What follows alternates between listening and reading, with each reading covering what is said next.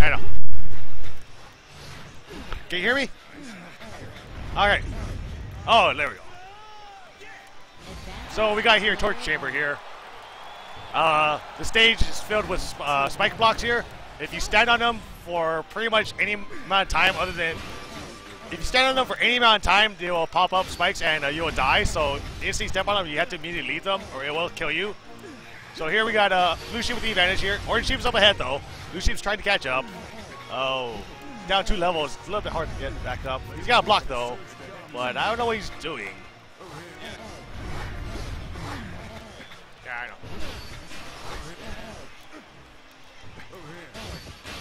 Oh, that's a kill. All right.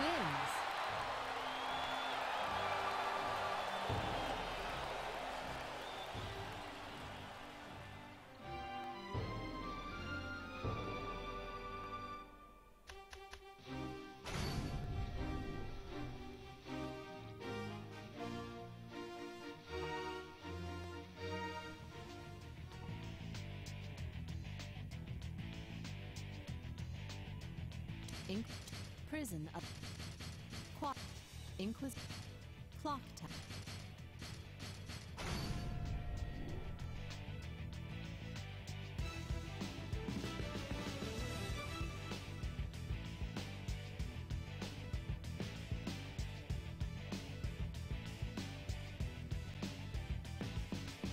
Round 1.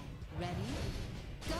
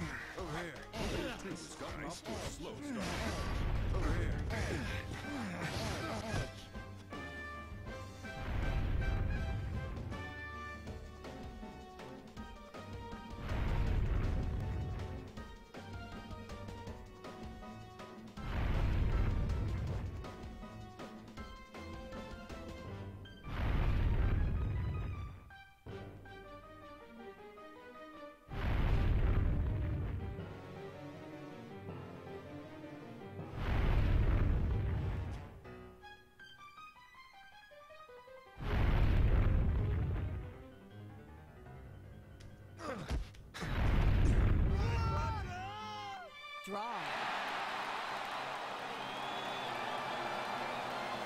Round 1. Ready? Go!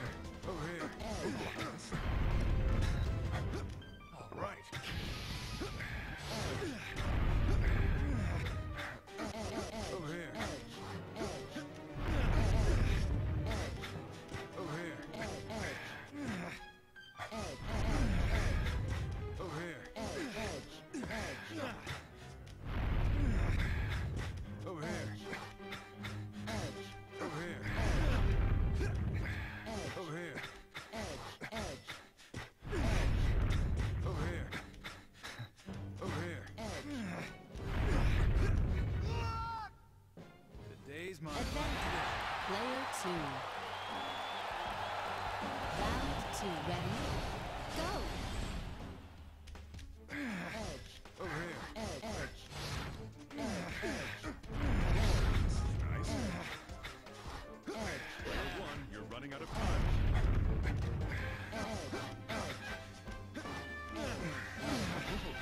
Nice. Player 2 has surged ahead. Over here.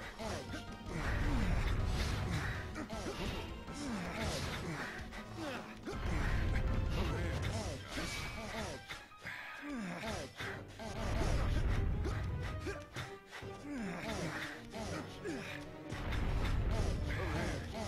I have a question for player 1. What do you hate about player 2? Over here.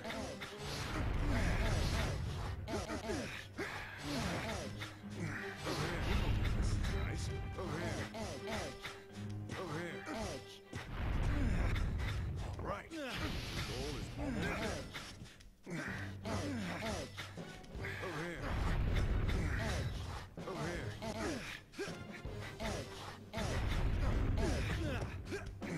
All right. That's to you, huh? Player 2 wins.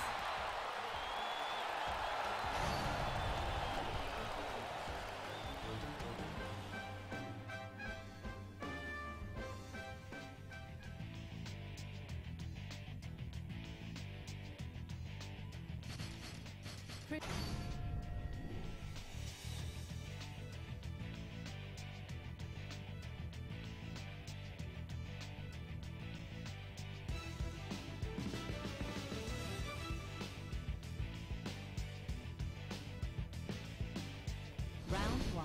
Ready? Go! Whoa! Holy crap! That was pretty good. Advantage. Player 1. Round 2. Ready? Go!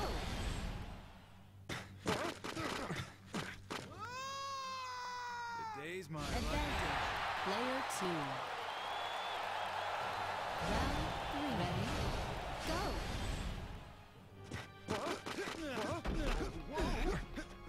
Edge.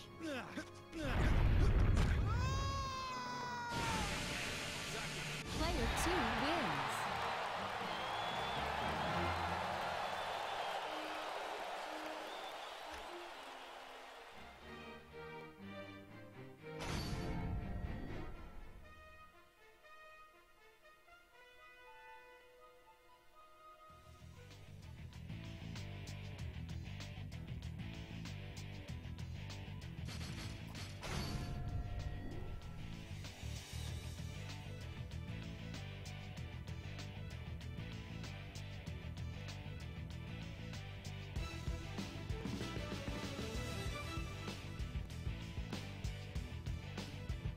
Round 1. Ready? Go! What punishment awaits the loser? Edge. Over here. Edge. Over here. Edge.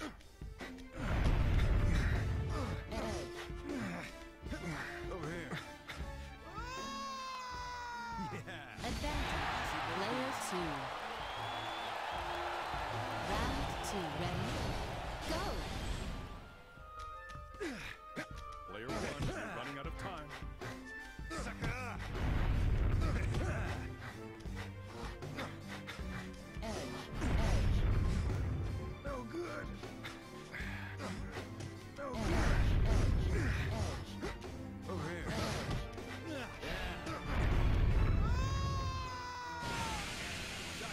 Player 2 wins.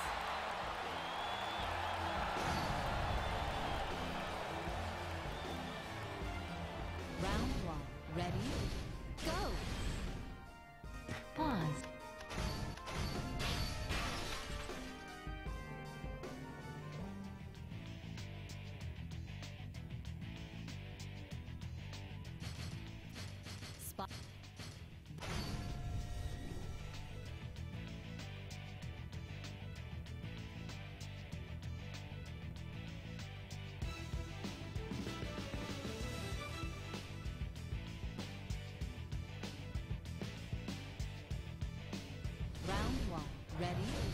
Go!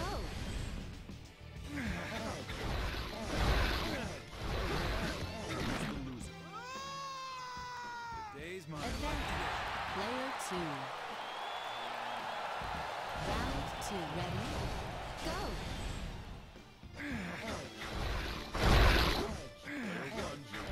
Over here.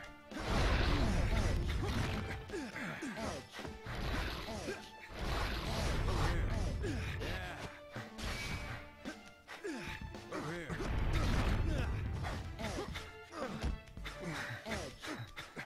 Over here. Saga. Over here.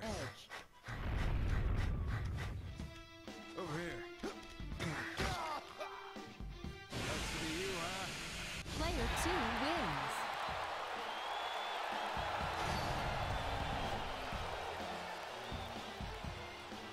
Round 1.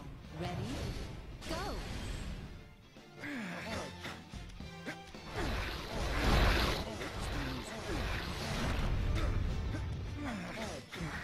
Over here.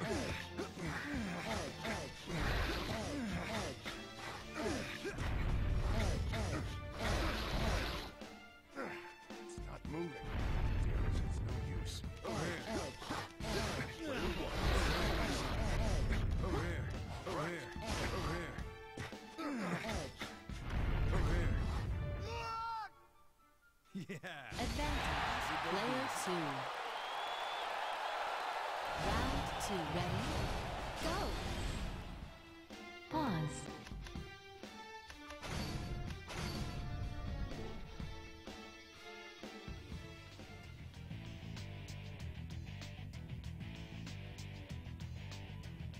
The Imperio. Only those who can keep their eyes focused on the light above will make it through this area. This stage is illuminated by the light only seen by those in their final moments.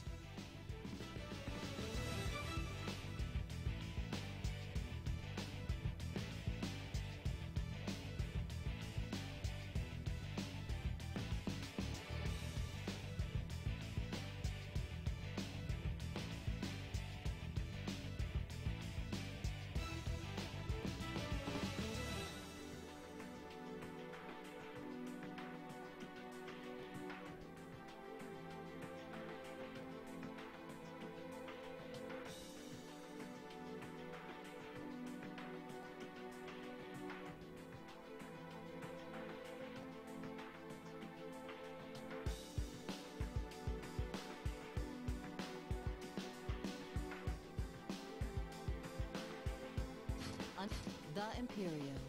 Only those who can keep their eyes focused on the light above will make it through this area. This is by the light only seen by those. The Cathedral.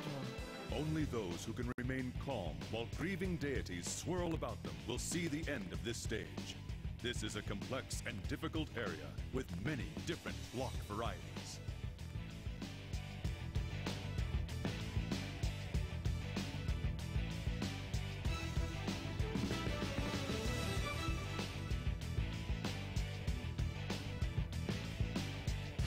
Clock tower, quadrangle, torture chamber, underground cemetery. Only those who keep their heads amidst the screams of the dying around them will come. Prison of torture chamber, Only torture inquisition, clock tower, only quadrangle, inquisition, torture chamber, quadrangle, spiral, the cathedral. Clock tower. Torture. The cathedral. only those who can remain calm while grieving deities swirl about them will see the end of this stage. This is a complex and difficult area. The cathedral. Only those who can remain calm while grieving deities swirl. Spiral. Actually. Oh, am I doing commentary? Yeah. Oh. You're sitting over here. All right. I didn't know. You are now. Round one. Ready? Go. All right. Hello, ladies and gentlemen. This is Mike Bustles And sitting Shaz. here with Shaz, the man. All right. So we're going to get right into it. Everyone, it is time for your 2017 EVO Catherine Tournament. Are you ready for some fucking heart-pounding, block-pushing, X-Factor chugging action? This bracket is full of killers. It's definitely, yeah, I mean, every year, like, the growing and the following of this game just keeps growing. For sure. So, it's definitely getting to the point where the bracket is not quote-unquote free anymore for any one player, especially Gaspro. But, but yeah, so if you guys haven't seen this game before, thanks for tuning in. This is a dating sim puzzle fighting game. And yes, that's a lot of words in one sentence for a competitive game, but it works out. It's as you can see, it's sort of a like puzzle block pushing game, but there are a lot of like fighting game elements sort of at its core. A lot of guessing what your opponent wants to do, where they want to go, and controlling that space. And of course, you can also just go up and smack your opponent with a pillow. So there is that element of fighting as well. Maybe we should say that there are two ways to really win the game, right? Yes, You can see on the left side of the screen when the match actually starts, there's like the representation of the tower. And so you can either get to the top first or knock the other guy off. It's a twofold. It's actually pretty rare to see the top of most stages. Yeah. Because there's just so many ways to interact with your opponent. So it looks like Sketches won the first match here on Spiral, but Hashclash, normally we say you can't go back to a stage you've won on, unless the loser says, no, like, I'm ready to just come back and kick your butt here. Like, I'm not done. Ooh. And Hashclash, already off, he's got Sketches following behind. Oh, but there's an X-Factor. X-Factor, so there are items in this game. And X-Factor, one of the strongest items, allowing you to climb 2 blocks at once, which it looks like Sketches does to maximum effect down into the toilet. Absolutely.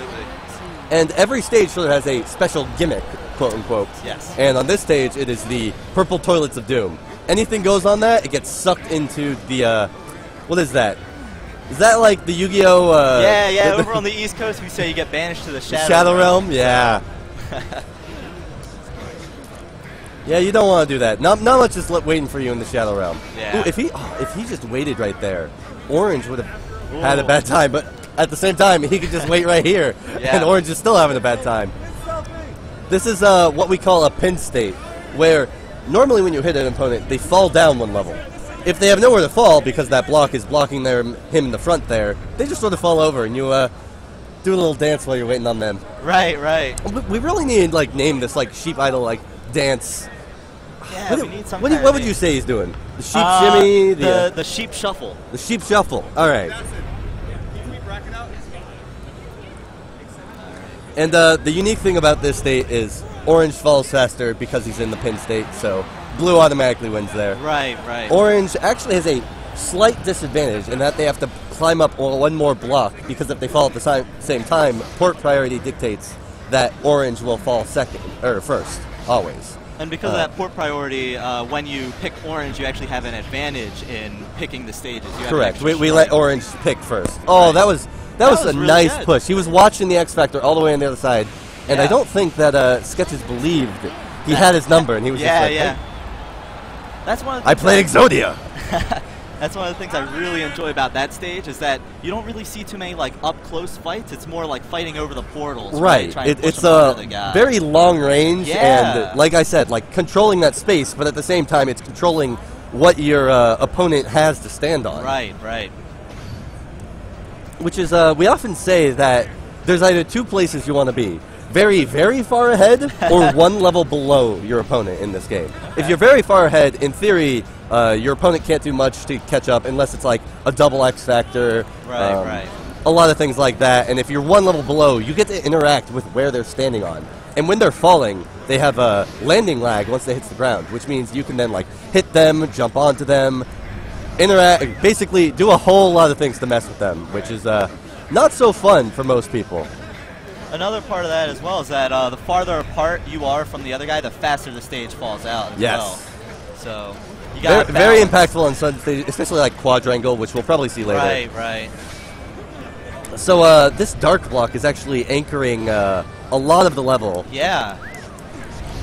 And it made Hash, he sort of had to think twice about how to get around it, because normally what you could do is like go down onto the edge, and we call it sidling. Right. And like climb around. But right there was just a floating block that was stopping all of his progress. Ooh. So Yeah, we are now in the tug-of-war state. Sketches knows the... okay, they both know how to get out. Oh, Sketches had a kill there, but... So when you're watching Catherine, what kind of stuff are you looking for to like see a good player? I think the big thing is there's a lot of situations that are guaranteed kills, and the big ones are when someone is like falling in the falling animation, falling onto a place that the person who caused them to fall can get above them, because then they can basically Mario toadstool them and just like jump on their heads afterwards. Right. And if they're at like the frontmost level, like Blue Sheep was there for just a moment, they will fall off the stage completely there. Because if you hit them with a pillow, they'll grab the edge. But if you jump on them from above, they actually just fall down one level completely. So it's a lot of those like falling kills that I'm looking out for, or like pushing out blocks from sidling opponents. I think the really high level players, they know how to block an opponent while they're sidling. Yeah. So if they're like holding onto the edge, they go into a space that the opponent wants to go, and you still like technically are occupying that space. But the opponent can't pillow hit you, they can't really interact with you unless they can get access to the block you're looking at. However, we actually saw the top of a Cathedral, and Sketches taking it 2-1. That was surprisingly close. I've never heard of Hash Clash before, and you did Yeah, pretty well. no, it's Sketches, one of the better-known players in this tournament, and I mean, it's one of those where like Catherine is a pretty volatile game, but even then, there's ways to like stabilize and play safe. So the fact that he even like took a round off a well-known player is a pretty good showing for, I believe, his first appearance. Absolutely.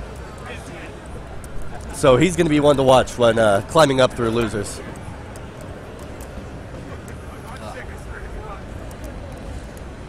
But other than that, how are you enjoying your EVO so far? It's pretty good. Pretty good. We're going to see BL and Fuzz. Ah. So BL, I think, hasn't really played since last EVO. That might be true. I think he did well last EVO, though. Scratch that. I don't know where BL is. Oh, we are scratching that match. Can't find one of the opponents. Shaz and Axel. Oh, Well, that's me. good luck, Shaz. Thank you. Did you know that Shaz is one of the favorites to win this tournament? Shaz, one of the players that... Mike, you're swapping out too. Okay. I'm convicted of fun, and Mike. I'm actually swapping out. Everyone, enjoy the matches. I'll jump in a moment. Clear up. Yeah.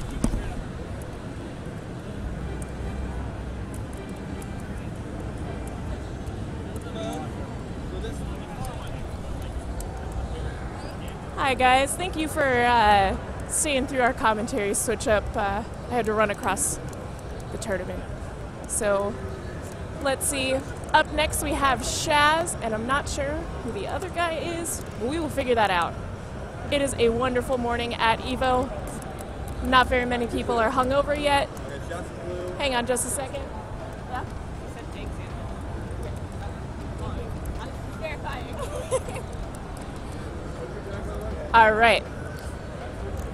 So it's a beautiful day. Let's see what Shaz has to offer. He's bright and fresh. He flew in yesterday just for this Catherine tournament. Let me see if I can actually get Sketches on here. Yay, we have Sketches himself. Uh-oh. He downgraded the horns so that the headphones can fit.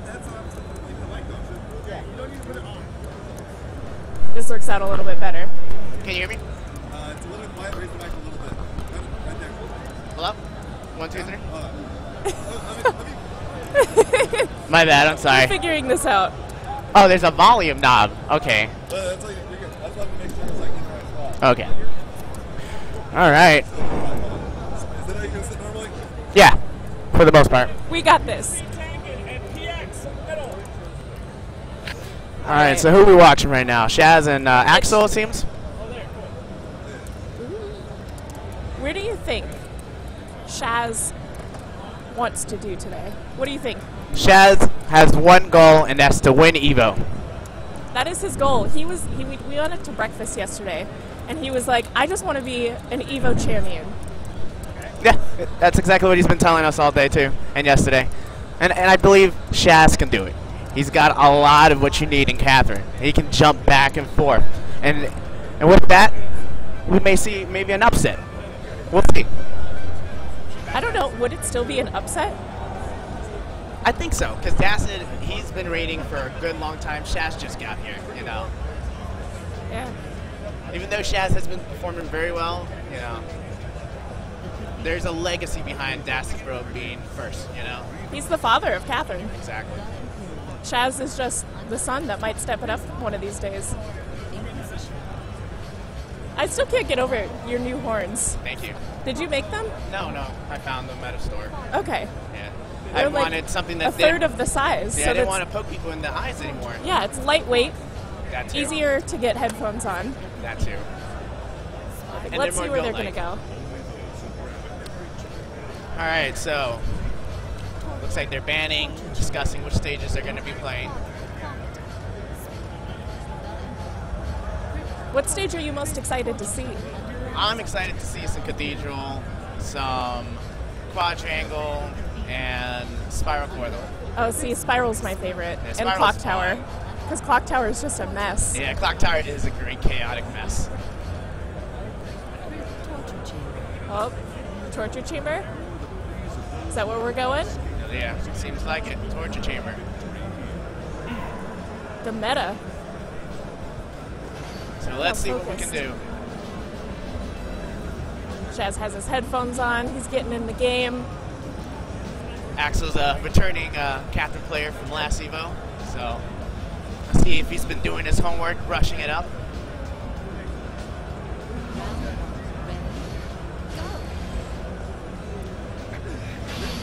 All right, they're both doing a mirror opener, keeping it divided. Oh, here we go. Shaz has Stages. a little bit of strategy in here. Stage is beginning to lag. Wondering how that's going to affect the players. Blue Sheep is trying to farm himself an X here we go. Factor. He got it. Will he use it wisely? Oh, there we go. Can't And a do block that. pull to the death. Can't do that. So when you pull a block, you got to make sure that there's a space so that when you climb over it, you don't sit on top of the spike block when it's activated. That's the mistake you made. That's an instant death. It happens to even all of us. Yeah, that's what I'm saying. Happens to all of us sometimes. We just forget and we There want has to go to be for that pull. a space, a block space, if you're going to do that. So then when you pull, you're not on it and you just climb over. Oh, Orange Sheep has an X Factor. Let's see if he's going to use it. Here we go. All right, with Axel taking Strong climb. the X Factor, he's gotten the lead. He knows what he has to do. Oh, But Shaz is, you know. All right, he's keeping the center. I wonder if he knows he has a block. He didn't even have to climb to the top. There's a little pressure there on Axel. He was thinking a lot, performing too many actions. Didn't see that spike block, I assume.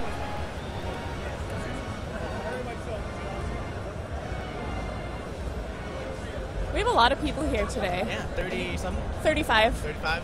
That's great. Yeah. I love to see a meaty bracket.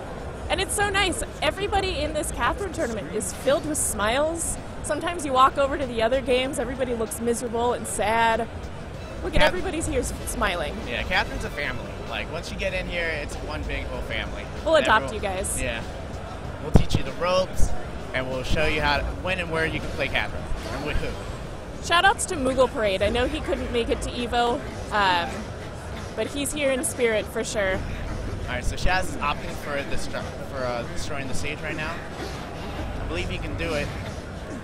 Axel did chose to climb pretty quickly, but it wasn't fast enough. And it's really, really hard to actually push a stage, especially when you're against Shaz, because Shaz is the fastest climber I've ever seen. Yeah, but good thing Shaz was the one destroying the stage at that time.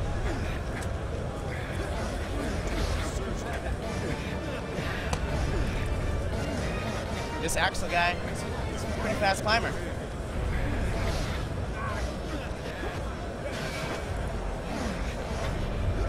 Really good All right, Shaz sees that he can just keep the defense there, steals his X Factor. Now he's going to go ahead and take the lead.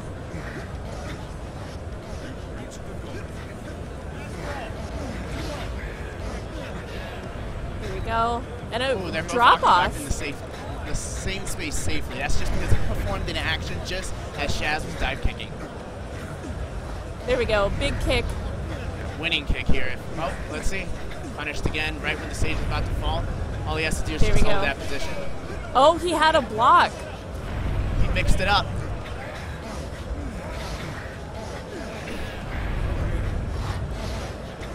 This is not going where I expected it to go. Shaz doesn't want to climb right now. He seems like he wants to really test his footsies. Like he could have climbed whenever there were so many opportunities. He's really testing this man's footsies. That's probably a really good way to warm up, so good for him. True.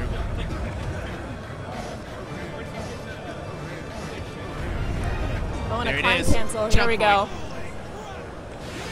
And you can see they were both fighting for that position. Axel really wanted to do that, but Shaz was patient and he just took it.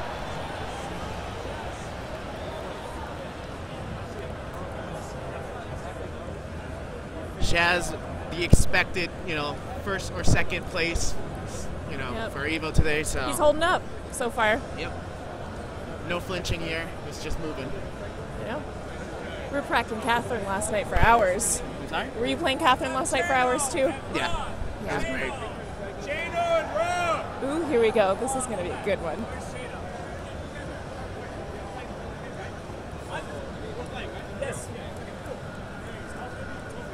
So now we just have to wait for another commentator. So if you're just joining us, let's explain Catherine. Catherine is a 3D puzzle fighting game where you push and pull blocks to theoretically get to the top of this mountain.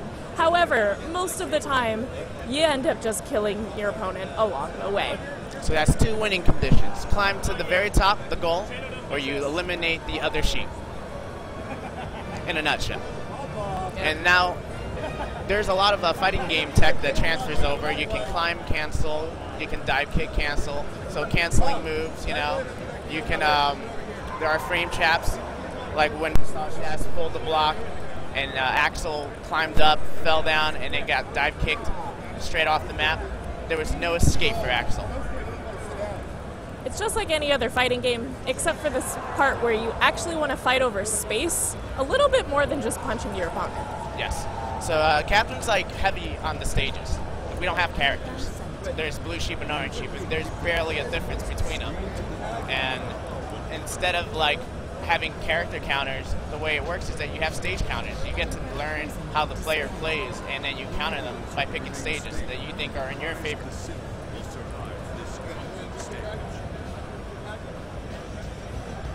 Who's your favorite sheep, blue or orange? It's blue.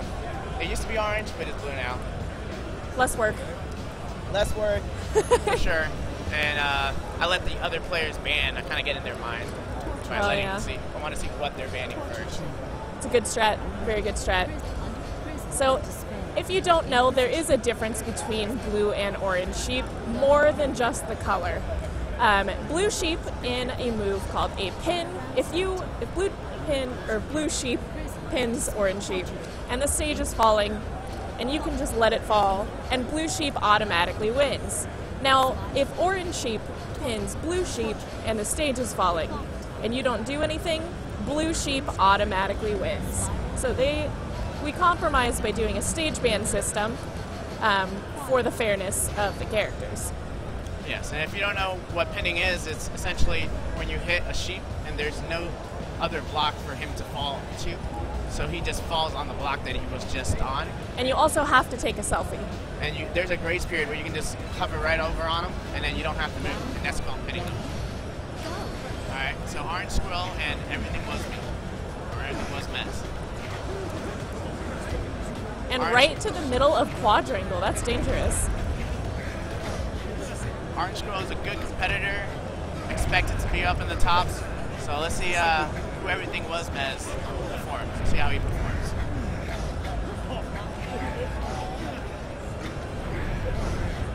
And Orange is keeping him locked, closing his path, climbing carefully. The thing about quadrangle too, once you are a few rows ahead of the other player, items don't spawn on this. So you can't rely on those X factors or those blocks to save you. You actually have to climb to the top. just as how stage is important to counter, there are items that spawn in Catherine, and they're great to use as a counter. And how the items work, it's like Mario Kart, so if the sheep is falling behind, like orange sheep you see right there, he has a better chance of getting better items. And he's holding that defensive position. Yeah, but in quadrangle, that's not the case.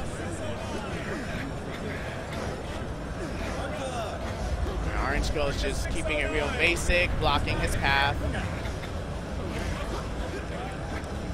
Really smart climbing by Shaz. Orange Girl.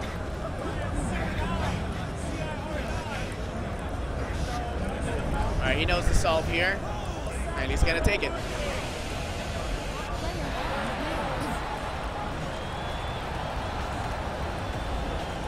Now, Orange Squirrel is one of the strongest players. He's East Coast, right? Yes.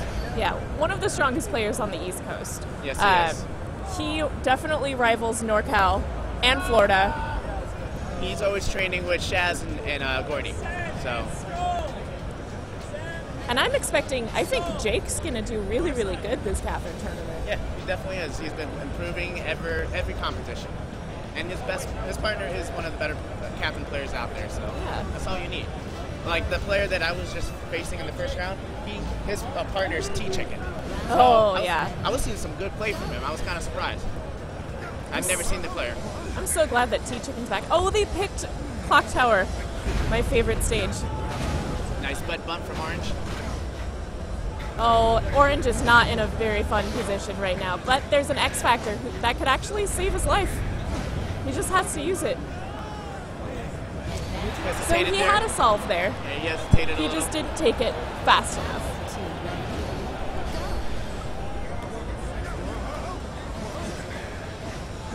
All right, Orange Girl is opting for the same opener. And he's connecting the bridge. He's got and block taking the advantage. bridge away. Smart play, smart play. Good job, Orange. Squirrel. Orange does a really, really good job. Ooh, I wonder if Orange Squirrel's gonna play T-Chicken, because then it would be Orange Chicken. I hope so. That'd be a really interesting match, too. That would be really fun to see. T-Chicken has not been at a Catherine tournament other than last EVO. We had no idea who T-Chicken was, but we learned it after last year's EVO. T-Chicken did such a good job for his first time ever playing Catherine in two-player mode. Yeah, he had a lot of the basics, but he also had a lot of the tech down. And since he had never played anyone, he had no fear, you know? He went in there and he just played the game. It's Jordy and Dacid, bro. First round. And this is great for Gordy, because he actually would want it like this. Oh, this is amazing. He's calling himself the North Cal killer right now. He wants them all. And if he starts with David, you know, right? Like, that's a great he start. has a hell of a climb through his loser's bracket. True. And if it'll warm him up, if anything, if that's the case.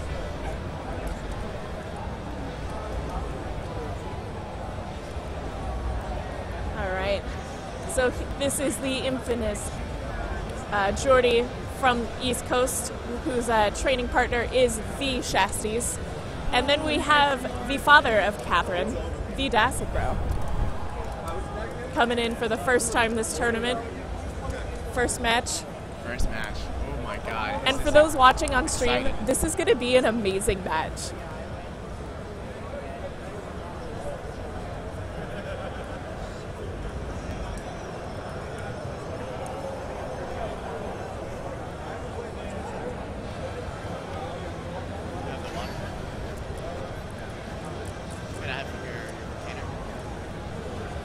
All right.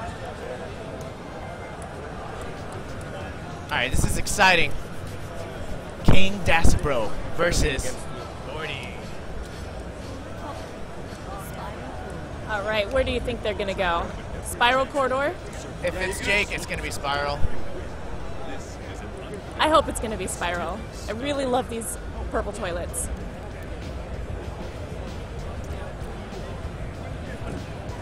Now, you're from the East Coast. What do you think Jordy's strategy is going into this? Gordy, See, he's less on the offensive, so he's going to be using a lot of stage positioning to try to get his win. But because it's Dasibro, and you want to make sure you get that win, he might completely throw everything that he knows right out the window, you know, and just go in ham. Let's see if these tournament nerves are something that he's gotten used to.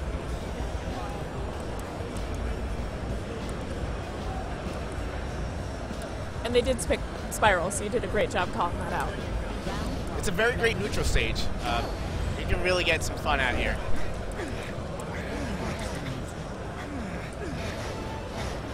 And it looks like Dasibro's ratcheting the stage so that he has a slight level advantage. Interesting. Both fighting for the blocks. See, this is the kind of fighting I expected between both of them. It wasn't going to be like a lot of contact. It's stage positioning, you know. Using the blocks, taking advantage, and then going. So Blue can build a block. Oh, all right, he chose to be big offensive. push. Very interesting scenario. And Dasibro's stuck. He is on an island. So Yes. as long as Jordy doesn't kill himself, he's got it. Lonely island. Yep, no man's He's land. on a lonely, lonely island, screaming for his volleyball Wilson. Perfect. Very strong first match by Jordy. All right, Dasibro now is just opting to be very offensive. He's like, all right, all that stage fighting, I don't need it right now. I just want to touch you. I want to make contact. Trying to shark it over. All right, back to the ratcheting. And a ratchet again. It didn't work for him the first time, so I wonder his strategy going into it like this. All right, he didn't fall for the bait, and Gordy's taking the bait out, which would have been the spiral block that could have been pushed over. Oh, and an X Factor for Dasibro. And we all know he does exploit his X Factors, but he canceled it out with a block.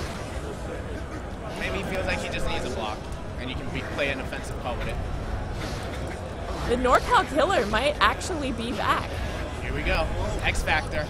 Comeback story? No, it's too All late. right. Good job. And Jake. Jordy Taking that first match. gets one off of Dasibro. And on Spire Corridor too, no less.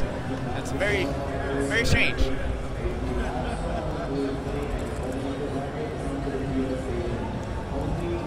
So what do you think Dasibro's going to do now? Like, what stage is he going to go for? I know Dasibro loves quadrangle. And So, the funny thing is, Jordy doesn't like quadrangle. well, Shaz this and is Jordy going to be... notoriously do not like quadrangle. This is going to be... So what David is known for, if he doesn't pull out the stage on quadrangle with the sea captains, he's just going to climb. And he can play quadrangle with his eyes closed one-handed and make it to the top without slipping on the ice. And the Sea Captains, it's a method of ratcheting quadrangle. And we call it Sea Captain because quadrangle is so hard to ratchet. So it's its own tech. You know, you have to perform it the same way every time. And a big slip by Dasibro. Nice Chapin. Big slip. I wonder if he wants to be an EVO champion so bad. Maybe Dasibro's tournament nerves are coming back. Sure, I can see that. All right, North Cal Killer, let's see what you got. All right, they're both playing a very neutral.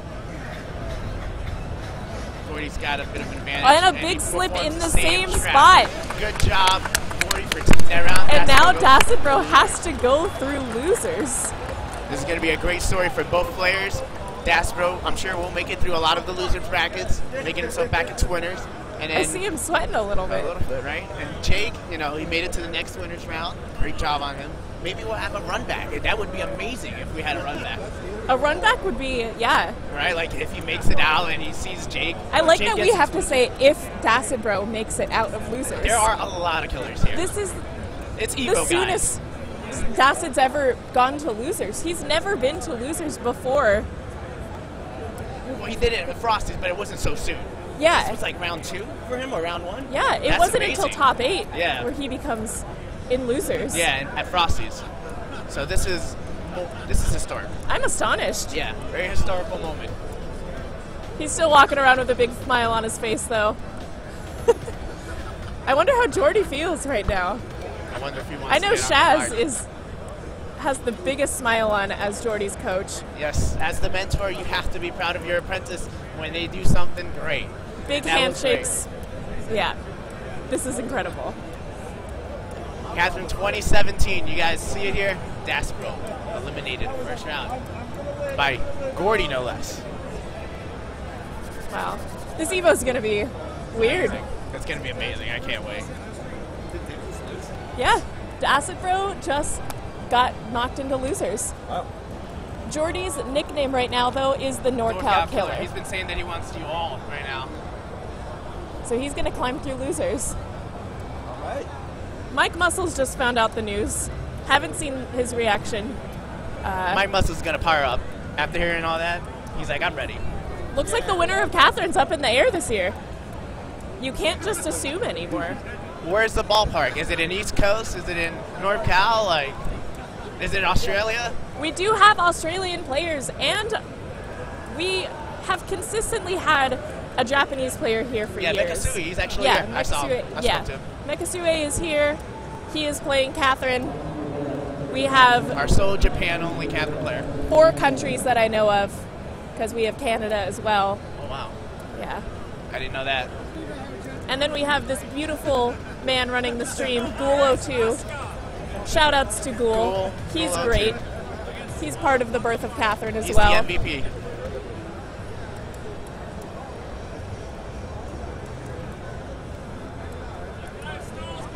Orange Squirrel on stream.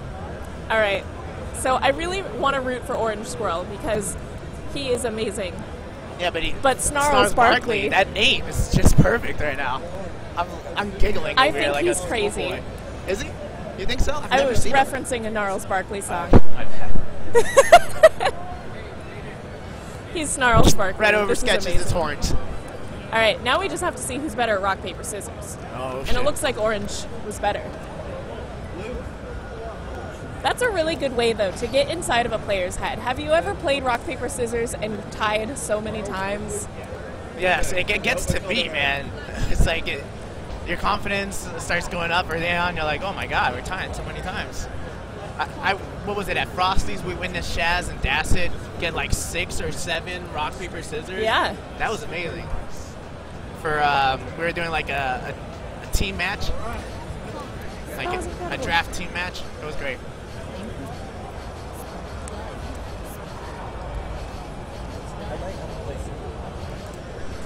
All right, so where do you think Orange is going to go? Let's see.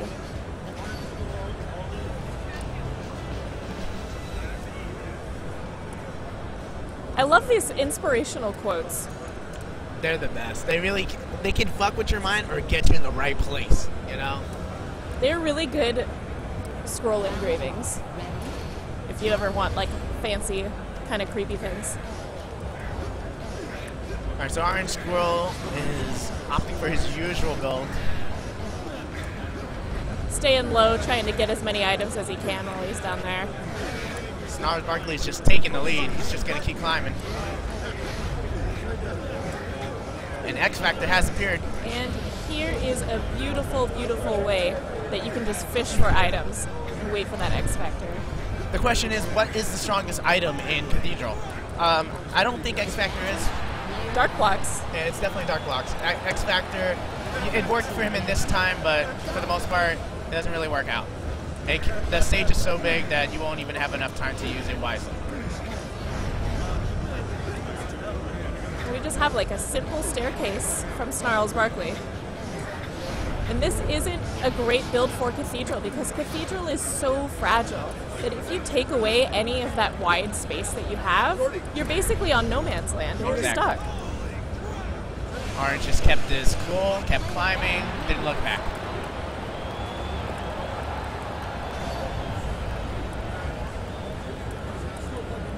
Good win by Orange Squirrel. I just think Snarls Barkley needs a little bit more practice maybe on a competitive mode, and then he can really learn these stage openings and get a little bit stronger of a start.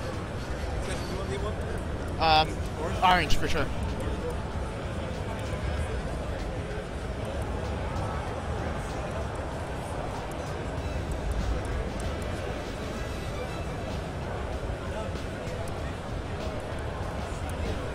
Quadrangle, interesting. Orange really knows how to play quadrangle. He's got all the quadrangle strats and counters. Does Snarls Barkley know that he slips on the ice? Let's see. I guess we're gonna find out. Orange keeping his cool. We'll see if he sets up Paradise. And that's Paradise. Will he keep there? All right, he's gonna keep climbing. I saw BL right there.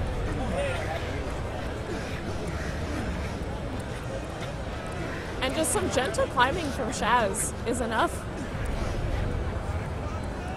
That wasn't Shaz, that was Orange. Orange. DC Maryland, you know. I spaced out. I saw an Opie shirt. I saw that too. I was thinking. All right, back to the game. Orange Scroll's keeping its cool, and he's just going to keep climbing. I don't think Snarls Barkley understands the tech involved in quadrangle. He's just trying to climb and not slip. And at least he's here, learning the tech. And he's watching it unfold. He's getting a little bit less scared of the ice, which is nice to see. He's just having to face Orange's tough defense. He's blocking the path so hard for him. Yep. He just screwed himself up, so Orange with the win, but Snarls Barkley still the best name. Yeah, I gotta drink some water. I don't know, but it depends.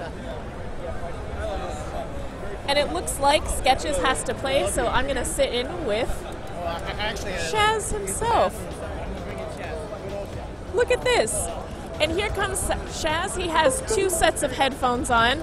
I can't see his neck or his chin. There we go. All right, we're good. Let's see. The mic has to be a little bit closer on that one. How about now? I can't hear you, so you would have to ask this man. Hey, is this good for the mic? Go ahead and put it on. It's easier to balance. Perfect. All right. How about this? Yeah, that should work. Guerrilla marketing on the stream. Ooh, I'm so excited for T-Chicken. Oh man, I haven't seen it. Actually, fun fact. So I used to do like analysis videos of Catherine. T-Chicken Ambassador from last year's EVO was the first match I ever like looked at and tried to analyze. Really? So this is actually really cool for me. T-Chicken is one of my favorite Catherine players, just because he's kind of like a Catherine ghost. He only comes at EVO. Yeah. No one knows what other games he plays. Yeah. And it does really good at Catherine. Hold on 1 second, Chuck.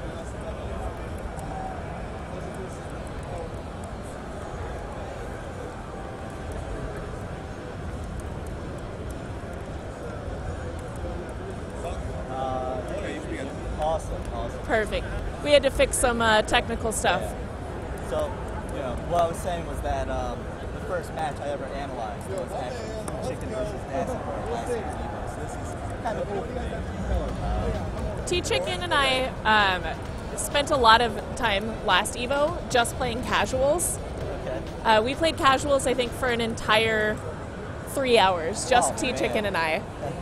And he surprised me so much. I would teach him an opening once. He remembered it forever. I wonder if he's looked at anything Catherine related in the year, right? He definitely has. I think he has maybe not participated so much, but I know he's a part of the Discord. Oh, okay. I didn't know that. And I know that Catherine's become a little bit of a focus for him. If he's back this year again, the ghost of Catherine. Yeah. Speaking of the Discord, I don't know if anybody's posting it in the Twitch chat or anything, but maybe they should, right? We have a competitive Catherine Discord, so if anybody's interested in what you're seeing here, you can stay up to date, catch up on all the tournaments, all the memes that we've got. They're pretty good. So, do you know anything about guerrilla marketing?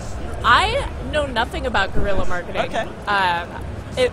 He looks like he's here to play Catherine. I have no idea. Cool. Is he ever touched multiplayer? I guess we'll find out, right? Yeah. Clock Tower is a strong stage pick, especially for somebody who might not be as familiar with Catherine. Yeah. I like to think that Clock Tower is a stage where anything can really happen. It's typically really short. You'll see the bomb blocks, you step on them, and then the timer goes off and then they explode. And so because of that, the stage is like super volatile. I do know T-Chicken, this is his favorite stage. Oh, okay. Because T-Chicken likes to have a mess. Ah. He is all about that. And as you can see, except for the part where he baited himself, he knew a good opening. Right, right. He just needs to breathe a little bit more and relax. Well, it looked like Guerrilla Marketing kind of knew what he was doing there too, right? He didn't really stutter, he didn't mess up anything, so I'm really impressed with the way everybody's been playing so far. Even players who I don't really know the name of or aren't really too active in Catherine, they're doing pretty well. So strong defense by T-Chicken. for sure, Guerrilla's in kind of a tough spot, but that X Factor is going to do wonders for him if he uses it. There we go. Oh, and that was so smart to use the X Factor before picking up the item because the item overrides the X Factor if he didn't use it. Oh yeah. So it looks like Guerrilla Marketing does have some really good strategies. I just think T-Chicken might be stronger on the stage. Oh, this is getting real messy. The other thing about those bomb blocks is that they turn regular blocks into cracked blocks, so you can only step on them twice and then they explode. So that's part of the reason why the stage is looking like this. This is getting very sketchy. Yeah, it doesn't look good for blue. And T-Chicken. Oh, T-Chicken! Oh, being fancy, bringing the goal down to him. That's cool. Very strong plays. A little sketchy towards the end. Yeah. There was not a lot of stage left. It's really fun to watch T-Chicken on the stage, though, because as you can see, he actually gets really excited by the bomb blocks, and he walks across all of them. Oh, okay. Anyone that he comes across, he's walking on. Okay. Let's see if he does it there. Yeah, he does. He went all the way over. I He wonder gets if he so does excited. all He's three going of all these. three. Oh. See? Okay. That's That's cute. his strategy. Yeah. Create chaos. Well, Kind I of mean, like it our own seems to Drew work. Chuck. All right. What kind of stage do you think we're going to see next?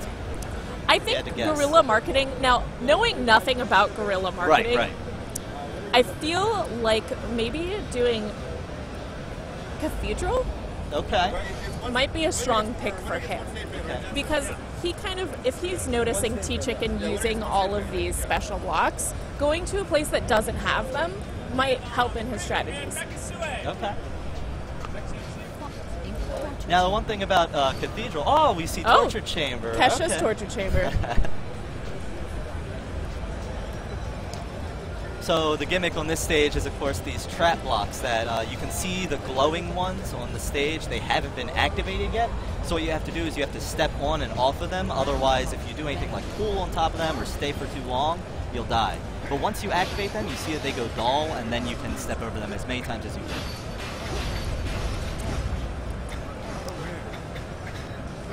It looks like both of them are getting a little bit confused right past the opening. Yeah, Guerrilla handled that pretty well. Both players caught up.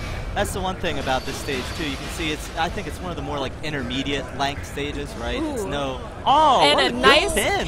pin by Guerrilla Marketing. Oh man! Oh, are we gonna see the selfie? Is there a selfie? Yes. All right, let's go. Here we go. Now, can they tweet it out? Ooh, I guess that's the real challenge. It Blue looks like they Sheep have doesn't tons of time. have responsibilities anyway. You're right. You're right. So they should be able to tweet it out. Speaking of tweeting as well, if you guys want to blow up this Catherine tournament, please retweet the link so Yeah. people can watch. Yeah, hit up Kotaku too. Tag them. They seem to like Catherine. Maybe tweet out at Atlas too. I don't know. It might be cool to show them that hey, people are still playing Catherine. Even I don't know. Let's get 5, hosts. Let's 6 get years after. retweets. Yeah. We'll get in there. We Absolutely. are an official EVO fighting game. This is some hype stuff, man. We're already seeing crazy stuff with Dacid and Losers after round 1, so literally anything can happen. T-Chicken Oh, here almost we died go. there. You saw that spike block? He tried to pull for a second. Oh, that's what happens. Gorilla's, grabbing his head. He knew it would happen, too. The other thing about this stage on the PS3, because we are playing on the PS3 version, The is lag. that there's a little bit of lag. I don't know if you can really see it on stream, but you can definitely feel it while playing. I think it's probably something to do with like loading the spike blocks or something like that. There's just too many motions going on Yeah. at once. Oh, and a block pull kills Guerrilla Marketing. All right. It's very difficult sometimes to remember, but when you pull a block and you are standing on a spike block, that is an instant death. Yes. There's no canceling out of that. Yes. Well, T-Chicken won 2-0, but I think they were close games, right? Gorilla Very, definitely very showed close. that, hey, he knew what he was doing, which is did exactly what I wanted him to do, though, and that's make it to another round. So good job, T-Chicken. Good job, T-Chicken. All right. I think we're going to see Drew and PX on stream, if I heard that right. That'll be kind of cool. PX is a speedrunner. All right, we have Drew Chuck. Chuck and PX. PX. So, yeah. Drew Chuck is, he's really cool. I like Drew Chuck a lot. He was telling me we're Team Drew, right? Yes. The two of us, so I'm rooting for my boy. Team Drew is a real thing, too, because in speedrunning, there's also Wrong Scout. Oh, okay. Wrong Scout is also Team Drew. So now you know another Team Andrew. Nice. So in case you ever go to The guy speedrunning like- competitions, Yeah. you have him as well. Now, Drew Chuck is my Catherine rival, besides Moogle Parade. We are. It's a shame that Moogle couldn't make it out. Shoutouts to Moogle. I'm sure he's in the chat or something. We miss you, Moogle. Yeah. You can't see me, but I'm throwing up a heart for you. So I know a lot about Drew Chuck's fighting style. Okay. Don't know a lot about PX. Yeah, so PX, well, first I want to say that, like, so I first got into Catherine from last year's EVO with Dasabro and Tove Grand Finals. That was, like, insane. And literally, I looked at it, I said, oh, I can keep up with these guys. Like, this is really cool. So I wanted to play as well. And you not only kept up, you you outshined most of the Catherine players here. But PX was the first player I reached out to, like the community, hey, who wants to look at some matches and stuff. And PX was the first person who replied to me and said, yeah, let's look at some matches and stuff. So Wow. I really like PX. So he's part of the reason you're really competitive in Yeah, this. actually. So I hope PX does well. My heart is torn, right? And But, where is PX from? I think he's from Vegas, isn't he? He's from Nevada, I think. Perfect. He's from Vegas because every time I've seen him, it's been in Vegas. Well, makes sense then, right? Oh, Drew Chuck being a little shark. Let's see. It's kind of risky because you have to go real low to recover from that. Oh, and yeah. This can happen. Drew Chuck if wanted- the other player is aware of what happens, right? He has to farm for some items and try it, but he's just way too deep now. The stage is going to fall out. Good attempt of the shark. Yeah, Drew Chuck, keeping him on his toes, right? He was trying to take advantage. He wasn't sure if PX kind of knew what was going on. Exactly. Right? And not a lot of people expect you to just go fight them 'cause so it's early. risky. Oh, PX is Oh, doing here we it back. go. That was cool. And a shark that worked. PX took that strategy and threw it back on Drew Chuck. Absolutely, that was awesome. I'm really happy they did that. That's some good Catherine. We've seen lots of good Catherine already.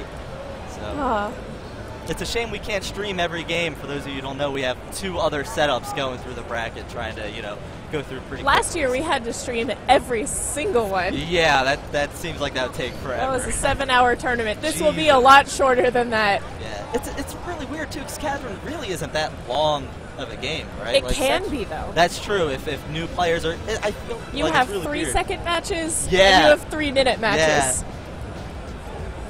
Oh, Clock Tower. Drew Chuck loves this stage. Let's see what he does. He likes to step on all the bombs and push out the stage. Let's see. It looks like he's going for it. And gonna he's run creating over an to early PX's bridge, side. which is risky for how many bombs were And now he's going gone. to blow up everything. And you'll see that the stage is just going to all. Oh, no, there's it looked one like he connecting missed a block. block. I Huh. think, yeah. I don't know what happened exactly. I don't know what he did wrong, but There was I guess he too missed many the block. connecting blocks. But, all right. So the score doesn't reflect this right now, but PX is actually up 1-0, so this is like winner's side life for Drew Chuck. Stealing that block. Here we go, That's Drew good. Chuck. PX kind of leapfrogging ahead here a little bit, right? We're seeing some good stuff. I like to call that the Ronnie Coleman, the moving the big dark block, trying to be a big guy. Oh, yeah. You can definitely see that. It reminds me of the Rocky Stairs. Oh, no, this is it. Oh. PX pushed out the block that Drew Chuck And- was spidering, hanging on. So that was it. A lot of really good Catherine players came out of nowhere. I know. They're taking out the ones that I am familiar with. Now I need to learn more about these guys. Yeah. All right. It looks like Ghoul02 And we'll see who he's playing against. coming in a up to second. stream. He seems ready. He's got his GDQ lanyard from from SGDQ. He just flew from there to here. Yeah, yeah. So now he has to switch gears, speedrunning to fighting. Yeah, it's a little bit different. So this is X-Scald versus Ghoul02, and X-Scald is from Florida and Ghoul is from Texas. Shout-outs to Linus, another Texas player who unfortunately couldn't make it here, but we're thinking about you, buddy. Yeah, so X-Scald is part of Sketch's crew. He's also a streamer. He does some other stuff. We'll see how he does. He plays pretty well. I don't know if he and Ghoul really played any friendlies. They this weekend. haven't. I haven't really seen that. So. Even at Kings of Catherine, I don't think very many casuals were spent between. Well, X-Scald didn't go to King of Catherine. That was Sketches. X-Scald went too. I don't think so. Oh yeah, that was just Sketches. Yeah. It looks like I don't think they've ever played. I don't think so. Not in tournament. So we'll see. This is going to be interesting.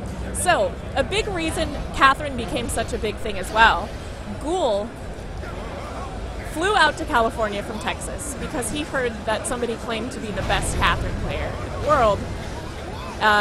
So he flew out to California. This looks like it's just a hand warmer right now. Yeah. It looks like they're just checking some buttons. That's not actually part of the tournament. Sorry to cut you off. Oh, no, you're fine. He flew out and met Bro and said, I'm going to play you for $50 in Catherine because you're not the best Catherine player. Because Ghoul is a speedrunner. Right. And David is a fighting game player. So they went for 10 rounds. David took all 10. Wow. Because Bro is the Bro. He is. Took his $50, and then we all went to dinner, and Bro bought Ghoul dinner with the $50. Das is a really good guy. I really like. That's another thing I really love about this community is that everybody is like really friendly. I've never met a bad Catherine player. No, me neither. You know, not to say that like other communities are bad or anything. It just is really kind of surprising to me that everybody's so normal and everybody's so like everybody just likes the game. I know. Just, everybody's just here to have a good time. Yeah. Catch up with each other. It's like a family reunion. Yeah. And I think it's a little bit different too because in some other fighting games, you start to hate other players based on who they play, right? Like, oh yeah, I don't like those, I don't know, Jigglypuff players. But sometimes you end up playing the sheep you don't want. Right, right. So in Catherine, it's a little bit different. There aren't any like character alliances, right? So just wait until they add a pink sheep. Oh man, I think that'd Then be real cool if you could happen. customize like the sheep hats and whatnot. Oh yeah. Anyway, we're getting into the game. First round, Underground Cemetery. This is the vanilla stage. This is Ghoul's favorite stage. Yeah, it's very short. We'll see what happens. Looks like X-Scald's a little bit behind right now. He gets a deep drop kick. Looks like he flubbed a little bit there. Looks like he meant to climb instead of push that block out. So we'll see how he recovers. The other thing about this game is that it has like Mario Kart rules, where the further behind you are, the more likely you are to spawn items. So you see there, he got that X Factor, which this is a really good spot to use it actually. Cool, You can climb up the separating left side of that tower and make some really big progress. I don't really know what he was doing there. He didn't have to fight Ghoul at all. So it looks like X-Scald doesn't know exactly what he's doing, but he's just kind of going with the flow. Oh, he got that last juice. Oh man, and looks like X-Scald gets the first round thanks to that X Factor.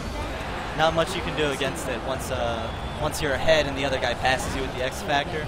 The first thing that you should really do when the other guy gets X Factor and you're ahead is to see where he's going to climb and try to stop those rounds. Right? Yeah.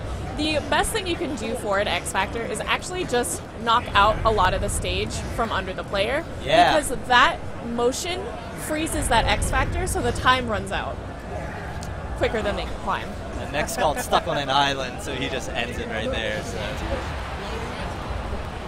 Now, something that's really nice that I've seen from X-Scald, the first time I ever played him was CEO Taku, and he wasn't a super, super great Catherine player.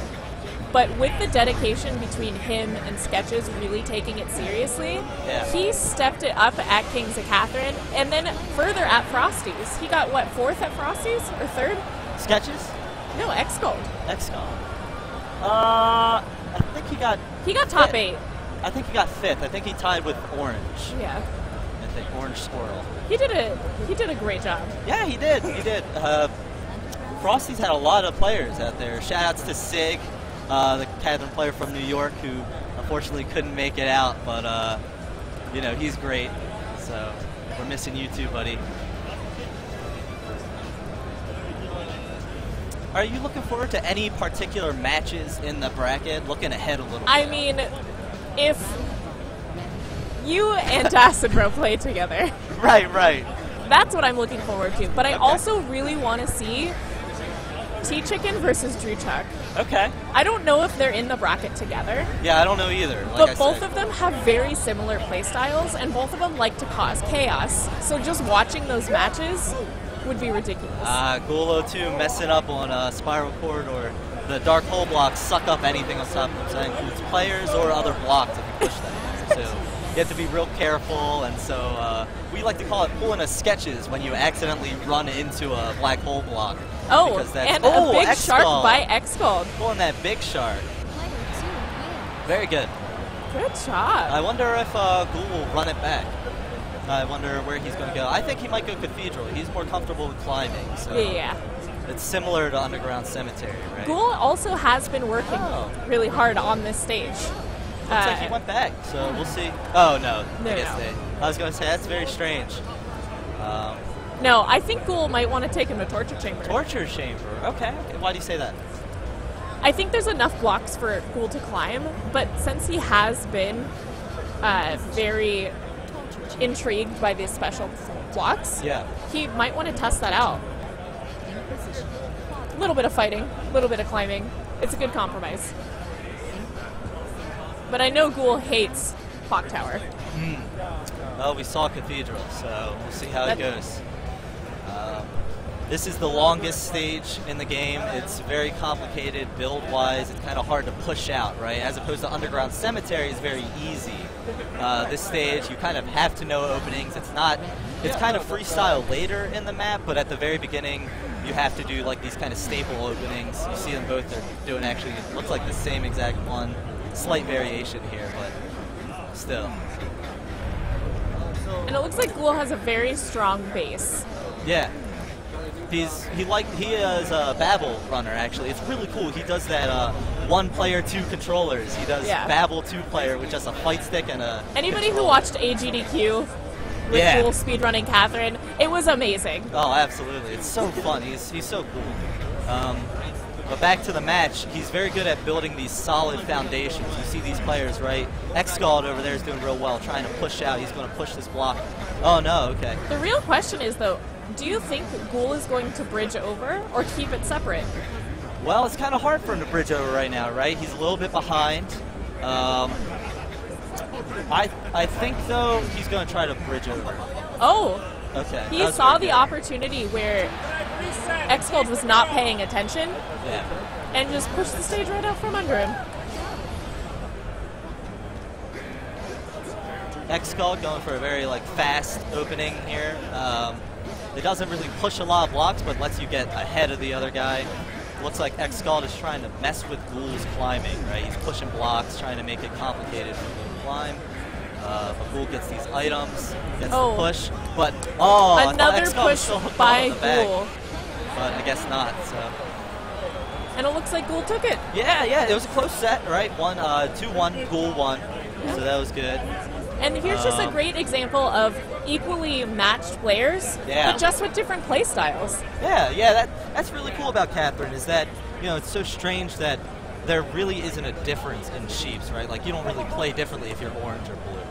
But yet, all these players have their own, unique styles, right? Some people prefer to climb, some people prefer to fight, and so that's just really interesting to me. What's your play style? My play style is to win. Yep, standing up. Standing up, do a little dance. Yeah. And I'm actually going to swap out for Ghoul. Ghoul's going to be on commentary with Shaz for a little while.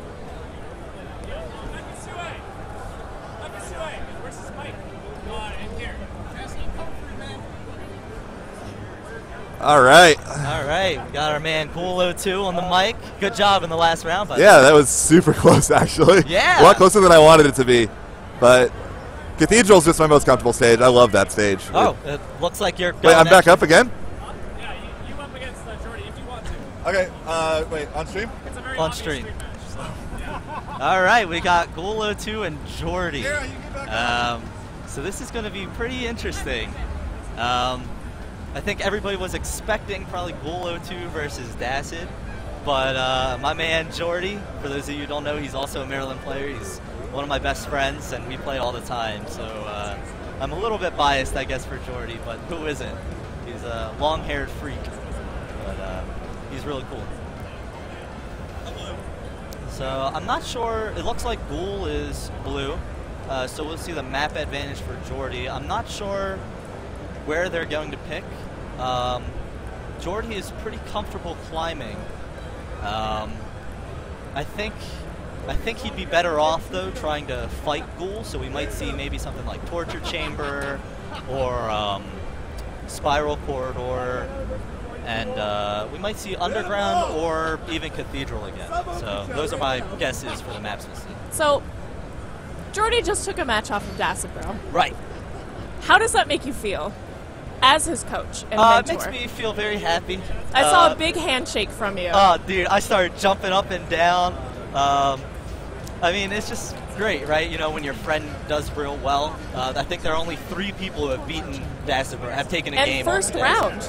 Yeah, first round, right? Dacid has to pull something out of his hat here to make it all the way through losers to win. But if anybody can do it, it's Dacid. Sure. He has quite the bracket. Right. So we'll see. We're getting started here. What did you see what the map was? Nope, I did not. All I blinked. Blinked and it was over.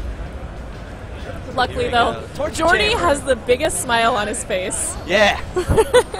He is so ready for this. Absolutely. All right. I'm not sure what we'll see on this map here. Oh. Jordy getting a pretty strong start. He's got a little bit of a lead here, right? He's got the height advantage. He's trying to bait out those hits from Ghoul. It's very good. Yeah, he's going to get drop kick there pretty deep. Kick. But now that he's a little bit behind, he can spawn some items. It looks like he's not going to farm or anything like that. That's something Ghoul definitely has really good defense. Yeah, Ghoul's definitely content just to sit there and try to, you know, defend, right? I wish Jordy used his block. Yeah, that would have been great. He had this option, right? It looked like he was trying to force that situation a little bit too much.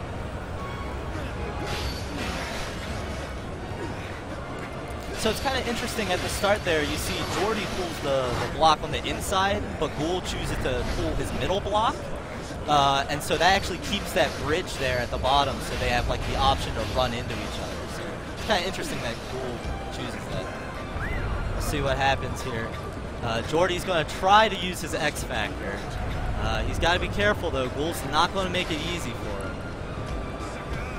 Ghoul kind of, in my opinion, wasted that block, and I don't really know what good it was there. All right, Jordy. I don't know why he's pulling. He's got that X Factor, so you can find 2 blocks at once with the X Factor. Now, very strong. X Factor is so important on Torture Chamber, yes, especially when you get past the middle of the stage, because almost all of the rows of blocks are 2 apart. So if you get an X Factor, it's basically like taking an elevator. All right. Jordy uses his block to form a way up, which was close because Ghoul was coming up. You see him floating over here, turning Super Saiyan. Kaioken. Looks like they seem to really stick like with keeping the middle. Yeah, you see he's keeping it like a lot more stable, so he has options, which I think is pretty important. There you go, Jordy with that combo to bait him out and then push the block out from under him. So Ghoul has the advantage here. You see he's playing this defense, right? That seems to be his style. That's a pretty strong sidle, but Jordy has an item. Oh, that's a pin. Oh, and a nice pin. Yeah, that was very good. Are they going to do the selfie? That was very good. Ghoul is all in with the selfie. He's pulling out his phone already. Yeah. That was good. That was the first game. Ghoul02 took it in Torture. See what happens. He gets 1 strike, and then Jordy can pick from the rest of the maps. I don't know. He might even run it back. He was doing pretty well, right? I mean, it wasn't like a complete blowout. So he seems. We'll see what happens. Now, you know Jordy more than I do. Yes. What is his favorite stage?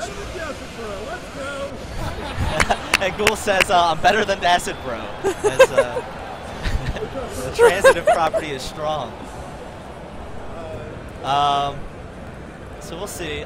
Jordy really likes Torture, and then he also really likes Cathedral. Those are probably his two favorite. And then probably Spiral right after that. So we see Spiral, probably because he doesn't want to take Ghoul to a climbing stage.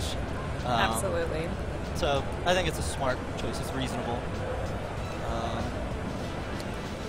I love seeing on this stage the fights over the portals, right? It's Those so are my interesting. favorite. And then you get that occasional portal walk. Yes, yes. Oh, it's my favorite. Although my favorite move in this is the shark opening. Yeah, that's so cool. That is just my favorite move. Very interesting. Oh, some Gotta be fast really feet careful. by Jordy. Now, Ghoul might be an altered state. Ghoul might be an altered state, right? So we'll see how this goes. And did you see how he threw that block over there and pulled it before it even spawned? Yeah, yeah. That was some really good timing by Ghoul. All right. Jordy's on his winner side stock right now. Let's see if he can do anything about this. But looks like Ghoul's playing really well, really safe. He's playing super defensively, which is very good. So. We haven't seen Ghoul at the last few Catherine tournaments, so I think he's really feeling it this time. Yeah. He wants to make a point. I'm sure it's probably a little bit of a mental thing too, right? I mean, originally he thought he was going to face Dacid Bro, and then now he's facing Jordy, so he's probably playing a little bit differently. Yeah. Jordy, very smart to get out of there. That side was completely unstable, and so he noticed Big that. push, but now we have an X Factor. This is Crawling very good over for to Jordy. the safe Ghoul side. has to get over to the other side, but I don't know if he has enough time to really like climb. We'll see what Jordy can do with this X Factor. I really like Spiral Corridor because it is one of the easiest stages that you can defend against X Factor. Yeah, with the portals, right? It gives you options. The other thing I want to point out there is we that, have another X Factor. This is very dangerous. You have to see Jordy. He has to play some defense here. And instead he just he pulls the sketches and just kills himself. All right. Ghoul is very, very excited to just beat the person who beat Dacid Bro. Yeah, he's letting out this scream. He was like 2-0. Like he is feeling himself today. Yeah, We need to get this man a drink after. Oh, for sure. And he needs to gamble. Jordy should also gamble because he beat Dacid Bro first round. Yeah, he's doing lucky. good today. Well, maybe not. I mean, he didn't beat Ghoul, so maybe but his he luck beat ran Dacid out. Bro. He used his one win. Come on. Why you gotta ask? Come on. And Ghoul is kind of rubbing it in Dacid Bro's face. Yeah, a little bit of BM over here, a little bit of bad manners. But it's all good. So I'm not sure what match we're seeing on stream next. So it looks. All right, Shaz and Trinity, like usual. We'll see how this goes. Good luck, Shaz. Thank and you, let thank me you. get Ghoul on commentary with me.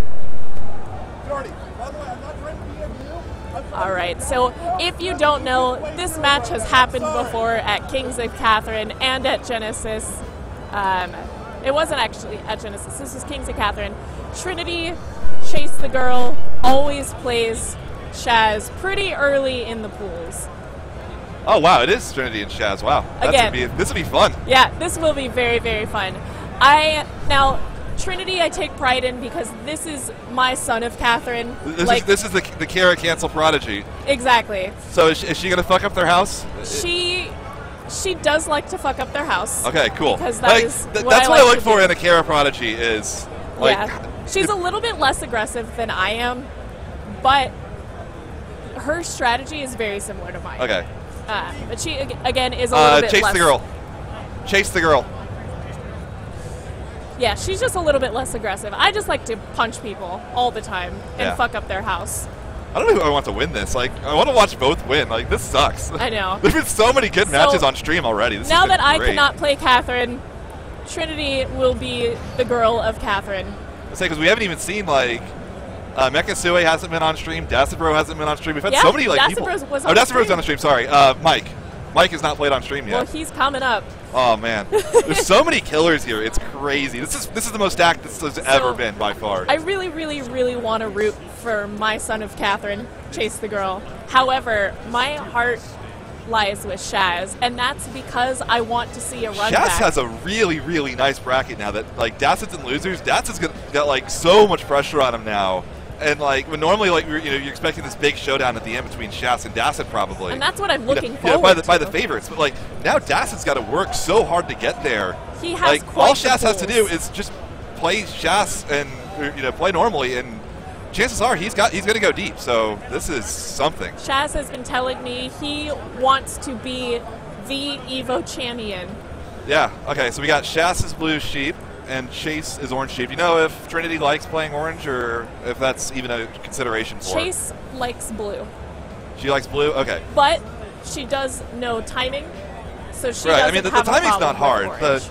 The bigger thing is, for me anyway, when I'm playing orange sheep, I tend to get all kinds of pin setups that you can't keep as orange sheep because, like, there's a lot of times where you're on a totally flat area and there's nothing to step up to, and if you get a pin in that situation as orange sheep, you have to give it up because you have to either do that or you have to just start running. I didn't have to give that up last EVO.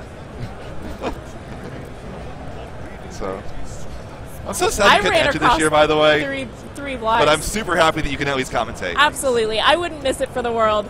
For those of you who don't know, I am on a current hiatus from video games. I do have tendinitis that I cannot actually play video games with, unfortunately.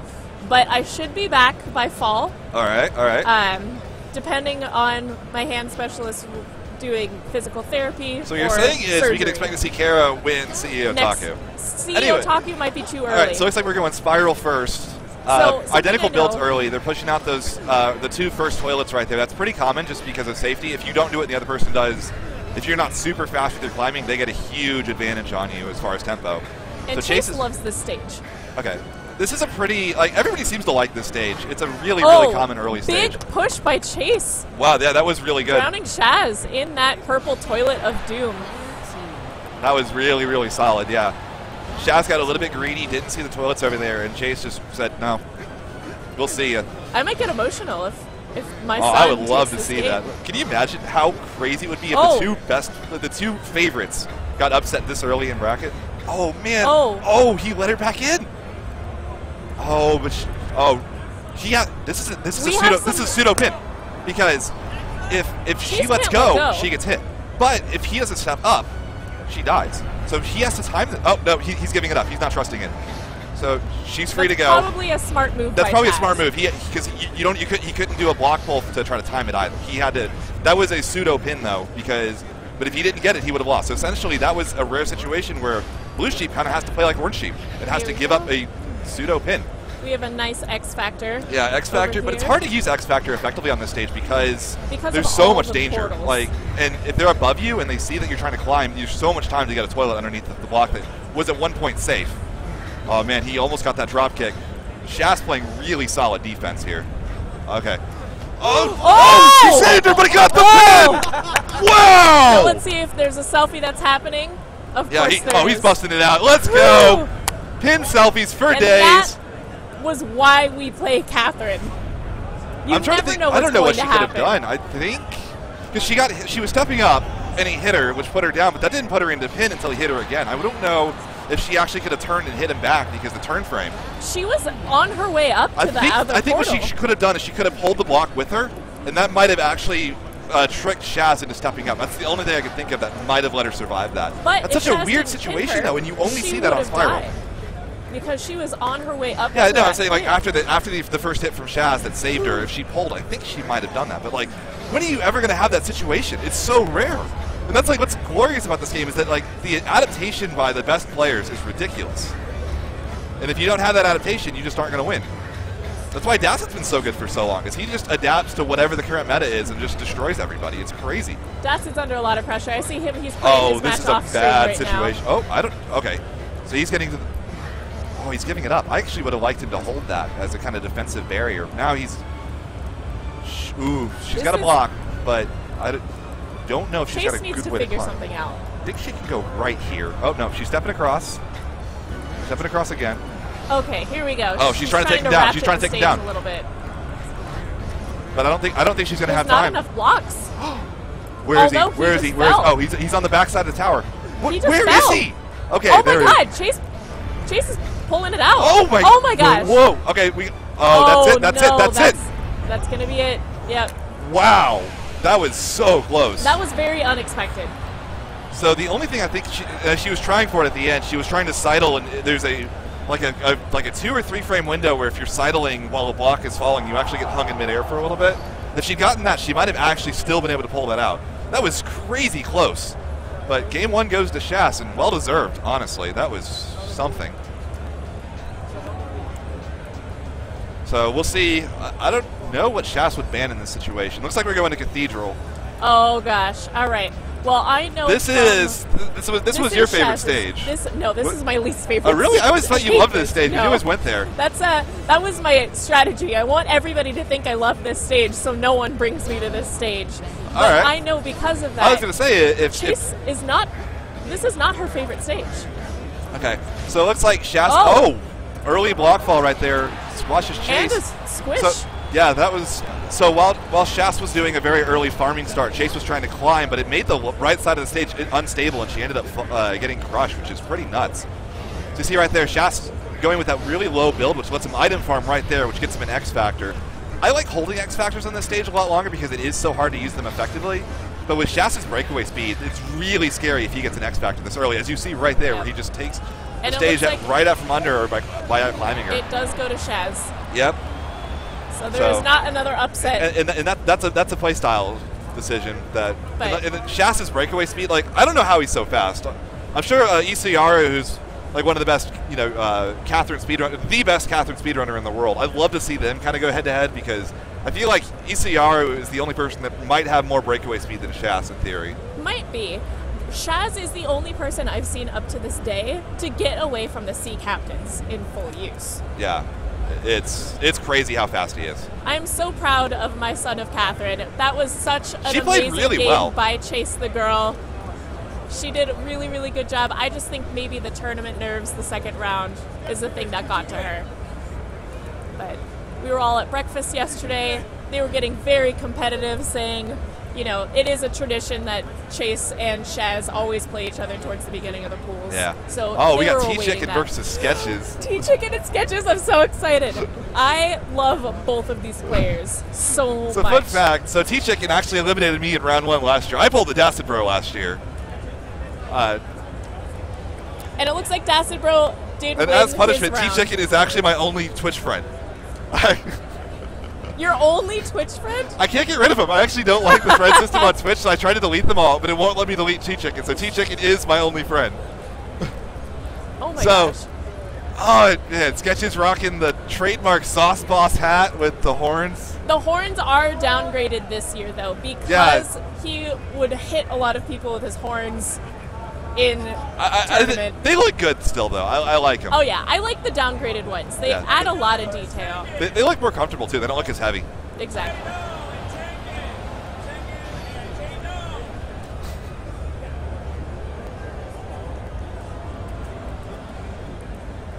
So it's red versus blue on the screen. I just don't know which one's orange yet. All right. Looks like Sketches is blue. T-Chicken will be orange. Sketches is repping his Catherine shirt that he won at Kings of Catherine this last year. Oh my gosh. I thought Sketches didn't get top. Oh, but I never got my shirt. Top 8 got a shirt.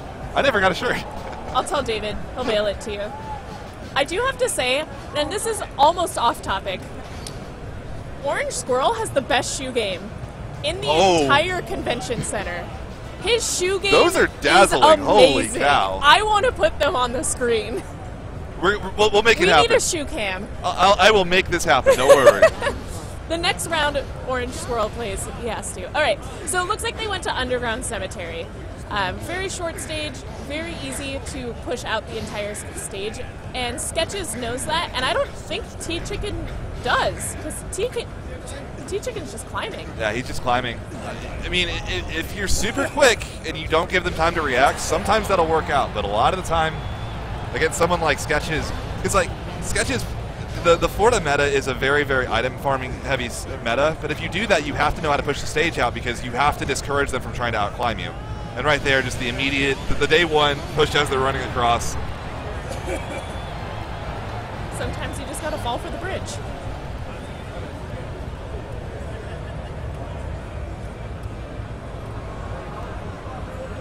All right, so what? Oh man, where do you take Sketches? So I like Quadrangle against him because again that Florida item heavy style is really good. But we're going Torture Chamber. That's not a bad decision either.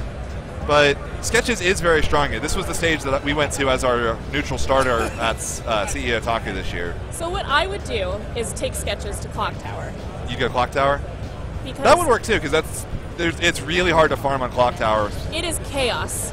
Yeah. At Clock Tower.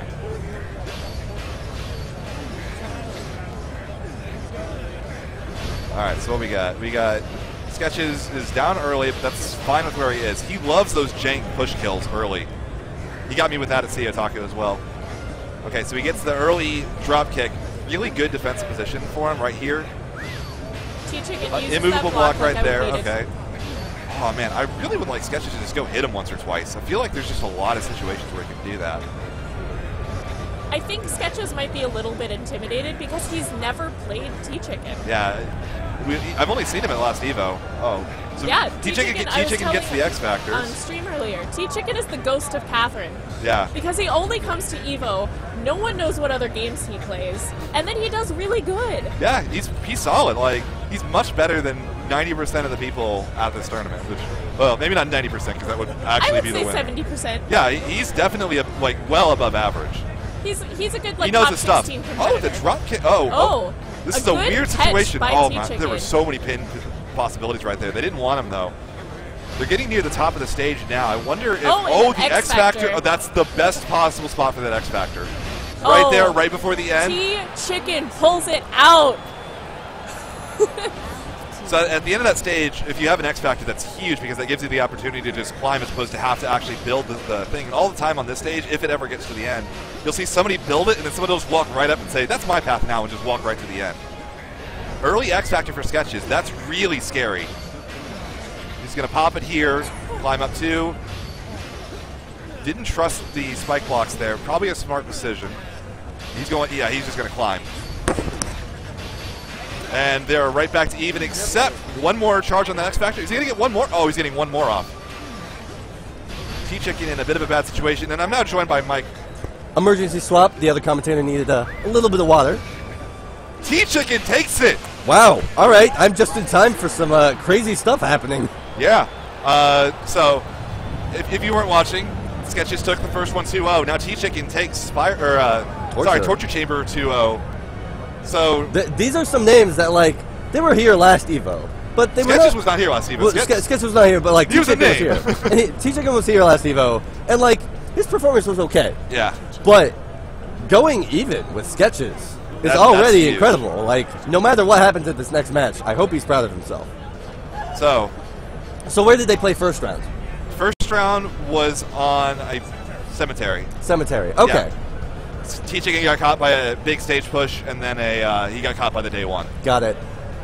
Yeah, you got to make sure you research all the basic stuff. Yeah. There's some sneaky things on the ground. Okay, and we're going to Cathedral last. So you got to have impeccable climbing skills to climb this one. Yeah. T-Chicken going up the escalator. I've seen this build up by Sketches before. That's interesting. Really early X Factor, but he's going to pop it immediately as well. So I don't know if he's going to get a huge benefit out of this because I don't think he's in a great situation to abuse it. Like you see right here, he's using it, but he's only really even.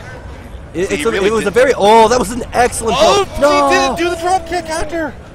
That feels like a huge mistake. That is a feels bad man right there. Sketches with the block now. I wonder if he got locked out or if that was just... He just missed his input. Oh, he's in such a bad spot now. It looks like the stage is going to let him catch up. Yeah, that's the nice thing about Cathedral. It's so hard to pull ahead. You can't... Yeah. Throws the dark block under, but gets the free X Factor. He threw it because he knew he was going to get the X Factor. Yeah, he wasn't worried. That's RNG manipulation. He popped the X Factor really early. I like this, though. He made sure to go away from where... yeah, he's making it where he can't defend him. And you see right now, Sketches is trying to farm an X Factor. I don't know if he's going to get it. He chose the wrong side. He gave up on trying to farm. You have to pick the right side. Oh, man, it spawned on the other side. Yeah. Oh, can they get to the top? This is a really possible, hard climb. But this is a hard climb. I think they're going to fight it out. They have to fight this out now. There's no way they're going to be able to climb this. Oh, I see a way up. Wow! Oh, T-Chicken T-Chicken around up.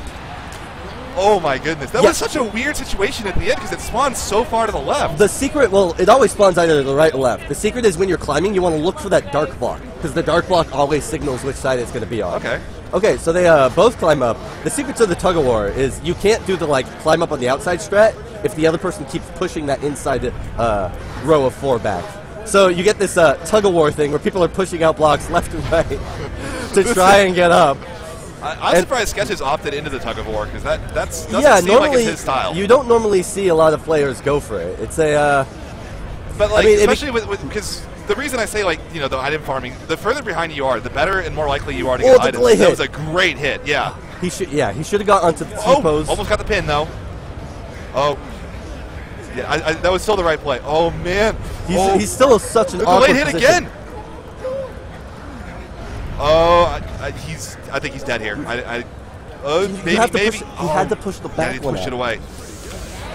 But yeah, like when Sketches was knocked down, if you stand in the middle of that like T-looking Tetris block, they can't climb up on either side. Yeah, 'cause you can just, it's a toadstool super them. strong defensive position. What? Because They're all both they can going do for is this get. again. Yeah, This is I'm very shocked. shocking. Honestly, I never like. This is so against what I would expect from Sketches. I wonder if he's almost a little rattled from losing to T-Chicken. Like, if he's in his head a bit. That's a Oh, very but dangerous. they won! He signed Hey, up. let's go! Man, he was in Penn State. He was in altered state.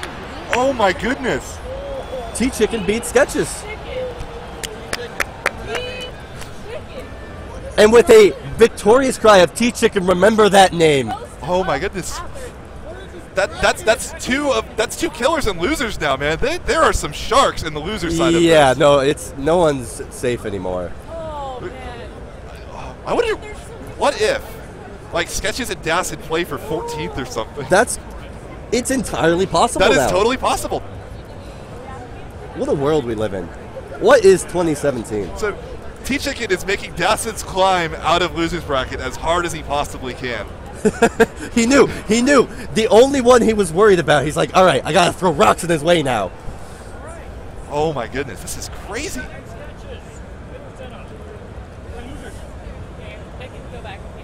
All right, I'm going to pop off and let Kara back on the mic. All righty, always a pleasure, Mike. It's always a pleasure to be here. No, it's still there. So my SGDQ is still there.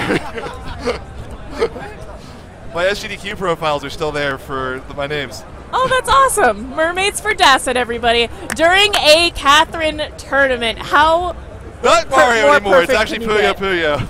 I can't believe I never changed those. That's great. Oh, man. Hashtag Mermaids for Dacid, everybody. He's going to need him to get out of this loser's bracket. He will definitely need that motivation of so many Twitter mermaids at Dacid Bro. Let's see here. Who's the next on-stream match? Do we know? I don't know. I They're believe figuring Dacid it is out rounding right people now. up as we speak, so as soon as we get them, we'll put them on. Anyway, for those of you just joining us, welcome to EVO 2017, where we have the best tournament happening right now. And it is because everyone is smiling, everybody's having a good time, and everyone loves each other. I would say there is so little salt in Catherine. Like, even people lose and they get pinned, you would think like, oh, this is so dumb. Like, And then you people could just money match them. Yeah, it's so glorious. It's the best thing. Like, this is like one of the most friendly communities of anything I've ever been in. All right, it looks like we got an official TO now while David's looking for people. All right. So let's see if we can get her on that. Okay, we have X-Gold back here. So you got X-Gold who got knocked into losers by yours truly. By VGhoul02. This He's man really solid. sitting He's right another one of next those to Florida me. boys. So I would expect him to do pretty well here. Yeah. He actually knocked me into losers at Frosty's. Yeah, he is super good.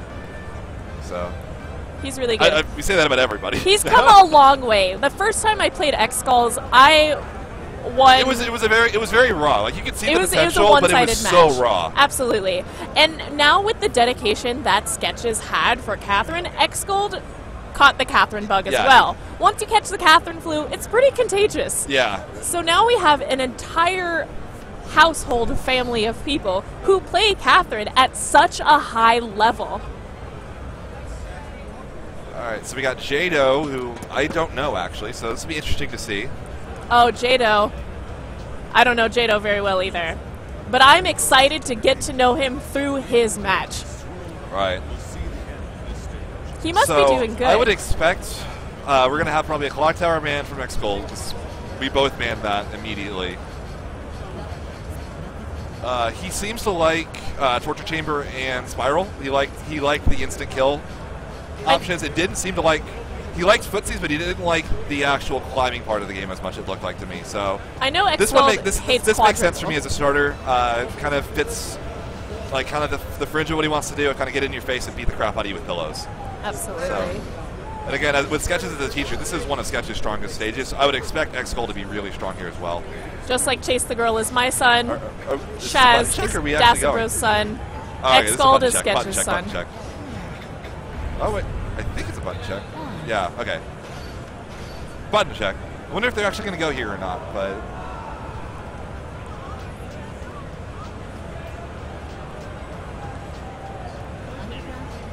Are they actually going to go?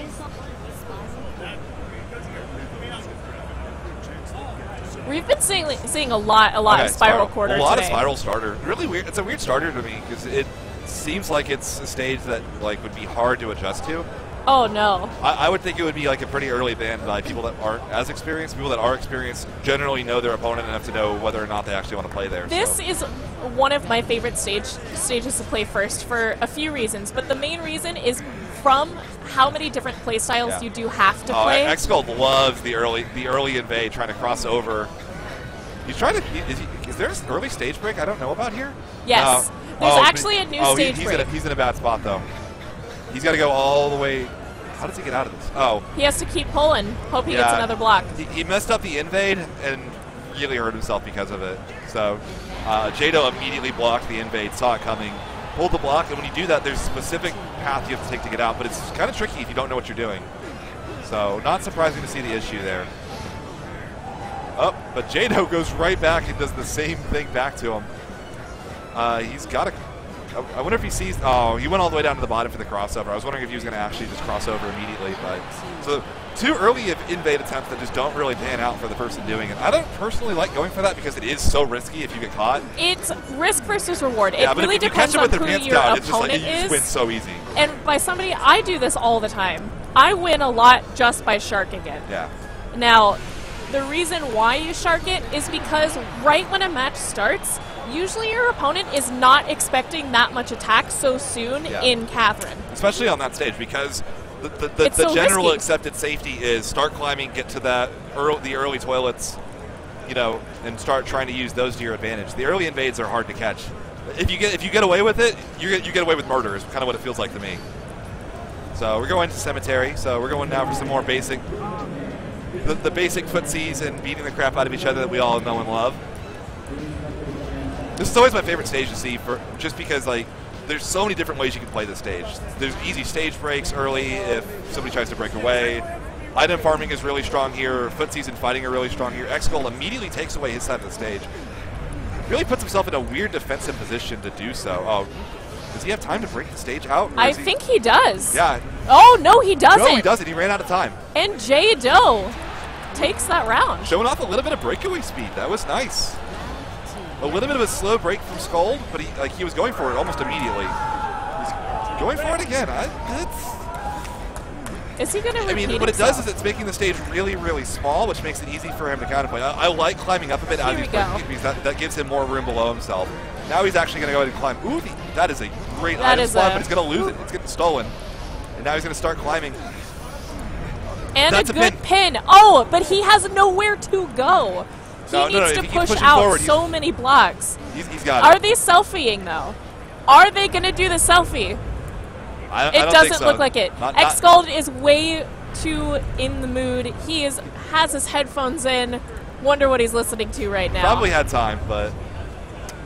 He probably had time if he went for it immediately, but now he's only got, what, he's got 3 levels. Might as well just hold up a little bit. Play it safe. Take the easy pin for the win. And look at how... look at that. Frame perfect. There was no way. No counterplay there. I wouldn't expect anything less from X-Gold. His timing is impeccable.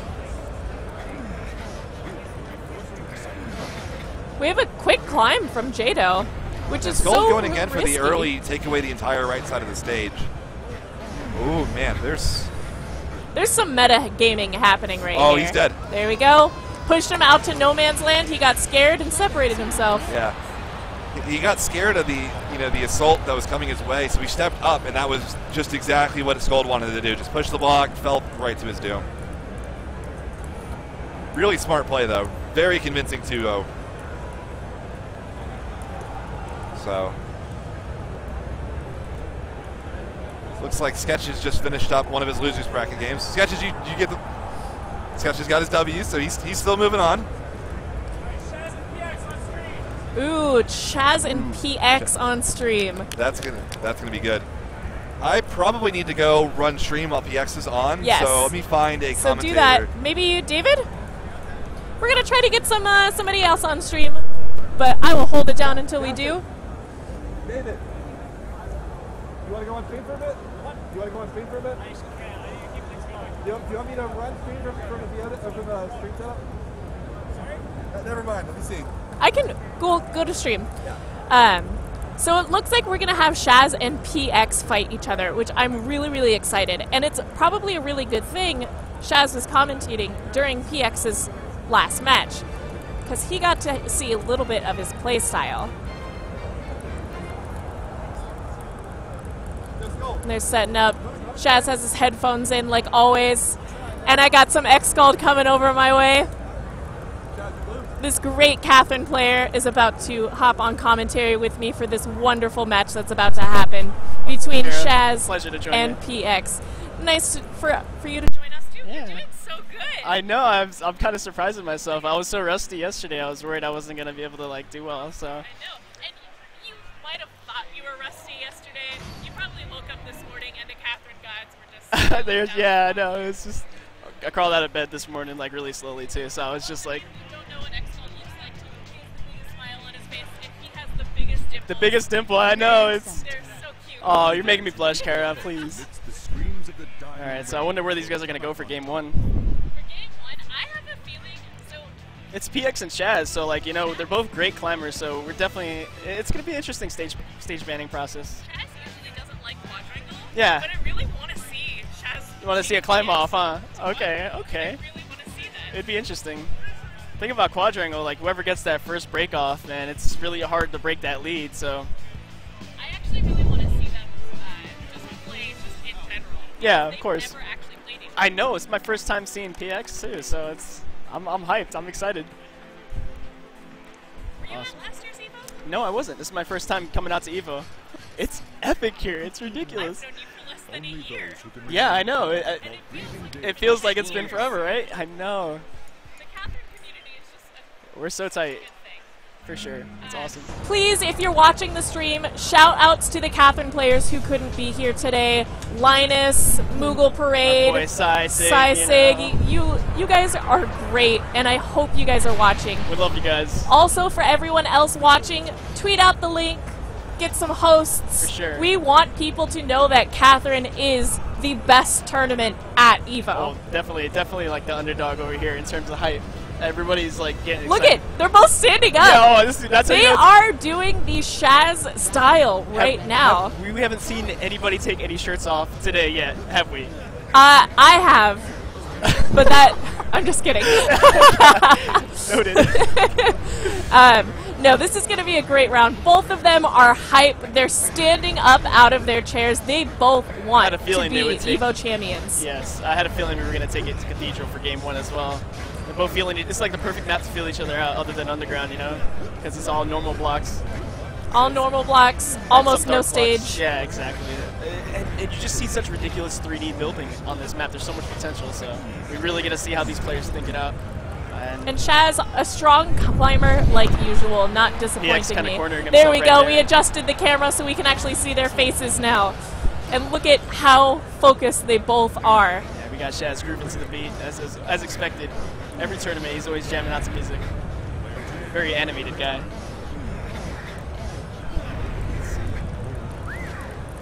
It's tricky. It's dangerous territory there. All right, this looks Oh, X Factor for X-Factor Shaz. on Cathedral. Now, I typically on this stage like to use the X Factor a little bit later. Right? Yep. Yeah, because in the beginning, the stage is always scary in Cathedral, but it's a little bit more predictable towards the end once you know which side the goal is on. For sure, yeah.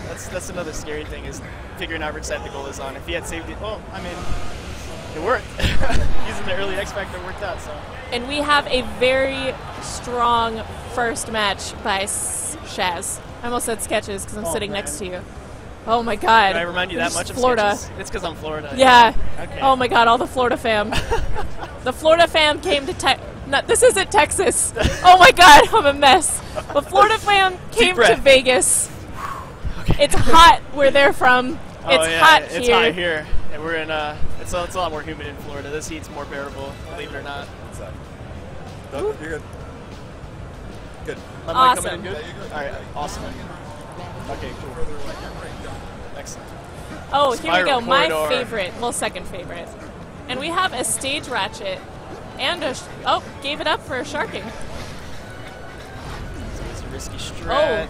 Oh, the DP. Oh, no. PX just separated himself, but Shaz is not in a much better position. So as long as PX tries to fish PX for gets items... a solve, and yeah, if he gets a block, that's it, but it's he scary. waited too long to start pulling.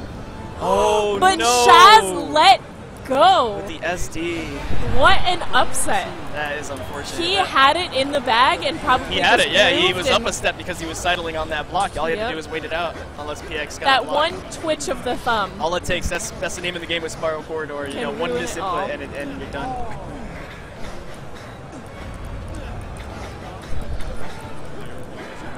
We have some really strong climbing by Shaz. And he's doing a really good job defending Exactly. his path He's blocking up. his pathways, yeah. And once you get your one pathway blocked, like the only way to climb up is to shimmy around to the other side. Mind the portals, obviously. And I think as long as he doesn't accidentally step into a portal, Shaz has got this. He is At this point, he's made such a distance, you know, unless PX finds like an X Factor, sheep juice to climb up. an X Factor is not going to be enough. We'll see. Let's see. It's looking Oh, close. it might be enough. It might be if Shaz can't get Oh the no, solve here's in some time. easy defense. Yeah, if PX had tried to climb that with the X Factor, it would have been so laggy that Shaz would have punished with the portal push. He would have gotten flushed instantly. They just made this puzzle so hard to solve. Oh, that's gonna do And it. a big push by Shaz. Was that fall install? That was. See that? Yeah, he just dropped That was. instantly instead of shimmying around. That was a big, big That was a kick big by hit. Shaz. They're right there at the goal too. All right, they both got rid of the purple toilets on that first round. So that A they, dangerous game. that's gonna be a. Oh man, this is scary. Oh, still a way out. Shaz blocked in PXT just for a little bit Shaz extra loves time. that strat, you know, where he just gets one solid like hit and breaks away. You know, like It's because he's such a good climber. He is. He really is. Like once Shaz has the lead, it's really difficult to come back. You And kind of here's have an to X Factor. Let's see if he can catch up with this.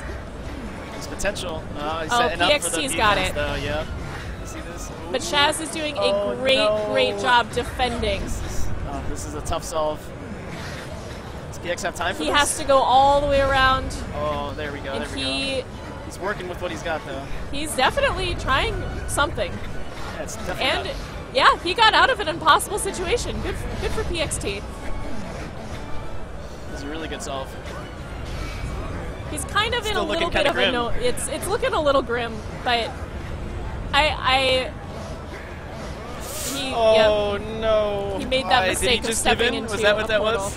Yep, Is that what that was? He just decided to flush himself? yep. Oh man! That was something. I don't know if that was an accident or if it was time for him to It give looked up. kind of intentional, But you know. he did it. Sealed his own And fate thank there. you, PXT. And now we have Rob and T Chicken. I am a huge fan of both of these I guys. can't wait to see Rob play. Like, I it's know. so I great to haven't see seen him out Rob here. play yet today. Great guy. I was talking to him yesterday night at a party. He's a really nice guy. Played some friendlies. Now, I do have to say, for those of you, please look at your screen. Rob has a great shirt on. There's Yes. octopi all over his shirt.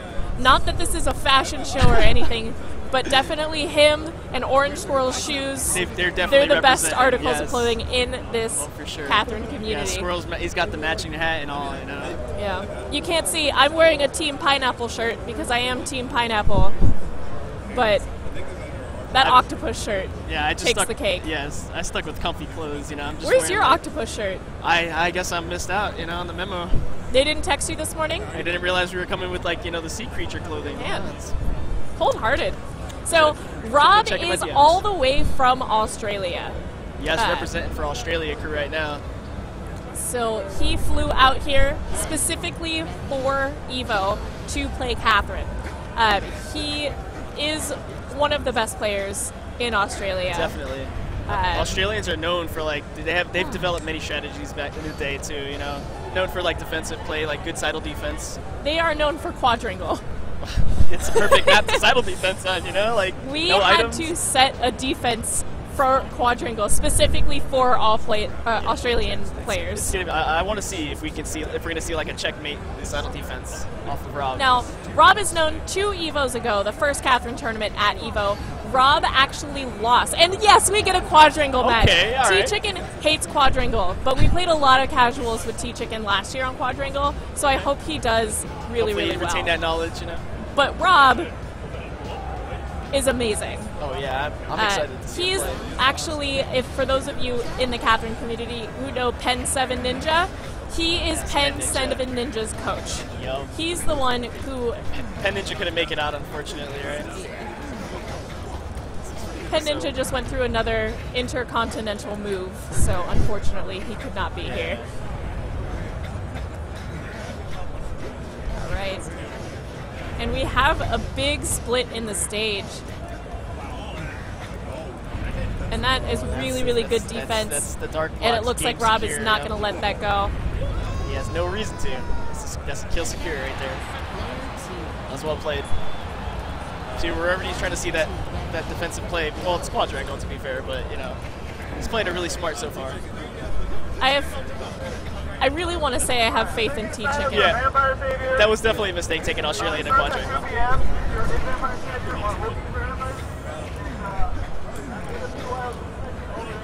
Oh, and we got a half a stage push. All right.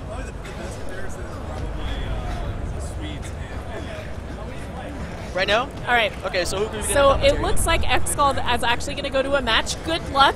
Yes, thank you. I wish you the best. I'll Appreciate get it. somebody else on commentary. Okay, Go awesome. now. Cool. I'll be fine. And we have No Man's Land here. Thank you, Location Rob. Takes another one. And we have Shaz coming back here after his wonderful match. Congratulations. Thank you, thank you. I just can't stay away from I the know. commentary. I know. And I hope you don't.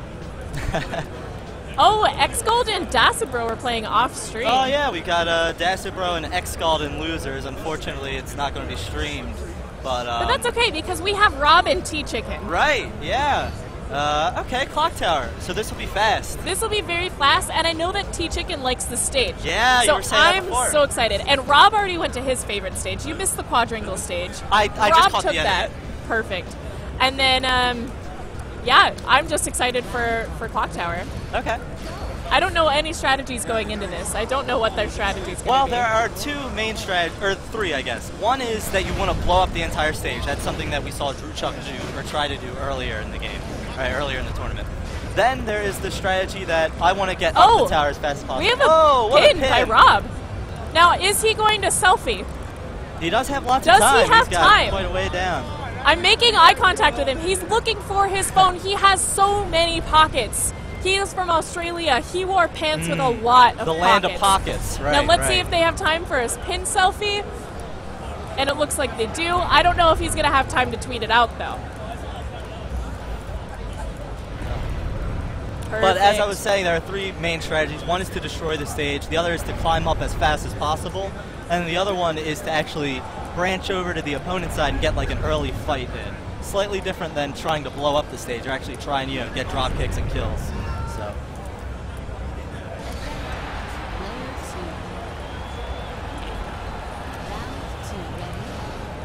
All right, so we got T-Chicken on his tournament winner side stock. So this could be it for him. Let's see what they do. Both of them opting to climb up real early. And it looks like T-Chicken has it a little bit easier than Rob right the second, but he makes the mistake of possibly pulling out a heavy block. Yeah, that's not too good. We see him tapping some of those bomb blocks that's getting in the way.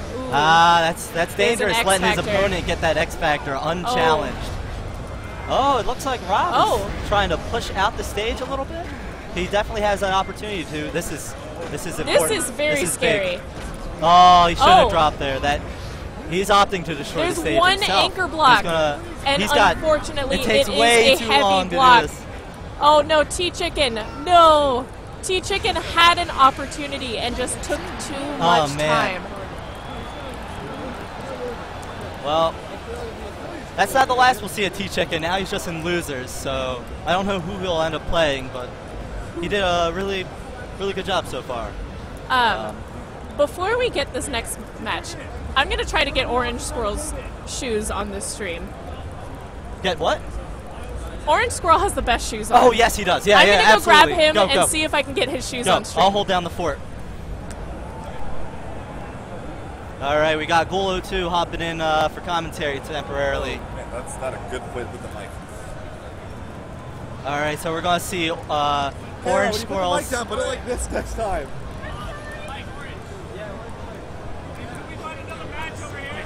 All right. Yeah, they want to see your shoes.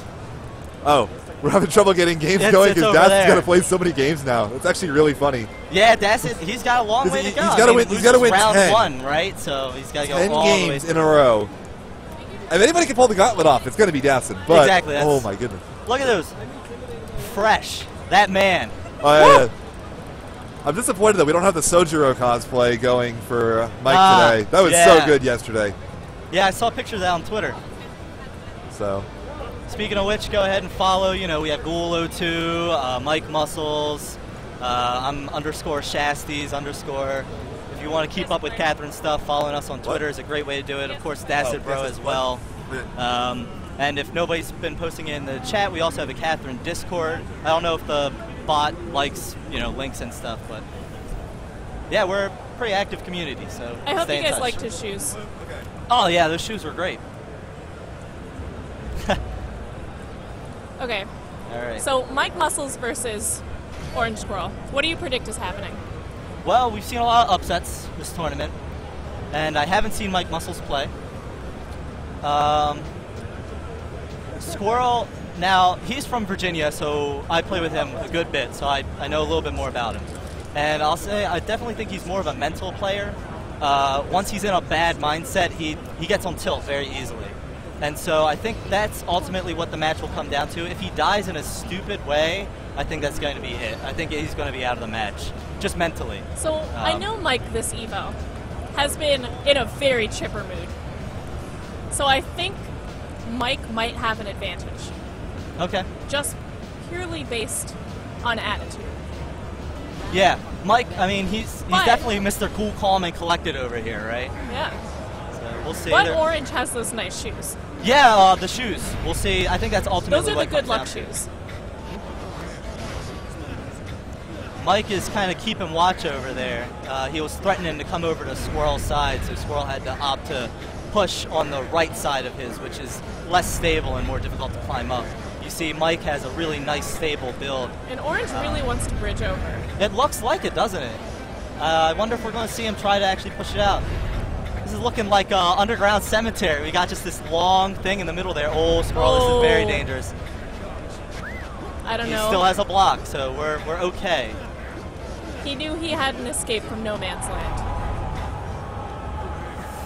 It's a very tension-filled match. Mike was trying to scope out where Squirrel's going, and Squirrel saw that he kind of froze and took advantage of that. So that was good. That's something you got to keep an eye out for.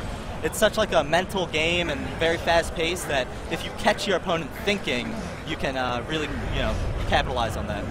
Absolutely. And these are both very mental players. Yes.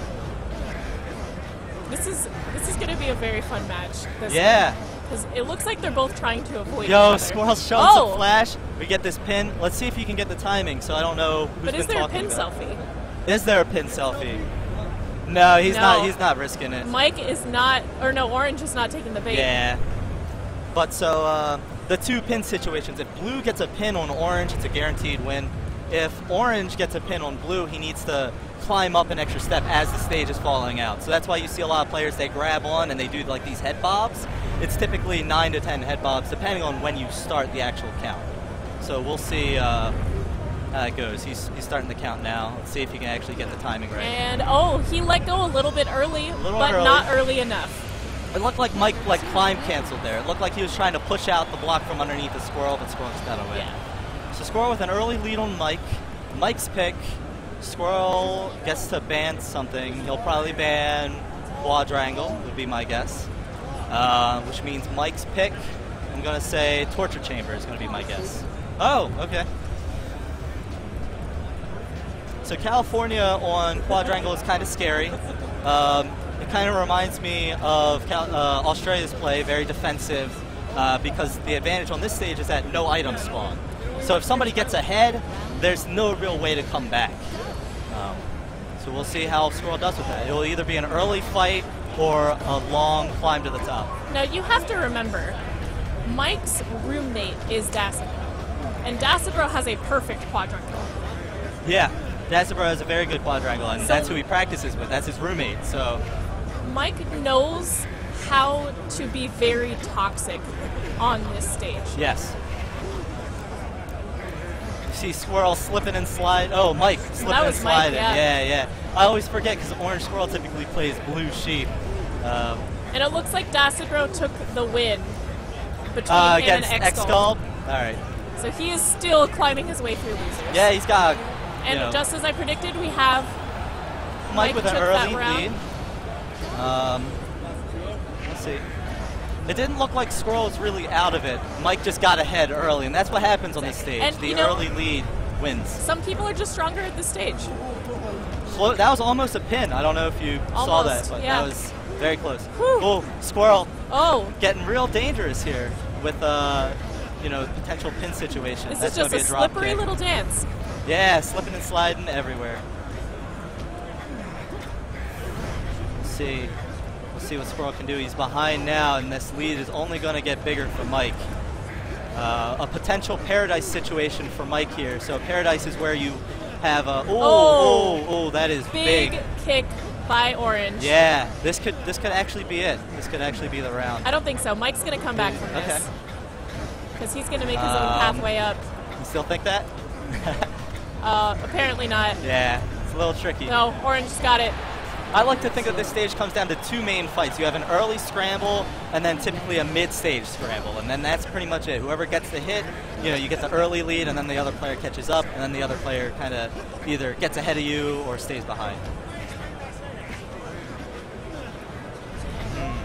Mike was a little slow on that sidle defense there, and so Squirrel was able to actually get there. Really good defense by Mike Muscles. Yes. Not letting Orange up there. Yes, you see even here, right? Mike keeps pulling these blocks that Squirrel needs to get his way up, and this is bad. I don't think he sees what that ice block is anchored onto, and so it's kind of messing with his mind. So it's 1-1. Mike Muscles just won quadrangle. We're probably not going to see Squirrel go back to there. Now, do you think Orange will take Mike to Torture Chamber? Torture Chamber. Well, I don't think Squirrel likes the lag, right? Okay. And since this is the PS3 version, it's kind of up in the air. Where do you think he's going to go? I would say we've already seen Cathedral. We probably will see either Spiral or I'd even say Underground. Those are my guesses. I know, it's very strange. We've seen so much Spiral Corridor today. Yeah, I mean, it's a good map. It looks like that's what everybody is kind of in the mood for. I don't know why exactly, but it's a good stage. I mean, all the stages are pretty good. Those footsies.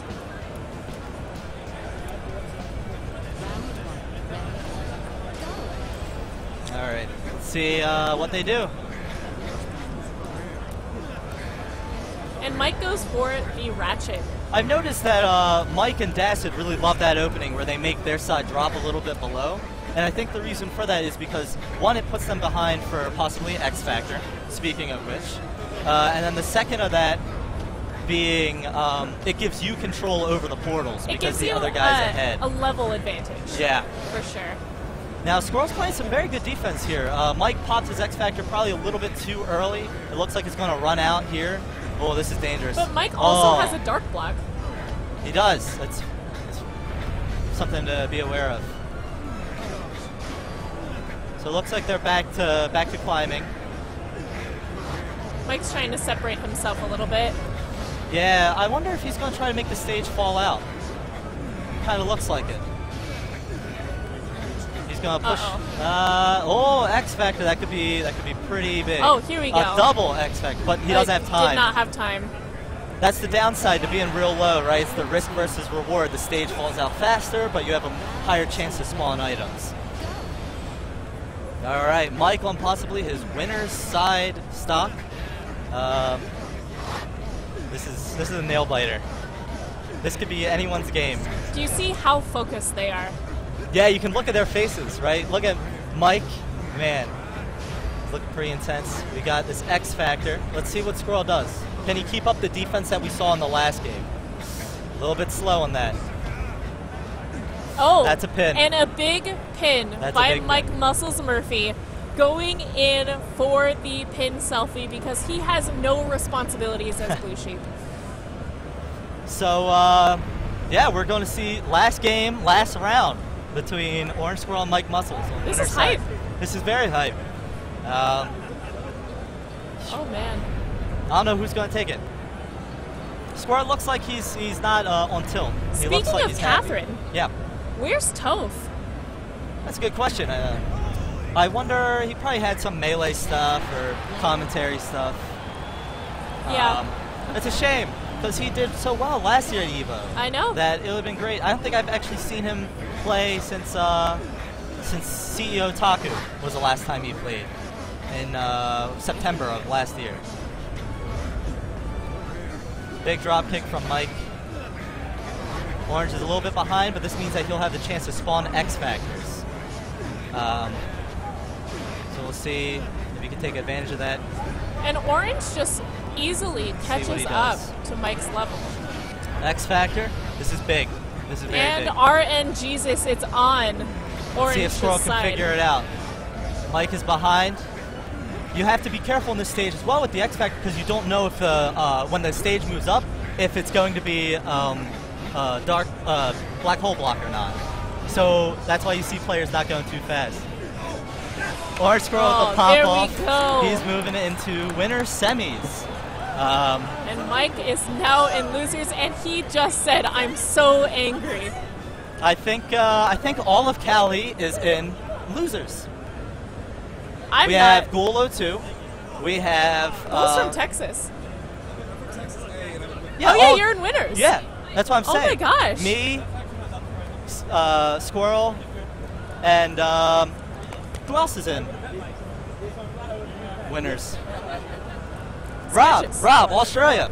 Yeah. So no Cali in winner's side semifinals. Apparently NorCal needs to start stepping it up. I think so. We started this community, and we're taking over. We're taking over. We are slacking. The next generation is coming in here, but who will it be? Will it be East Coast? Will it be Florida? Or will it be Australia? Well, you see, coming into this, what I was telling Jordy was that there's not going to be NorCal in any top 3. That's my goal.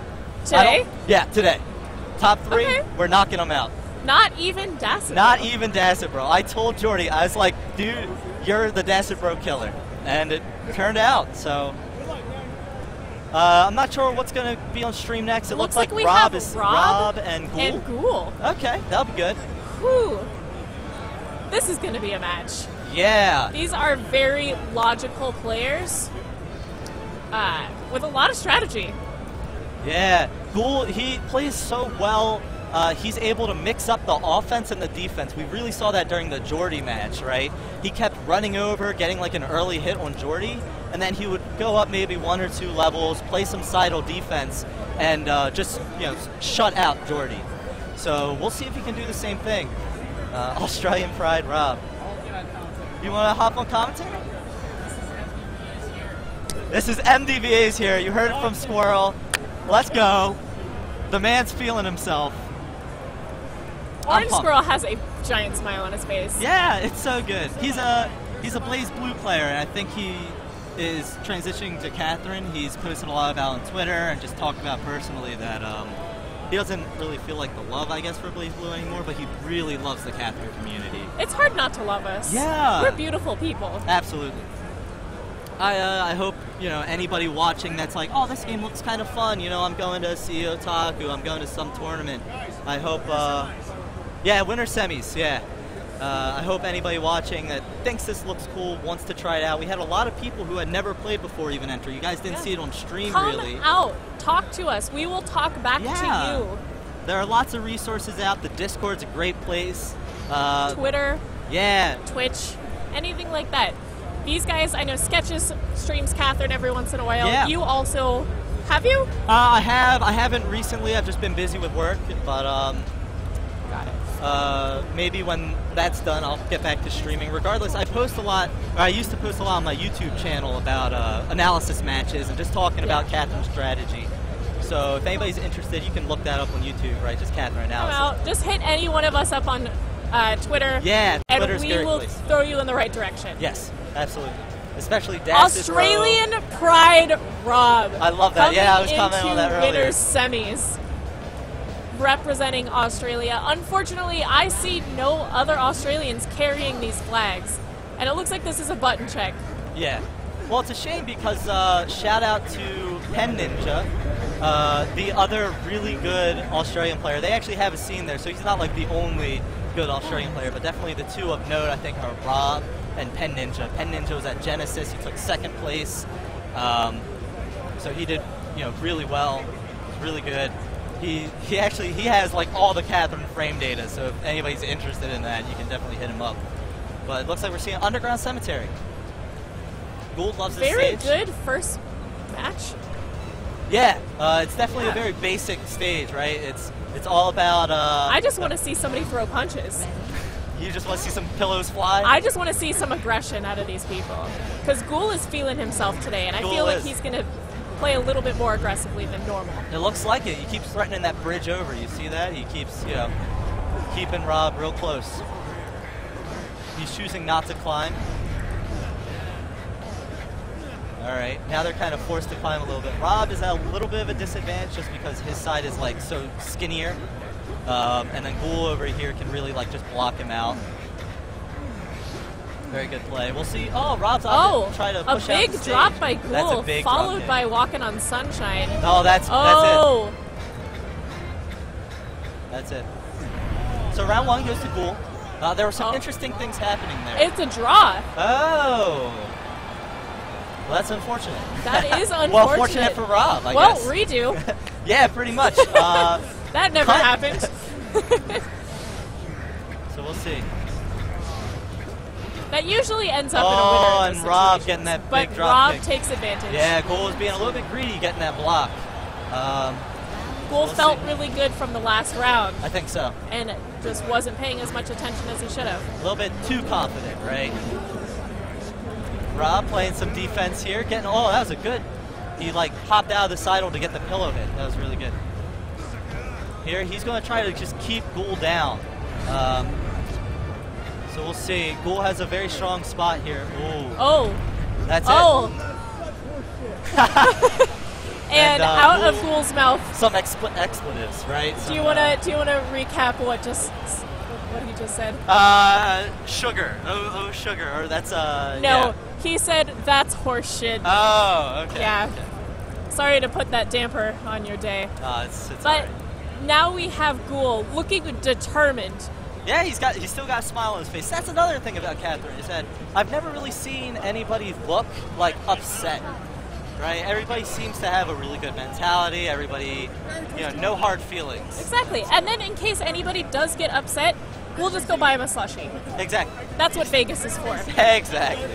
We are here. We are in Vegas, and it is going to be a great, great tournament, people. Yes.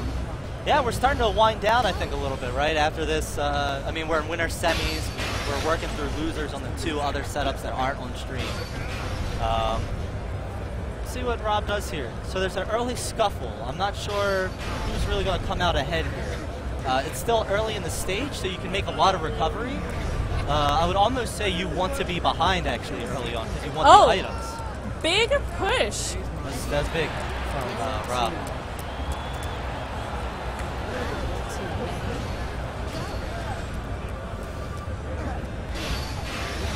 You see Ghoul, he keeps doing that thing where he keeps the bridge intact, that bottom bridge. Now, can Ghoul defend America? That's a good question. That delayed hit, that was good. Oh, Ghoul just narrowly making that out. Got some fast little sheep feet.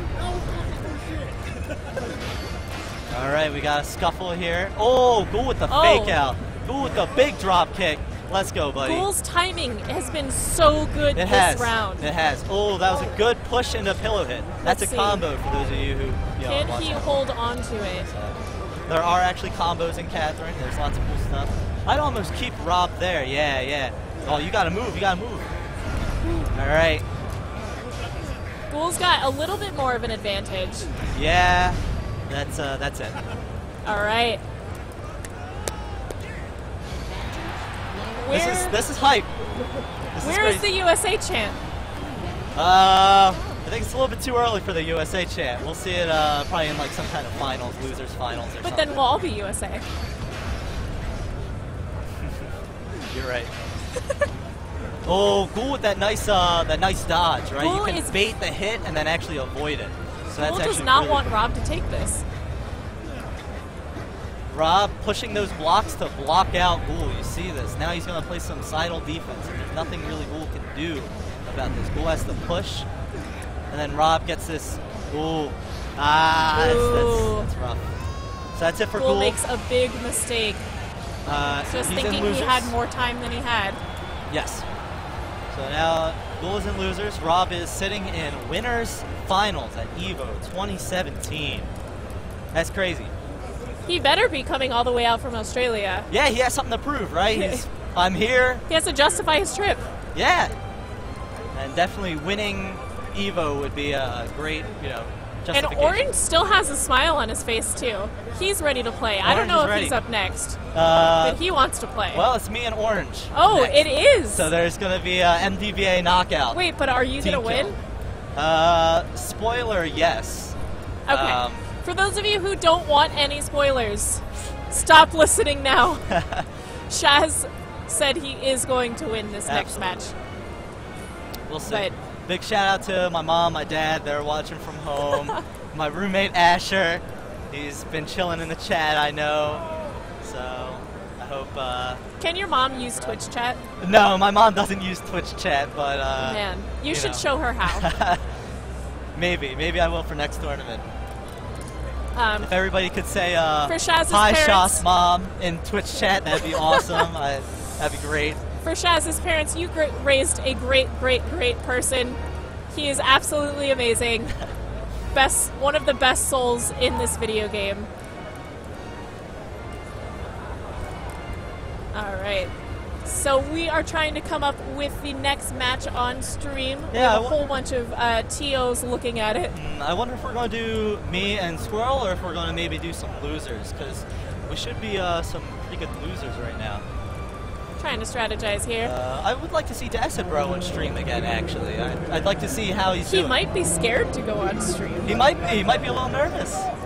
Wow. Look what you did to this poor man. Hey, I didn't do anything. That was all Jordy.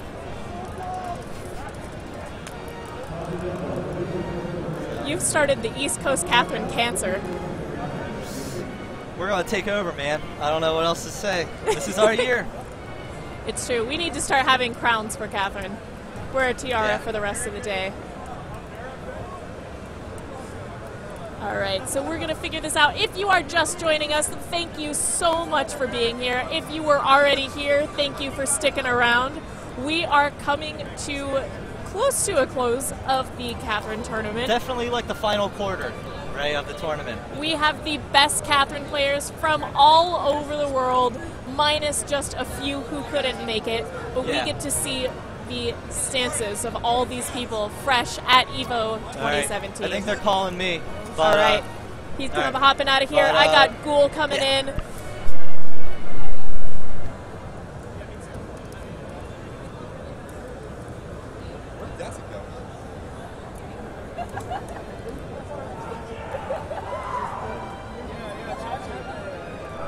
Okay. Bottom side losers is outright dumb. It was horseshit in your language. I hope that got picked up on Mike because that was freaking hilarious. Yeah, bottom side losers has Dassin versus Mike. Whoo! Winner of that plays Sketches. Winner of that plays me. All right, so we have quite the stacked bracket. Whatever happened in bottom half, like Dassin losing that early just threw everything into chaos essentially, and then Mike getting upset so early. Whew. Holy cow! I am and then, glad like top side is like I don't want to say my free, nails. but it's so much easier. This is a nail biter, people. All of these matches are going to be so close or such an upset. I love all of these people, and I don't even know who to root for anymore. Yeah, so we got the other winner semi right here now, which is Shaz and Orange Sheep. I love both of these people. I really want Shaz to win. I think Shaz is going to win. I think we'll get the Shaz Rob showdown, but man, this is. I don't think there's like anything else.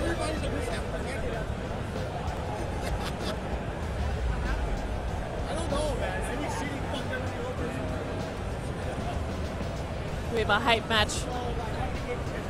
They might stand this whole time. Yeah, we'll start running some off screen too, as soon as we can. When do you think we'll finish? 2:30. I know, I was going to ask him. What? Oh, okay. I'm okay. Can you run the record over here so I can stop pause more games? I'm okay with the late real Tetris to let Patrick finish on screen because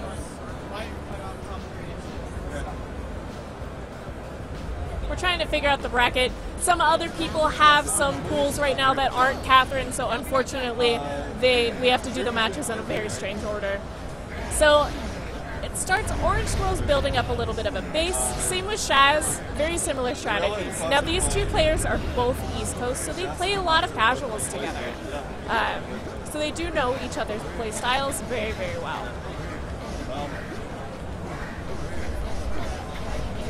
All right, so what have I missed? We got Ron Cathedral. Okay. They have a very, very similar strategy because they play a lot of casuals together. They're from East Coast. These two know each other really well.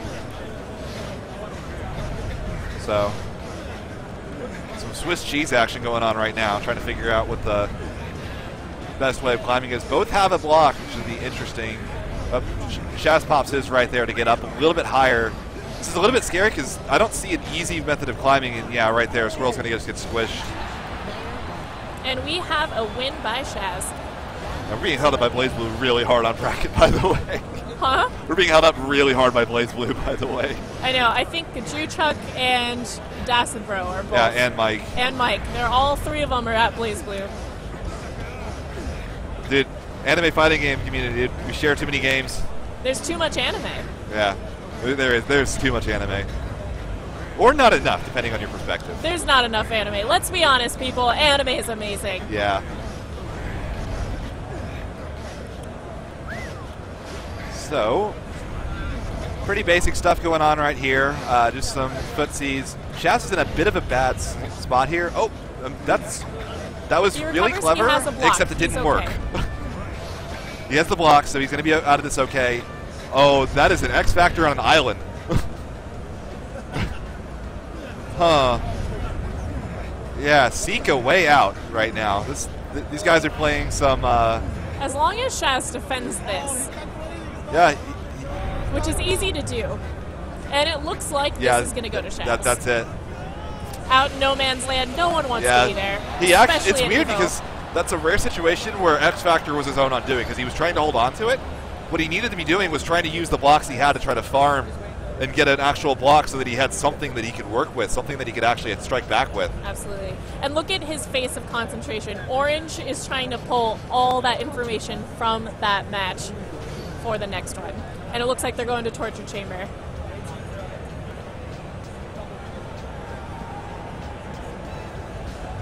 Torture Chamber is not... I know Shaz was saying that Orange does not like Torture Chamber as much because of the lag. That's very understandable. It's a stage you've got to get used to for sure. And I had the same issue with Axis Mundi in Babel, where the background causes that stage to lag really badly. But here it's a little bit of the background, and it's a lot of all of those spike blocks, and it's so easy to trigger some of them.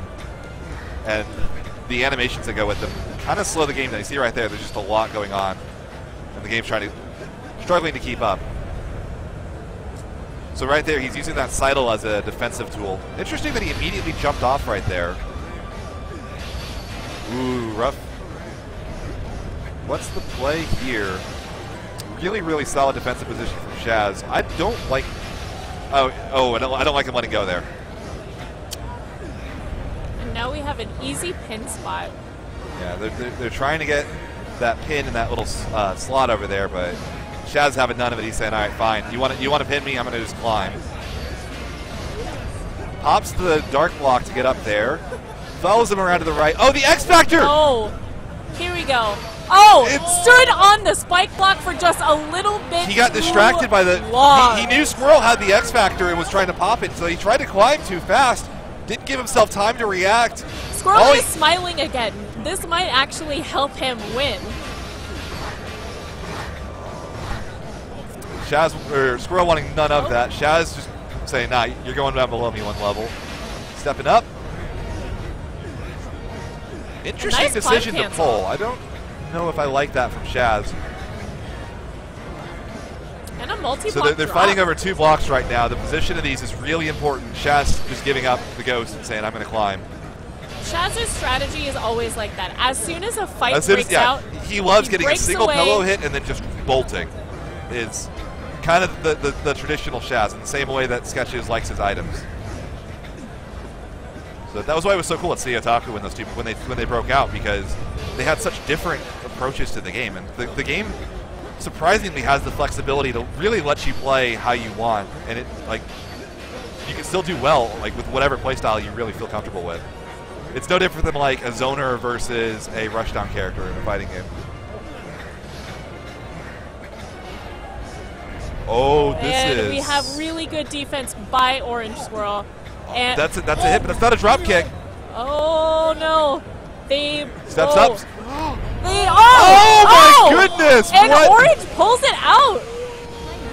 He gets on top of that block and keeps it. And you can hear the crowd I'm going to sneak over here and try to up the camera because go Catherine. Shaz decided to go a hungry box on us and standing up. All these players are so they're just great people. You can't choose one or the other. You just have to root for the game. Yeah, this is... So, game 3 now. Shaz has counterpick advantage, though, from winning game 1. So Squirrel gets his 1 ban, which we won't be able to hear what it is. And we'll see where they're going to go. Oh, we're going Clock Tower. You don't want to blink. This is going to be quick. That's... Oh, man. All right. I am 100% into this. Clock Tower is my favorite stage. These are 2 of my favorite players, and I cannot wait to see the chaos this is going to be chaotic. About to happen. So the way Clock Tower tends to work is there's the parts of the ending where each player starts with their 2 pillars, and they're going to connect to the top. And until that point, you're not safe until you get past the part where they connect. So right here, Swirl's got the height advantage, but that's an X Factor. That's interesting. It's a really weird stage to use X Factor on. That's a bomb. Oh. And it looks like Shaz is going to use the breakaway. So you see how Squirrel never got above that 1 flat area, and if you can't get past that, there's so many dark blocks. And he's just so waving. Do you see him? Yeah, he's just mocking bolting. Orange. He's just waving goodbye as he's climbing up Clock Tower. All right. Here we go again. Both players going for that early collapse strat. Shadow's doing a lot of building early. That's really scary because of how all those bombs work. Uh-oh, left side tower is going down. No, it's not. Okay, I thought it was going to actually totally blow up. They got the one anchor block, holding it, just barely. Okay, so we're past that. So now it's a much fairer stage. This isn't going to be like the same kind of an instant kill we saw like early. I'm Shaz sweating. going for that breakaway though. The top of the stage should be coming up pretty quickly here. That's an X factor. He's going to pop it and start climbing right now when he has to. Oh, the hit in the breakaway. The Shaz special used against him. Oh, and Shaz actually fell off the stage. I think before he knew he even was got to dead. the He top. just gave up the ghost. Saying, I'm going out of my own turn, so I'm not going out at all. Sounds like Shaz. Yeah. He knew. Like, there was nothing he could do to catch up. As soon as he got the pillow hit and just bolted with the X Factor that We close to have the end two of the stage. very different strategies, and I Oh. think Shaz might be stuck. Orange? Oh! Yeah, that's Orange Squirrel. He got stuck with those two bomb blocks blowing up on both sides of the stage and just taking out the middle underneath them. And here we go. We got the better one from the East Coast. Shaz proved himself against Orange today. So now, that means we have our winner's final matchup now. Shaz versus Rob, which, as crazy as the upsets have been today, I could have seen that as a possibility. Now, have they played each other? I don't think so. That's what I'm really excited to see. Because I've played Rob and I've played Shaz. I have never seen them play. Yeah. But we have Mike and Oh my Dacid goodness. Bro. Mike You up, Muscles. brother, my brother. Two best friends. Two roommates. Roommates and best friends going head to head. Loser gets like 9th.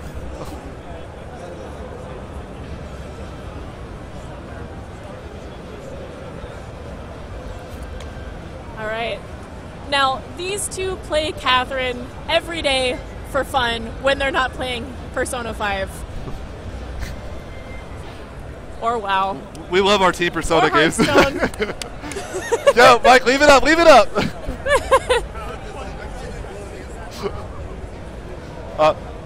Mike, hit the home button, let him see it. Let the man feel it.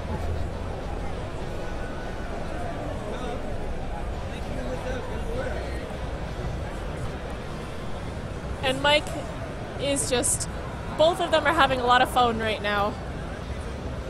Yeah, this is. I guess we are too. This is always fun. I said phone. Yo, you gotta. Your text is all screwy. No. Just put Dacid, bro.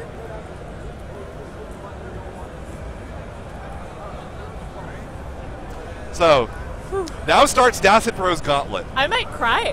Have you seen like the bracket Dacid Bro has to get through? Yeah. To win now. Oh yeah. It Remember, is violent. he has to play Mike Muscles, second at CEO Taku, third at King of Catherine, you got third last Evo. I'm trying to think of any other notable results.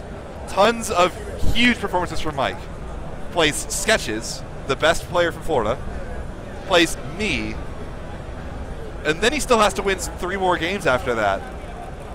This is going to be This is rough a road gauntlet. for There is Dacid no Bro. other way to describe this. All right. He's biting his nails. Is he still going to be undefeated in Catherine? Oh, this is the hardest it's ever been for him. And I will tell you right now, Mike is not going to let this be easy. Yeah. Mike is a very, very strategic thinker player. They have two completely different play styles, but they have been such close friends for so long. They know how to predict each other. Yeah, Mike plays Dacid Bro kind of plays an all-around game. It's always been what he does. He plays everything so well that you almost can't really say, like, this is a weakness or this is how I'm going to beat Dacid. And then Mike plays a little bit more to the NorCal style of, I'm going to hit you. But he still is he's a solid climber. I wouldn't say it's one of his biggest strengths, but he's good enough to get by most of the time. So we get the early ratchet by Dacid. He loves doing that because it gives him so much control with the stage. Look at like all the options he has with the toilets, but now he's in a bit of a weird spot. He's trying to make it hard for Mike to climb as well, is the big thing. That's what you can do when you ratchet your stage down, is you just make it real. You can't really climb yourself, but you make it where the other guy really can't either, so you kind of bring them to you with all of these toilets everywhere. It's so easy. And Mike is taking a very calm, kind of defensive route. Yeah, Mike is not liking his climbing options. He's trying to find out another way. He might. Okay, so he's He going to pull also this out. I wants to think be he above needs an item Dacid here. Bro is too, what so I he think can it's boiled defend down the to. top. Okay, oh, he already had one. He just didn't want to use it. That was very greedy to hold that as long as he did. I think it's going to cost him the round. Yeah. Held onto his block just a little bit too long, but wasn't going to use it. He needed to pop that almost immediately to get his climb up going. Oh, sorry, that was Mike that won that. That was David. one. Yeah, oh my that was God. Mike. Yeah, so David was getting greedy. David Yeah. might just not be might just be disrespecting Evo right now. Has he? Mike is gonna make this Yeah, he's very, won. He's won very games. hard He hasn't for won Dacid. a. He hasn't won a round yet. Right. Or he's won rounds. He's won a hasn't won round, game. not a match. At least on stream. Oh my gosh. Oh. Oh, at least Mike got a block. Let's He's see got if a he block, can get but out of this here. is a really hard climb. Dacid Bro is with definitely where he put making his, this what he toxic needed to for do Mike. there was step up into the background, turn around, and throw the block towards the screen, and that would have given him a And staircase. I still don't to know if climb. he would have had enough time. It would have been really tricky, but that's the only thing he could have done to give himself a chance. And you can actually see Vincent in the background cheering these people on.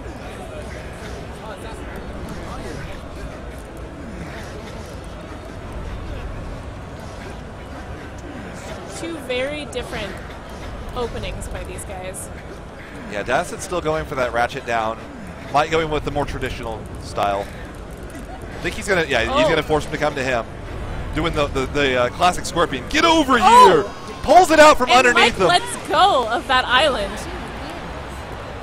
And Dacid Bro Dacid pulls takes that round. Dacid goes Scorpion, get over here, and then Sight pulls the ground out from underneath him, goes right to his death. Now, Dacid Bro's playstyle, I always make fun of him because he's a huge tease. He wants you to think that the best option is the only option. Right. And you go to that best option, and that's exactly just where he kills you.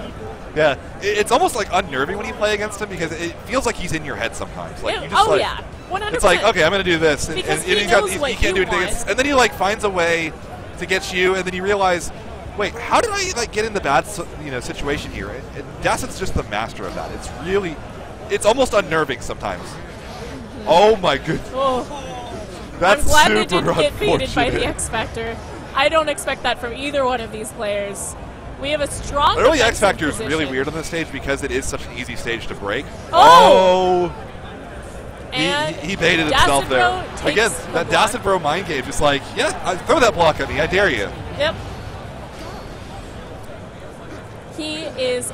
Now, when Dacid Bro was coaching me how to play Catherine, he always wanted... He used the term cancerous. Right. You need to be cancerous. And he is playing like that this round. So they're going to try to fight. Oh, that's... Oh! Oh! And Dacid Bro And defends. Mike goes down. Dacid Bro defends his title and will make it up to another step in losers. He's got another chance. Yeah, he's got sketches next. So we have Sketches versus Well, no. somebody. Oh, Sketches versus Dacid. You're playing sketches next. Yeah. All right, and they're going to be on stream again. So So the whole gauntlet is probably going to be on stream. if you are watching right now, make sure you are tweeting out the link. These are going to be some great losers matches, and any one of these could be the match that breaks the Dacid Bro from Yeah. being undefeated in Catherine. This is so scary. I have to play the winner of this. So, like, this whole gauntlet to get to me, almost. And then it doesn't get easier, is the thing. You still got Shas and Robin winners. So whoever wins this whole little series then has to play that eventually. I'm not sure when. I definitely fell for two things I should. Yeah, there was like 2 bits right. We're in top 8 now. We are in, Yeah, so. I believe we're in top 8 now. Yeah, we're in top 8. So Mike got 9. We're in top 8 in Catherine at EVO 2017. This is going to be amazing. Dacid Bro is in losers. Sketches is in losers, and we have to see which one of these two is going to crawl to the top. It is quite the bracket. So we got Sketches on blue, which is his favorite sheep. We got Dacid on orange, which everybody knows, trademark Dacid orange sheep. Every time. From day one, that's been Dacid's thing.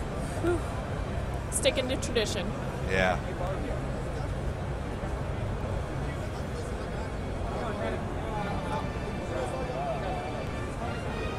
Both of them, they're focusing. David's staring at Sketches. David's got the look in his eye. He's got the twinkle. I haven't seen him. He looks like he's just ready to just steamroll. This is fire. Yeah, this is scary. I know Sketches does not want to let this go. Like Sketches is like his normal kind of. Yeah. He's Sketches doing his thing, knows. but He has not seen Dacid Bro in losers this early ever. No one has, because it hasn't happened. And Sketches does not want to miss an opportunity. Can you imagine being the person that eliminates the Dacid Bro from EVO 2017? I would love to see that person. Oh my goodness. And Jordy did that. Jordy is the one that knocked him into losers, but I feel like we haven't seen losers bracket Dacid Bro enough. I've seen it once. And we're seeing it today. Now, where are they going to go? Torture Chamber. They both love Torture Chamber.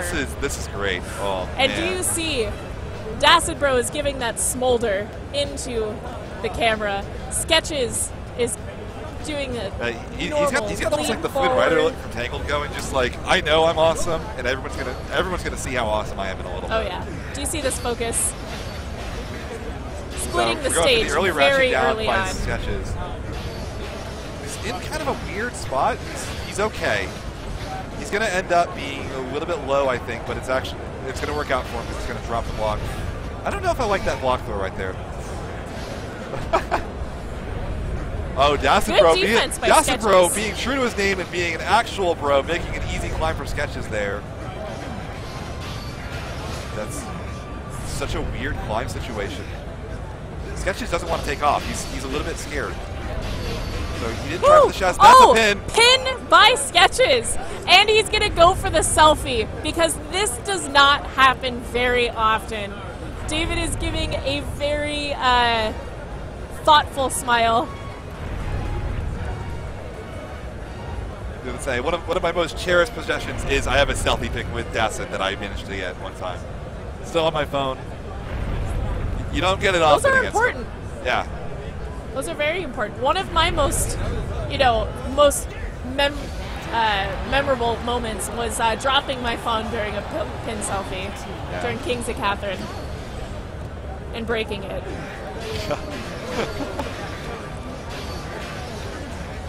It's funny, you would think in like every other community that would be, BM, bad manners, but it's just kind of an accepted, this is, us having fun while we're waiting for the stage to fall underneath us. At least we made it a tradition. Yeah, I think it's like kind of one of those things that just separates Catholic from every other game. And is Sketches gonna do it? He still doesn't want to climb. So right there, he's trying to stay low because he's worried about Dacid getting X Factor, and Dacid with X Factor is ridiculous.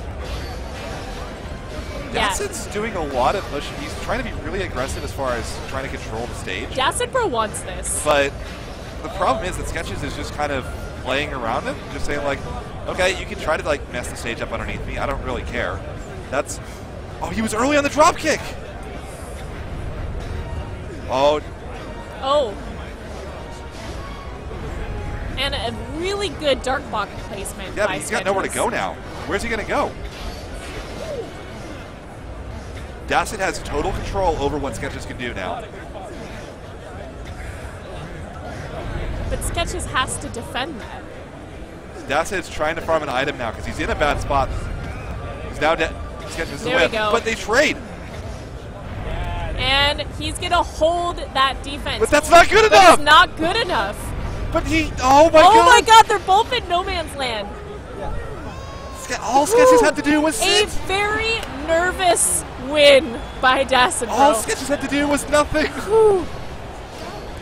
Oh, that's so heartbreaking. So they're going with their same builds. And they're going to meet up anyway.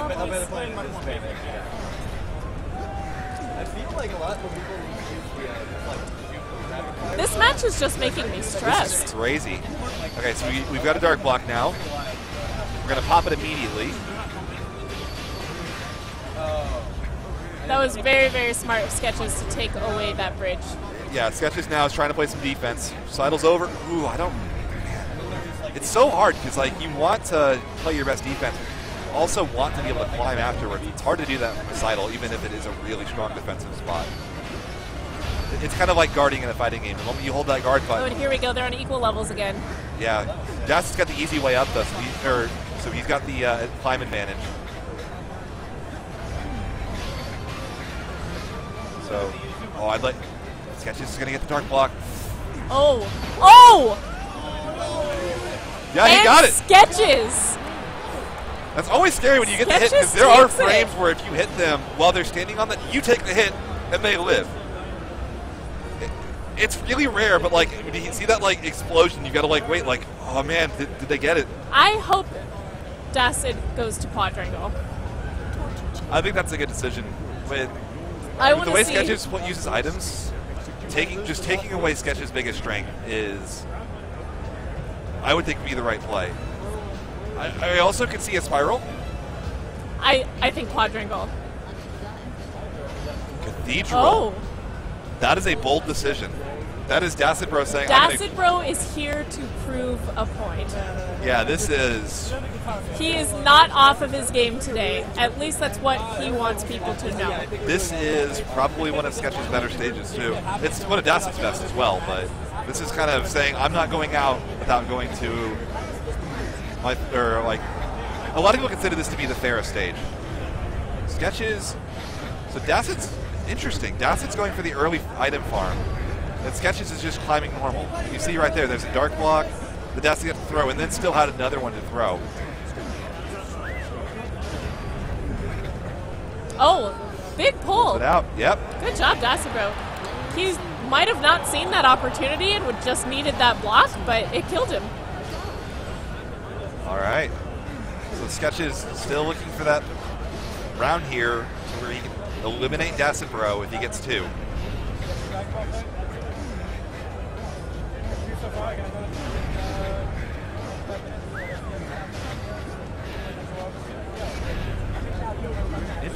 Interesting. Some really, really interesting climbing shenanigans going on from Dacid, but he's getting blocked off really hard. Oh, that was so risky. See, Sketches keeps putting up the too tall tower for him with a block on top to prevent the X Factor comeback. Dacid Bro is very, very comfortable with Cathedral, but yeah, he might need to go really item good fishing. 3D climbing from Dacid there to get out of that hole. That's probably like the last step in somebody's climbing is working within the 3D plane where you're going in and out as you're climbing. Ooh. Oh, that was so good! Big kick by That was Dacid Bro. beautiful! And they are going to round 3.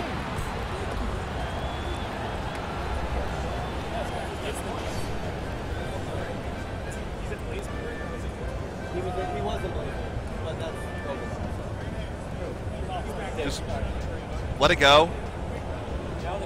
We can hold it a little bit. Now, the We have third to. stage that they're going. Are they going to run it back to one of the other 2? Or are they going to pick something else? All right, so here we go, 1-1. Sketches gets the stage counter pick, though. So game 1 was Torture Chamber, right? I love Sketches, but I have to root for Dacid Bro. I don't think you have a choice. Yeah, you got to go for your hometown. Dacid Bro is the one I want to who- see Sketches because I'd rather play Sketches Yeah. than Dacid. As scary as Sketches is.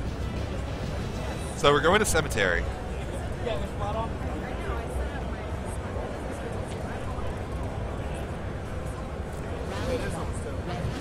1-1. Sketches versus Dacid Bro. EVO 2017 competitive Catherine Championship.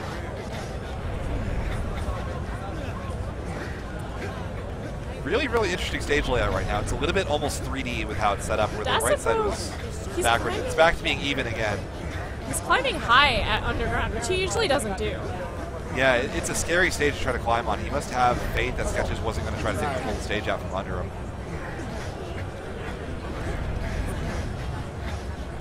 Oh man, this is really scary. Dasset's in a world of hurt right now. I think he's done. Yeah.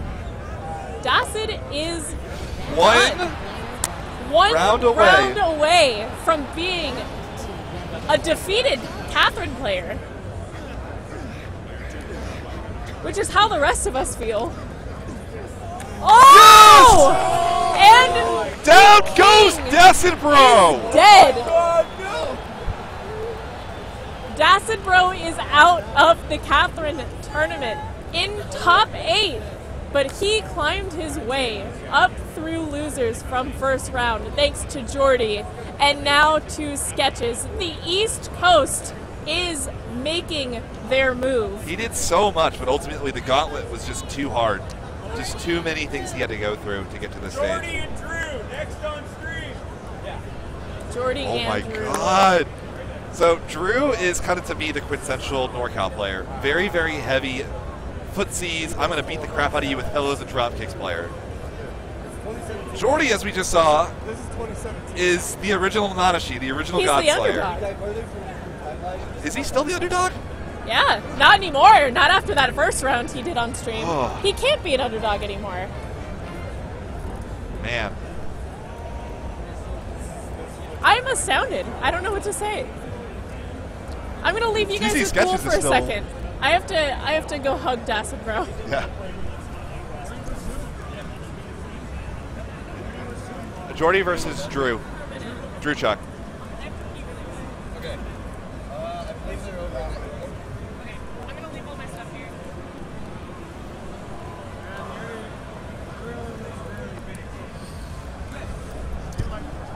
I'm not joined by my good friend Mike Muscles, who was the start of the Shark Pit.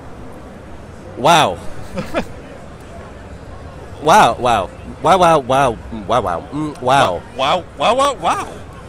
Wow. So, this has been a very interesting Evo.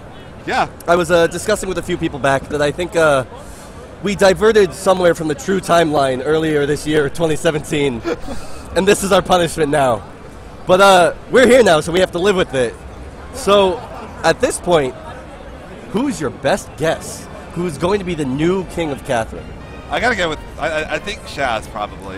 Shaz is a really safe bet. He's the safe pick. I think Rob did knock me into losers. Rob's definitely the wild card. Rob is so scary. Of course, it's one of those, like, Australia comes in, and it's always a question mark how they're going to do. Some years really good, some years not as good. But their tech is always so different from whatever we have here. Yeah. So it really is a question of, like, how is it going to match up against and we don't Shaz? see them often enough. Right. So it's, either way. One of those two, obviously in grand finals, whoever wins that winners final has such a huge advantage. That's true. Just ginormous. This game, And then, like we've been seeing, this game can swing so losers, fast. These two are playing. This is still top 8, I believe? Yes. Okay. So, Jordy, Drew, and someone else is on the other side there. And then it's I believe myself and Sketches are still remaining. There's on. Orange. Orange. Yeah, it's me versus Sketches, and the winner of this plays Orange. Orange, yes, that is correct. Oh, man. And Jordy is the one who originally knocked David into losers. He's the original Nanashi. He's the first God Slayer. And I believe, who did Drew Chuck? Did he lose to Sketches? I am not sure. I think no, it was PX. He lost Orange Squirrel. Oh, He might okay. get double jeopardy. We'll find out. So we got Giordia on the left, and already, so Drew, as a player, loves to fight. Like, the man was built to just get in your face. He plays this like a fighting game. He doesn't. It's not a puzzle game. Right. When it's Drew. Anytime he can just, like, mess with you, he will. Case in point right there, giving up one of his own advantageous blocks to try to screw Yeah, with Jordy's he's definitely block. he's definitely the kind where he'll think twice. See right there, after Jordy the popping fact. the X Factor. Ooh. Oh yeah. Jordy popped the X Factor trying to hold on to that block he had. He's in a really weird spot right here. But he's going to take the block out from underneath him, and now he's got a little bit of free reign, but the X Factor runs out right there. So he's not going to really But get he's much still out really of it. close to the top. Yeah, he's near the top. It's just the final But sprint. there's okay. And that's it. Yeah, that's it. Can't catch up in time. Say, Yeah, it's pretty common for one side of the stage to fall at the top, but with the way they were climbing the stage. Yeah, when Andrew was hanging on the block and Jordy was under that with the X Factor, I think him hanging there was actually the flop. That's a super early X Factor, but he's got to survive and like be able to use it. He's choosing to not. Where's he going? No, it's fine. Okay. It is fine. But it was definitely questionable before that. That's the thing about Drew. You have no idea what that man is doing when he's climbing sometimes. It's definitely push first, think later. He can think about the consequences when someone is dead. Very, very smart climbing by Jordy, using the 3D part of the stage to go out and then climb back, going into the stage and climbing back out. Make it to the more stable side of things. Very so now, good. Jordy with the managed X to pop Factor. the X Factor before grabbing the next block, so he's got an X Factor and a block, and that's so scary. And Andrew really needs to get over to that side quick. Drew has no, he couldn't get over to him. He couldn't play defense. It was really, I think, before he transitioned to that side of the stage, you just needed to wait. At the end of that game, because of the X Factor and the block, and Drew being on the opposite side of the stage, Jordy was playing single-player Catherine. Right, and it's really a gamble when you're that far ahead. It's like, are they getting an X Factor first, or can I break away enough to make the stage fall out on them? Usually, what I'll do is, if I see them get the X Factor and I know they're not going to die before they can pop it, you have to go back down and you have to start playing defense immediately. Because if they start climbing with X Factor, usually it's over. Unless you can get either to the top of the stage or you can start playing defense. Or a very lucky counter X Factor. Yeah. However, Drew Tuck taking him to NorCal Torture Chamber, which ironically has not been very NorCal friendly today. No, it is not. Nothing has been very NorCal But friendly today. I think Last Man City for NorCal, by the way, and Drew. Yeah, it's so. I think the most important thing is not about how NorCal or location-friendly a stage is, but how friendly you think it is for you right now. If you believe that this stage is your friend, then you know what? This stage is your friend.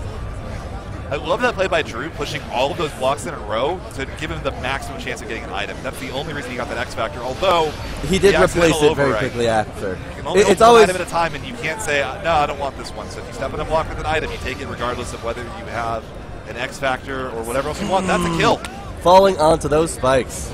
You always got to be careful when you're climbing up next to someone who has a block height advantage on you. They can just Mario Party, snakes and ladders, whatever you want to call it. Jordy with match point.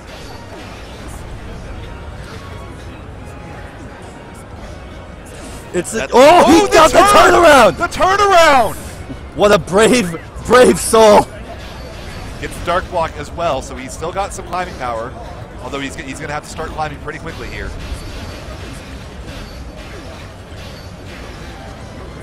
He's trying to follow Jordy's path, which is not how you want to aggress on someone.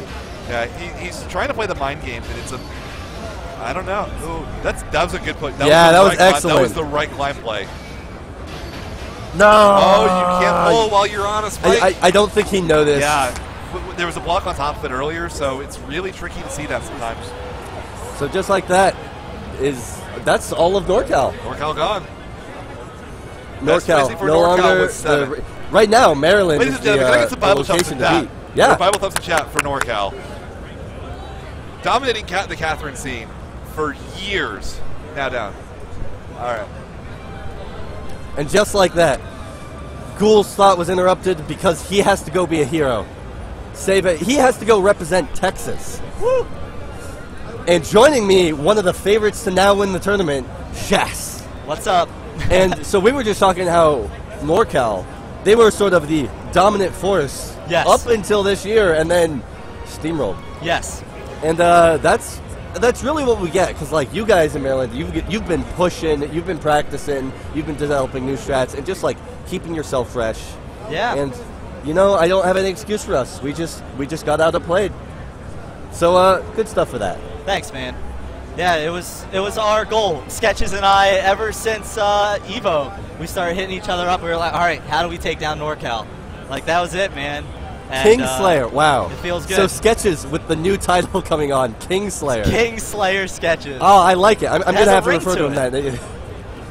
Well, I mean, that's only a thing that can happen once. Forever, he will be the Kingslayer now. Yeah. And I mean, Jordy too. He's the first one who ever eliminated... Jordy's the assassin. Yes. He was the unexpected, just first round, built to destroy. Yeah, that was crazy. It was one of those where it was like, some people were playing Jordy yesterday in like casuals, and they were like, why is this guy so good? I don't remember. I was like, you fools, he's the training partner of Shaz. There's no way he won't be good. People were, we were talking in the Discord actually, like the night before the tournament or whatever, and or like, you know, before EVO started, and Das had wanted like the tier list of people and stuff, and people were putting Jory like 8th, 9th. I was like, dude, I don't know. You don't see what I see. You fools! Yeah. Raise that number. It's okay. He raised it all on his own. Yeah. So. All right. So button check. I like it when they choose a band stage. Yeah, button me check. too. It's like, by the way, it's this is not real. So, Ghoul, as we all know, speedrunner for this game. His climbing ability, his thinking ability, is honestly one of his biggest strengths. Yeah. He's a bit weaker on like the fighting side of things, just because he doesn't do it as much. But he's also no slouch. Yeah, lots of people say that, and I honestly, before this tournament, I would have said the same thing, except he fights in a different way. I think what he does is, he kind of gets an early lead, like 1 or 2 blocks ahead, I'm sure we'll see it, and then he'll play the sidle defense. Right. So, like, he's not directly, like, drop kick offensive. He wants to keep it single player. Yes. He's like, if you can't interact with me and I can interact with you, I'm happy. Yes. So, we'll see. And meanwhile, Sketches is definitely a lot more in your face. I think so. I think he's unpredictable. He like mixes it up so much. So sometimes that's good, sometimes that's bad though, right? It's also one of those things where it's sort of, there's been a lot of like accepted meta of like, oh, if you get drop kicked, like you want to do the drop kick counter, you want to push out that block. Right. And Sketches, either because of timing or just because of sheer willpower, I've seen him not push that a lot and then just climb right back up after. Right. And that requires a lot of guts to say, like, you aren't going to do this, you aren't going to follow through, you're afraid of my DP. Yeah, it's like a 50-50, right? Right. I mean, either they DP or they don't. And so. And it just, for him, it seems a lot more than 50-50, which is... right. Put that in perspective. So we're starting off Ghoul with this early lead. He messes up. Maybe it was a little bit of a lag or something, right? This stage is known to lag. It could also just be getting back up, like, from commentary, remembering, okay, like, what do my hands need to do? Yeah. Because just a little bit of rust can be fatal in this game. But he's going for the, like, 1 push-down ratchet, which it really depends on, like, what stage you have up here, because if all of the rest is spikes, I feel like it doesn't really advantage you too much, because you can try for, like, a spiral-esque push spikes under someone's foot, but I feel it's more for the items. Yeah, so if you don't have the possibility of items, because items don't spawn on spike blocks, you're kind of just putting yourself at a disadvantage for not much of a reason. But he's sort of less... okay, he's not so real far down there, and he actually made a pretty good comeback now. Now I'm a little bit scared because Sketches has this block, and they're kind of at a standstill, so this is very dangerous. Oh, they both have blocks now. This is going to be big. What are you looking for in a fight like this? In a fight like this, the big thing is control over getting that 1 block up and cutting him off just like that.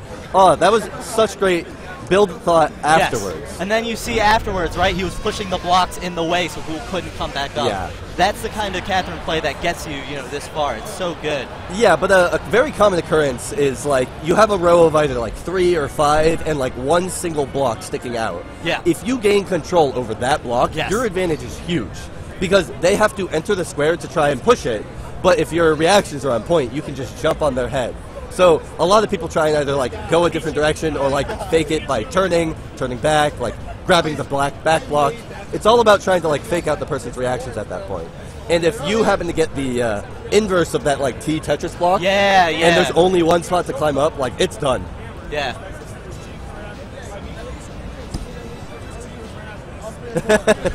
Speaking of which, Tetris Teams is right after this. So if you're enjoying this block pushing action, block falling action will follow soon. So I think this was a very expected kind of counter pick. Ghoul loves climbing, so of course he's going to pick Cathedral. The real neat thing that happened there was Sketches just hung off the side to start, to I think watch what Ghoul was going to do, and to make sure that he wouldn't get any item slots. Because if you are lower than your opponent, then they will usually... Right, it's like those Mario Kart rules, right? You get better items the farther behind you are. But meanwhile, Ghoul with the X Factor and a block, a dark block even. Oh, that was so delayed. I think he expected to walk forward. Frame. There we go, another and then drop stop, kick. Quick DP. Now he's in altered state. Will fall there. It's okay. He got rid of it just fine. I was half expecting Sketches to try to grab that block, so I'm really glad that he didn't. It was, not being greedy. Sketches played some great defense, and he still is. This is good defense. This is really good, right? Ghoul thinking about now, like, what does he do? Does he just like leave? He has to push that down was the a stage. really. That was... All right, Sketches takes the advantage. It looks like, I don't know. This middle tower is pretty scary Yeah. though. Like he has to. Oh no, he put himself in jail. One extra input is all it takes. Yeah. Sketches Ghoul's looking on a roll, little bit jeez. upset. So we'll see if he can. Ghoul's maintain not his making a happy composure. face. Yeah, not a happy face. It's so easy to get on tilt in this game. Yes. Very quick. And I'm sure for Sketches, right? He's coming off of that high of just beating Dacin. Oh, so of course. Definitely. I was saying earlier in my commentary that I think the mental aspect of this game is so like important. Yes. And Sketches is like risking it all. This is a risky thing to try to push out Cathedral. Yeah, he's guaranteeing a fight at this point. Yeah. Like So this is stage. very Oh, interesting. Oh, he did have a no. Oh my God. This is crazy. This is just nutty. Oh, that What was a so fall. good. He waited He for the uses the item item. He knew. He can't grab the ledge. He's in altered state. If he grabs the ledge, That's it. That's it. Is this 3 out of 5 now? Oh, this is loser This semis. is the loser side. So that was it. So that was just Ghoul's like out. that. Sketches Sketches. showing he is powerful.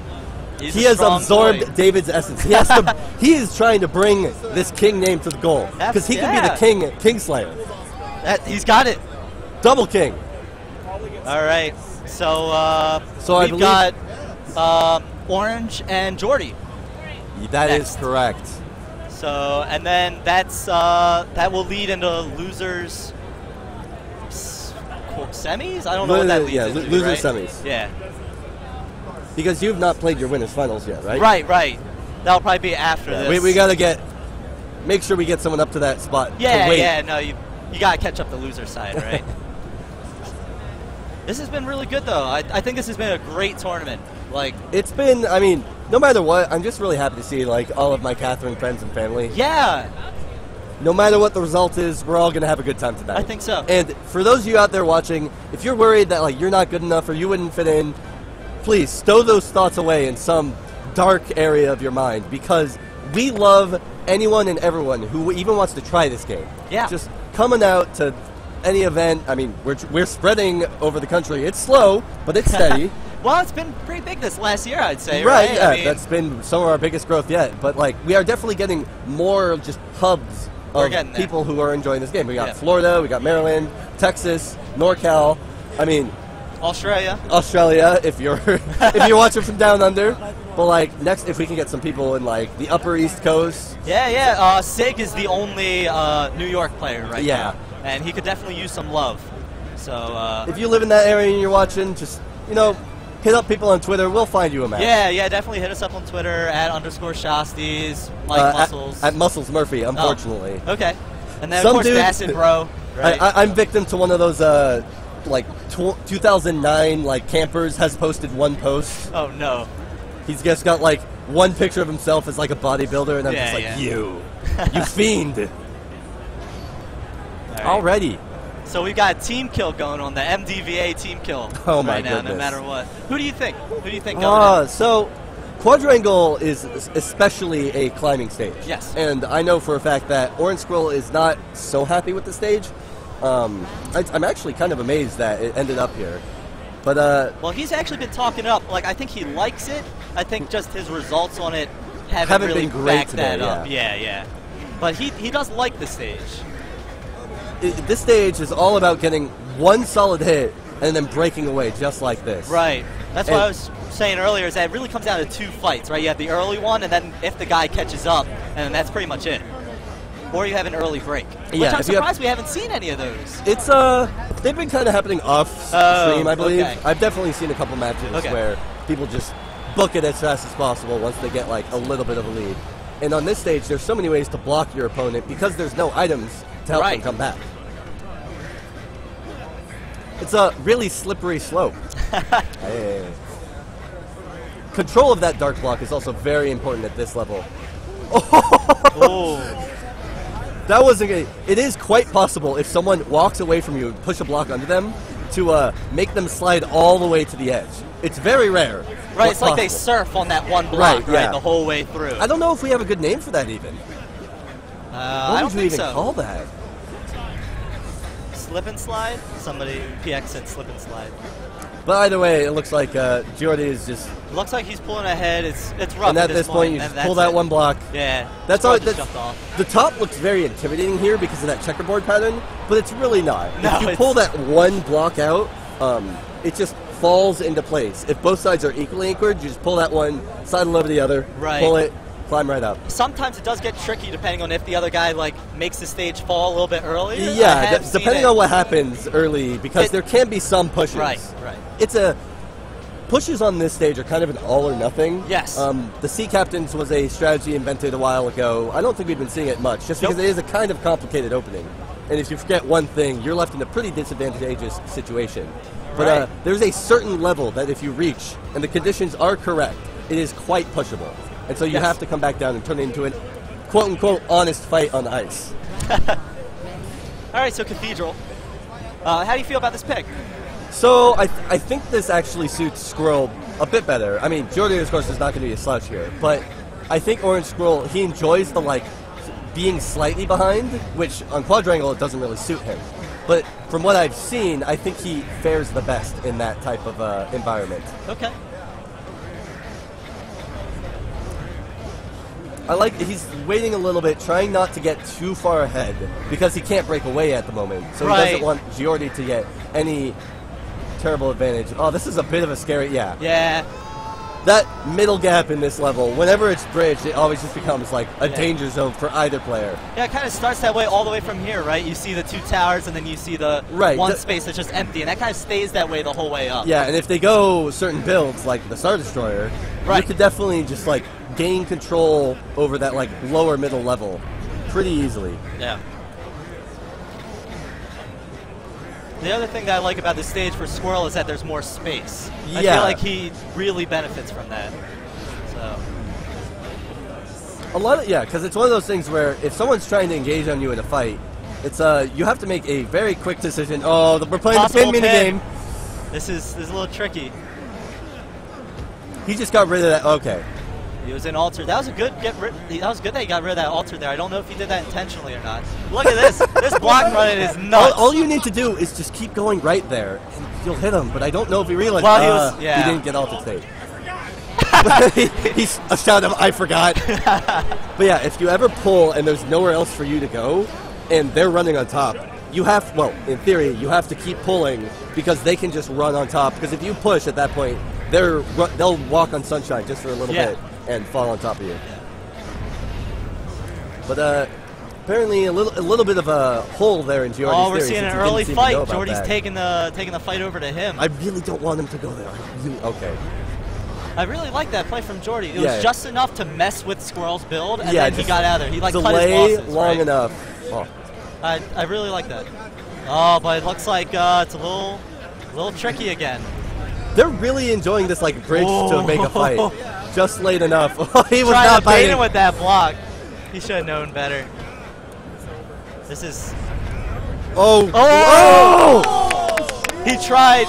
So what you can do is if the other guy tries to evade like that, you can actually crush them with the block that you create. And he was going for that. He was just a bit slow on it though. Yeah. And items in this game appear before the visual appears. So he was just there walking on an invisible dark block. Yeah.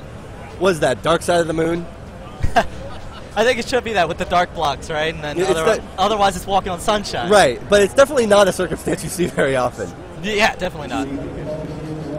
But yeah, that's actually that using a dark block to crush a fleeing opponent actually shows itself quite often on Torture Chamber. If you can set up, if you can see where they're climbing up and a spike block is there, and you're standing next to it with a block of any kind, if they get up and they try and run away from you, they get crushed by the block. And if they try and pillow hit you, they get hit by the spikes. All right, Orange Squirrel looks like he's going for a push out. Okay, yeah, Orange Squirrel, he might be saying, I believe Jordy is a better climber than me. So I'm just going to turn this into an honest fight. Delayed Wow, hit. Yeah. There are a bit of, your character can exist in two places at once in this game moments, and climbing a block is one of them. You're counting on top of it and the space you just are for a little bit. Yeah, it's kind of like your hitbox isn't there until, the animation is done. Right. Right. Oh, now he should be an altered, right? Yeah. So that's good that he got rid of that there. That was very smart. Possible X Factor. Double X Factor. Here we go, the snake bite. The coach put him in. Oh, Jordy's playing some good defense. So yeah, he's going to this smart. other side. No, he's still following.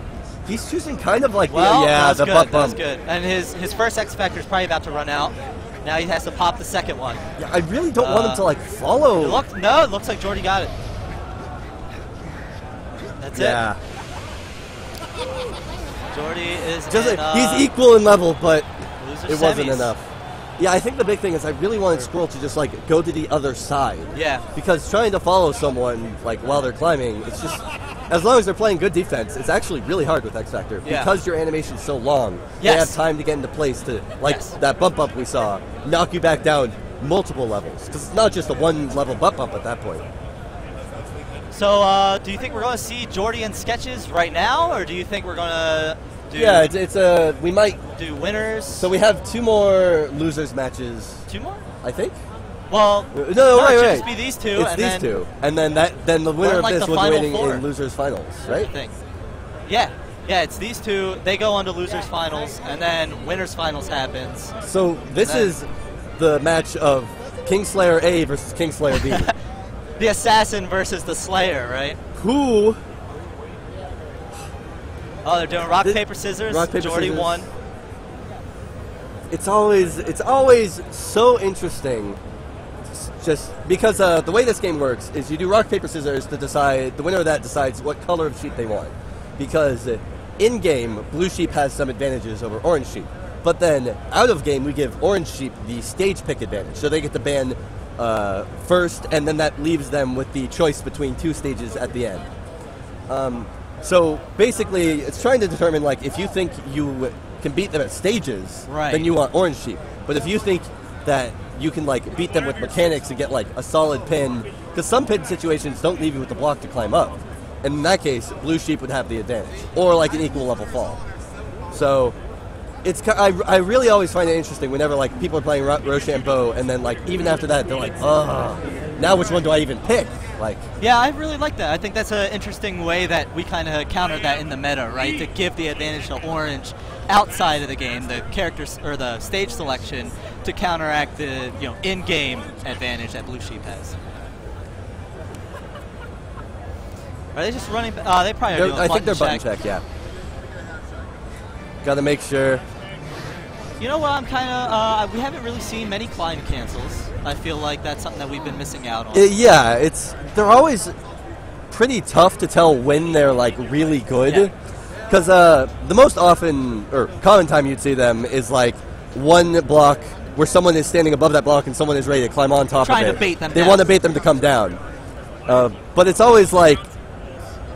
There's so many things where it's like, is it worth the risk if you mess up, if they don't take the bait? Right. Because the way that you do it is that you tap the A button while you're climbing, and so if you mess up, you might accidentally push that block or something like that. So, it's a pretty interesting, if we'll see it, we'll point it out, but like your character starts climbing and then snaps back down to the level they were already at. So I think they picked Quadrangle. Quadrangle, it seems to be like one of those stages that no one quite hates enough to ban early, but like no one loves enough to like... It's really interesting because like it seems to be a pretty neutral stage actually.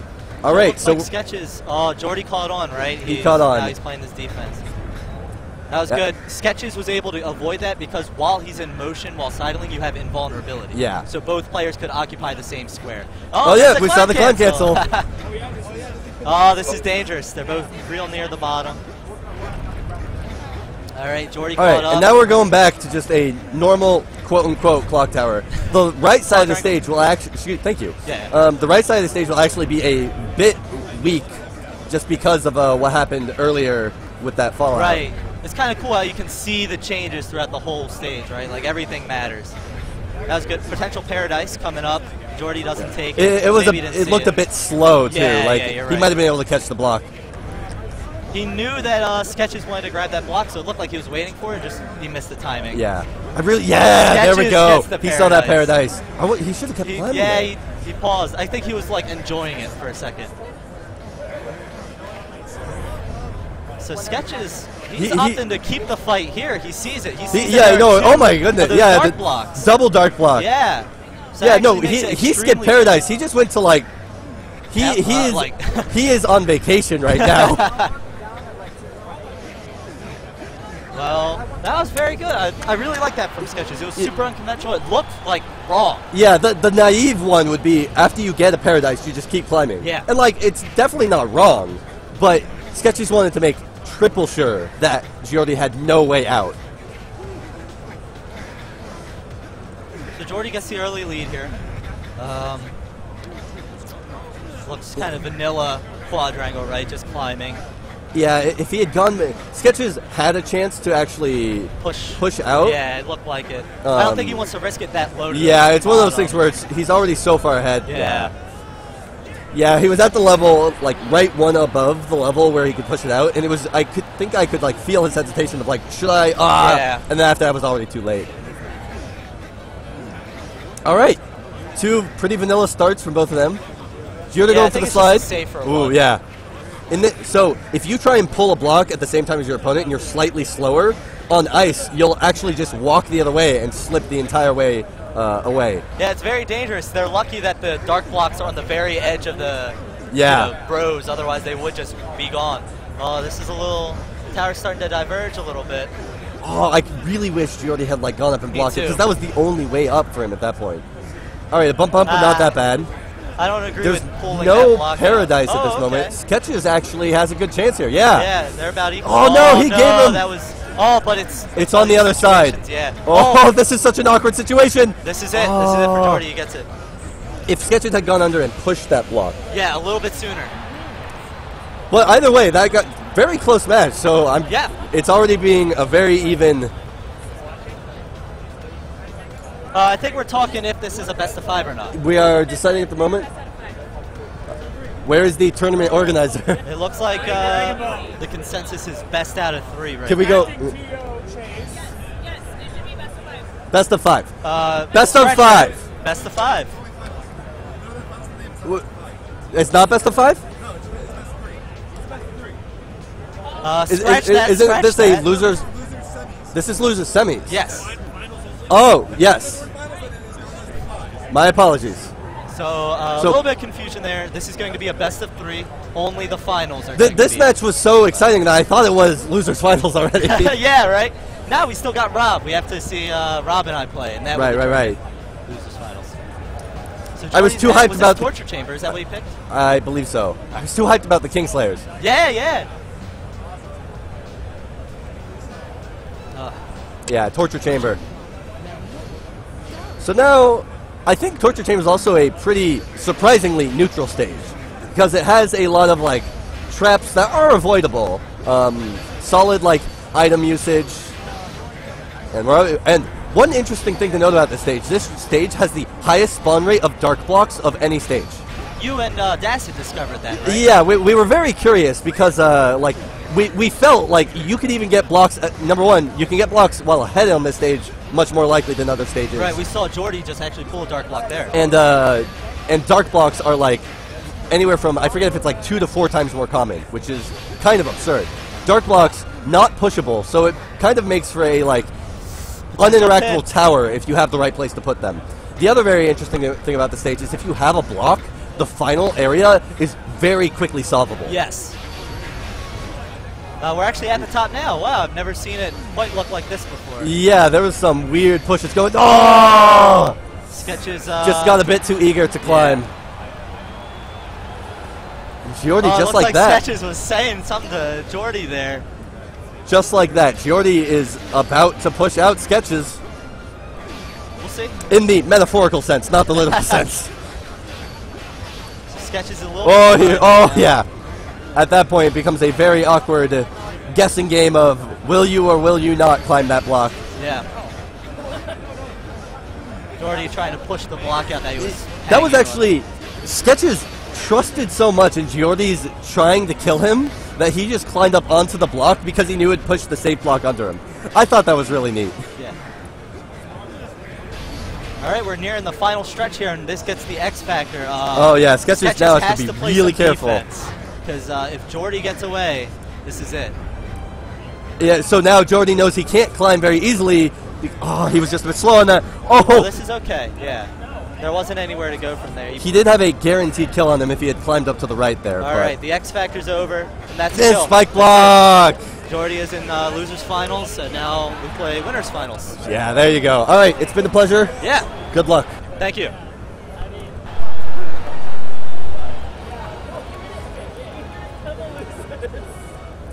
And just like that, ladies and gentlemen, did you know we have reached the finals part of this Catherine tournament? And joining me back on the mic, Kara Cancel. Hi, guys. Is your voice feeling better? You've been talking a lot. Oh, yeah. No, my voice is great. I'm going to... we all know that. It's true.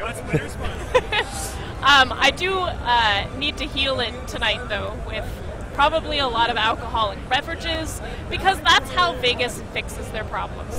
Throw enough alcohol at it, and it probably is fine. Yeah, it's a disinfectant, makes you forget things hurt, and that's what most people at That's what Evo Vegas is will about. do. Forget the hurt. Forget the tournament losses. Exactly. And that's why they have EVO at Las Vegas. And now you know. So nerds can drown their sorrows or winnings in alcohol. Specifically slushies. Of course. Yeah. All right. Shout outs we to those have- slushies. Those slushies save and ruin lives.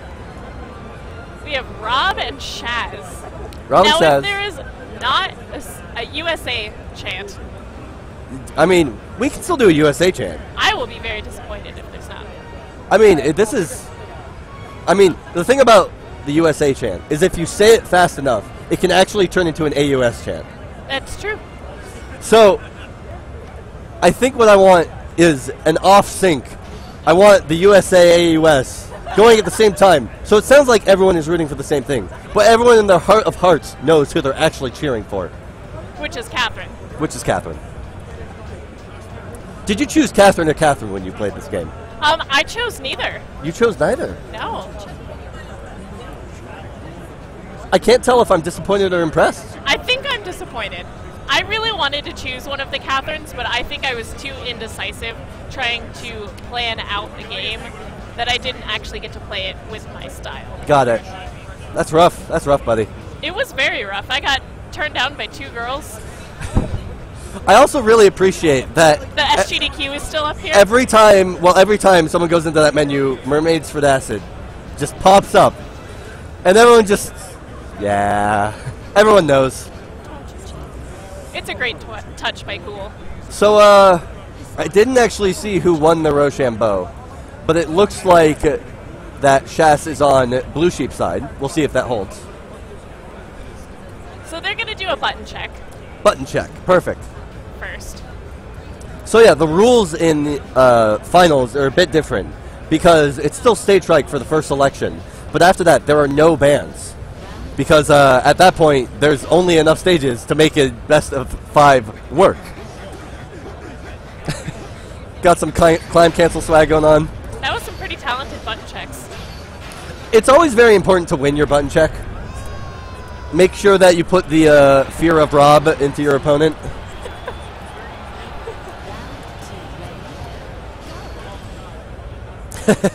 Need some webcam adjustment because Shas, he loves to play standing. He is just such a diva. He needs to play in the wave. See, the thing is, Shas, both personally and in-game, loves having the height advantage. Oh, yeah.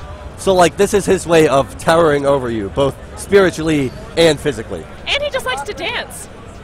I mean, it's very important. Like, we see the sheep shuffle in this when you're just standing still. They've got that little hop dance going. He has to do his actual footsies. You've got to during the make game sure footsies. to feel yourself in this game. Oh, yeah. And look at him. He's already bopping his head. Oh, yeah. He knows. He gave me the nod. So it looks like we're starting real at the Underground Cemetery. Underground Cemetery, surprisingly not too often of a first-round pick, just because of how volatile it can be sometimes. So, Rob very quickly tried to ruin a bit of Shas's side, so Shas now only has the 2 base to work with. But honestly, Shas is not he is not hurt by that. Yeah. You climb far enough on this stage and things even out. He's got 3 to work with. And this is a very even... I think the defining factor here is going to be who gets the item first, and now it's Rob with the item. Oh, a bit of a trying to juke out stuff right there. Good kick. As long as Shaz has some good defense now, he should be able to keep him in front of Rob. And just like that, He butt blocked the area that Rob totally wanted to go. He's really close to the end now. If he climbs, he might just be able to break away. Oh, no, he... Oh!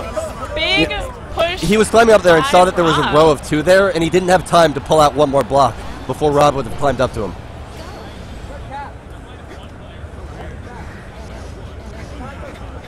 All right, making it very common to make the middle very dangerous in this stage.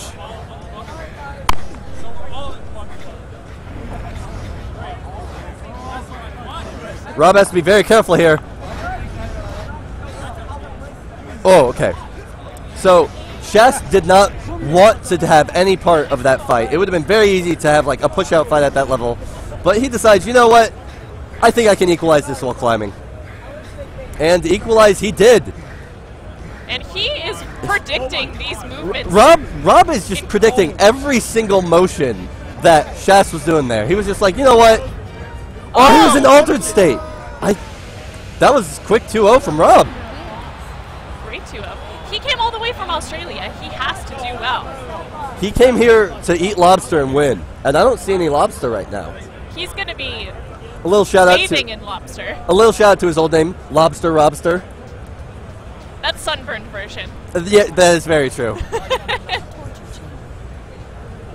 right, here we go. Showing some love, getting that fist bump in. All right, currently we're just going through the stages. Started 1 at Underground, number 2 is Torture. We'll see if that pattern follows.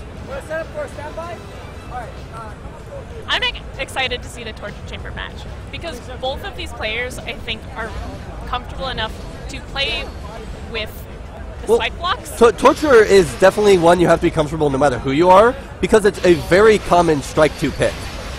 It's because of how like just volatile some of the other stages are. Torture is kind of one of those like, well, it's not so bad, so I won't like ban it when I'm striking stages. Like compared to like Clock Tower, which I know a lot of people have volatile opinions about Clock Tower. Quadrangle can be a bit more like that. Cathedral. It's a love or a hate. Torture Chamber, no one loves it, no one hates it. Right. Actually, some people do love it. Some people do love it.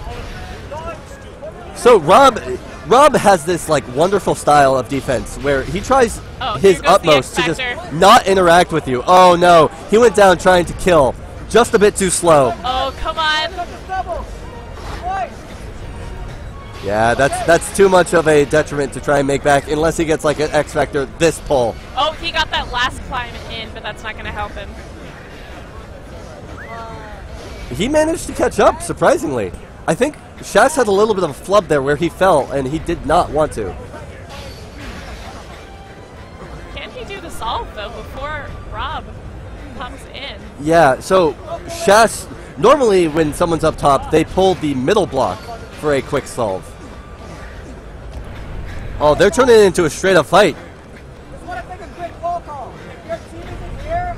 This is stressful. Oh! Walking on sunshine! And it looks... Just like that. That should be enough time for him to win. He decided to go to the other side? Very brave, but it works out. Oh! And Rob takes it, proving a point for Australia. He plays that like really close, uncomfortable defense. Really, though, the questionable actions from there were from Shast when he had a definite lead and sort of ruined his top solve. So right now you see him playing sidle defense, saying like, you know what, you're not allowed to get up here. Oh and God! He runs over and gets the X Factor too. This could be the break he needs. A 2-0 lead on winners finals is nothing to scoff at. He's got to be a little careful and can't just like hold up no matter where he goes, because if he doesn't have a way up, those spikes will kill him. His X Factor is probably going to allow him 1 or 2 more climbs. There it is. This whole tournament is so unpredictable. Oh my goodness. And Shaz gets RNGesus on his side. Oh, he was testing Shast that whole time. If Shast had messed up one single sidle, but just like that. There we go. USA, Shaz finally getting around. Maybe he's starting to feel himself a little bit more. It's one of those things where people are like, oh, X Factor, that's cheap. Oh, X Factor, that's unfair. It's like, it is one of those things that you can play around. You really do have to account for it if you have that much of a lead.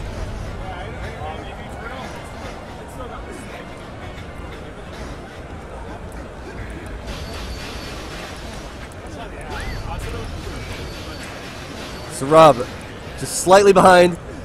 Still not in a terrible position. Both using up their dark blocks. Oh, this is so tense. Now, Rob has been doing a great job at predicting all of Chaz's movements so far. It's one of those where like neither one gets far enough ahead for them, either one, to really feel comfortable enough with the lead that they have. He only threatened the stage to fall there and then pulled the block back in to save it. And Rob got another X Factor. Oh, he can block it. He decides not to. No, but yeah, oh! The pillow hit is what killed him. Yeah, the only safe way was to sidle off the left side there. But he just got... It's so easy to get antsy in these grand final or winners finals matches because just so much is going on. You're thinking about this match, the next match. What do you got to do to just win? And sometimes it's all just too much.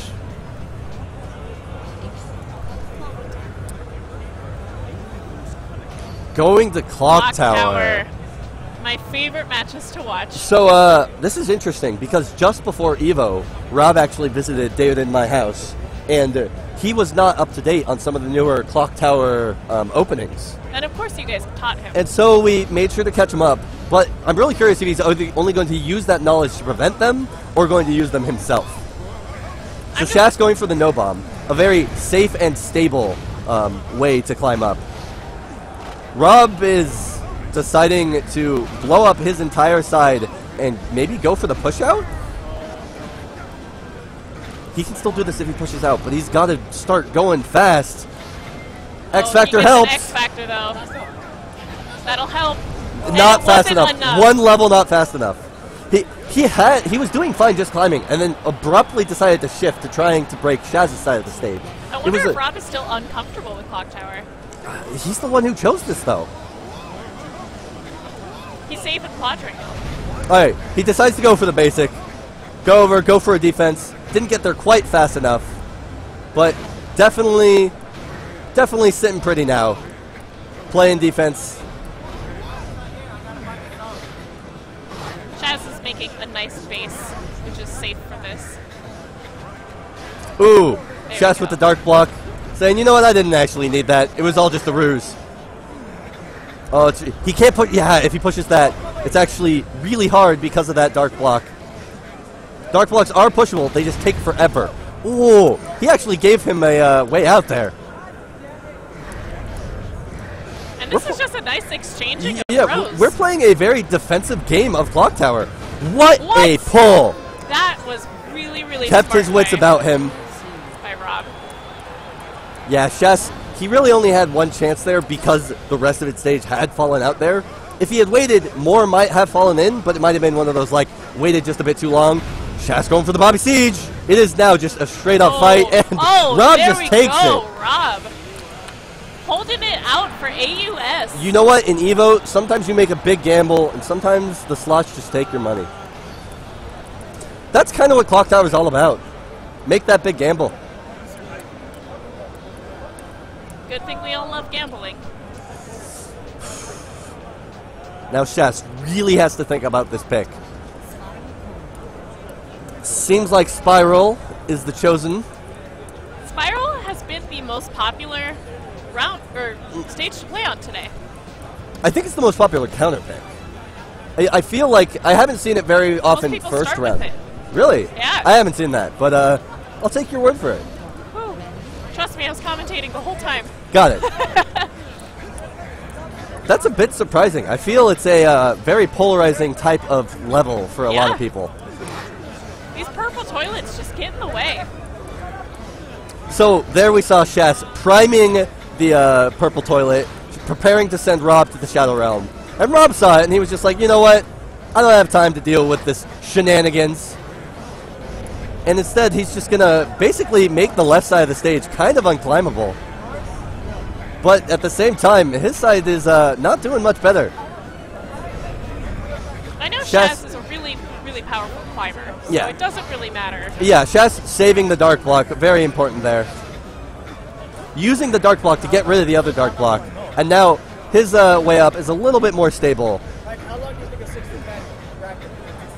And it looks like Rob got Rob has to farm. He had to farm for an item there because that toilet was blocking his way. Don't you hate it when toilets just block your path? Happens more often than I'd like, honestly. It's kind of a shitty situation.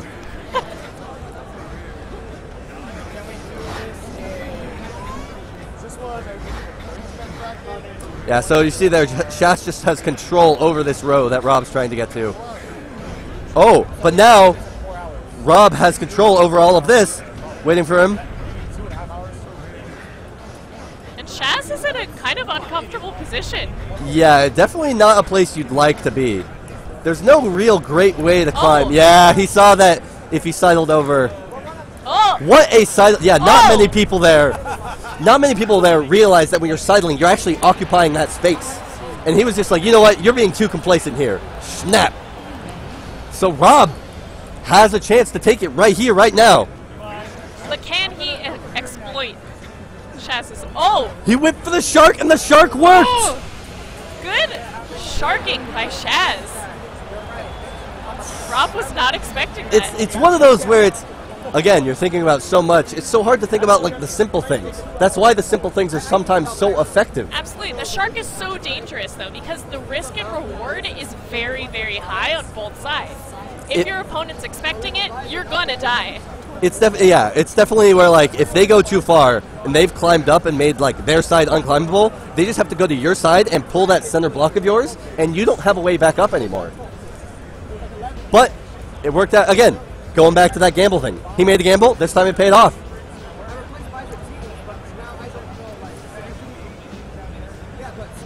Shas dancing a little, making sure to free himself up, feel himself.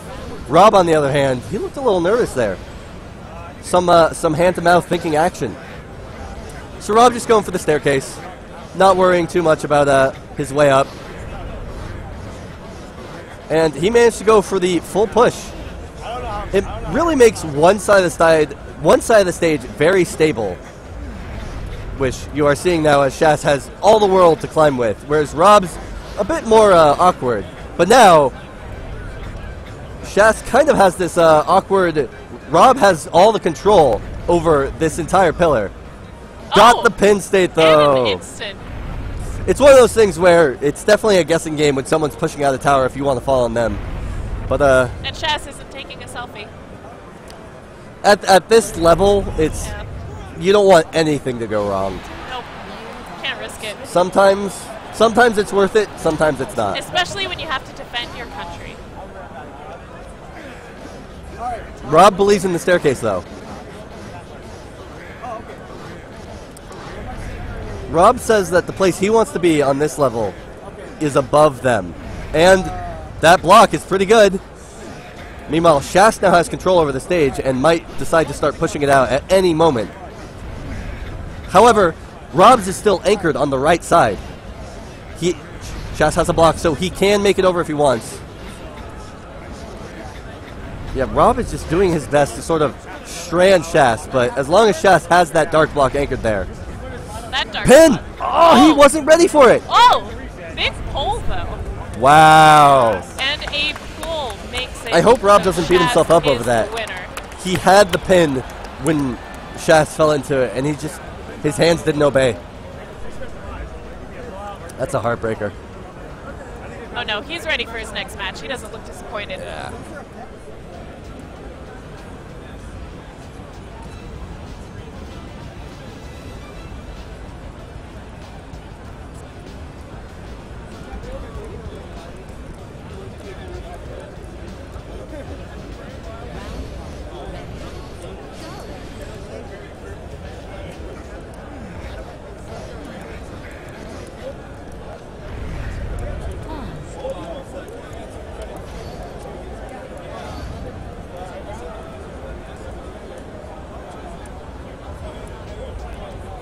Oh, that's very important. Back up. The message you sent. All right, ladies and gentlemen, it appears that we are coming back live. Just in time for Losers Finals. We have the King Killer, King Killer, who killed the other King Killer. who killed the other King Killer. King Killer squared. And now he might lose to Australia, possibly. He might lose to Australia. But consider this. He might beat Australia. He might kill the king of Australia. Oh, I don't... Does Australia have kings? No, it's more of a democracy. Yeah.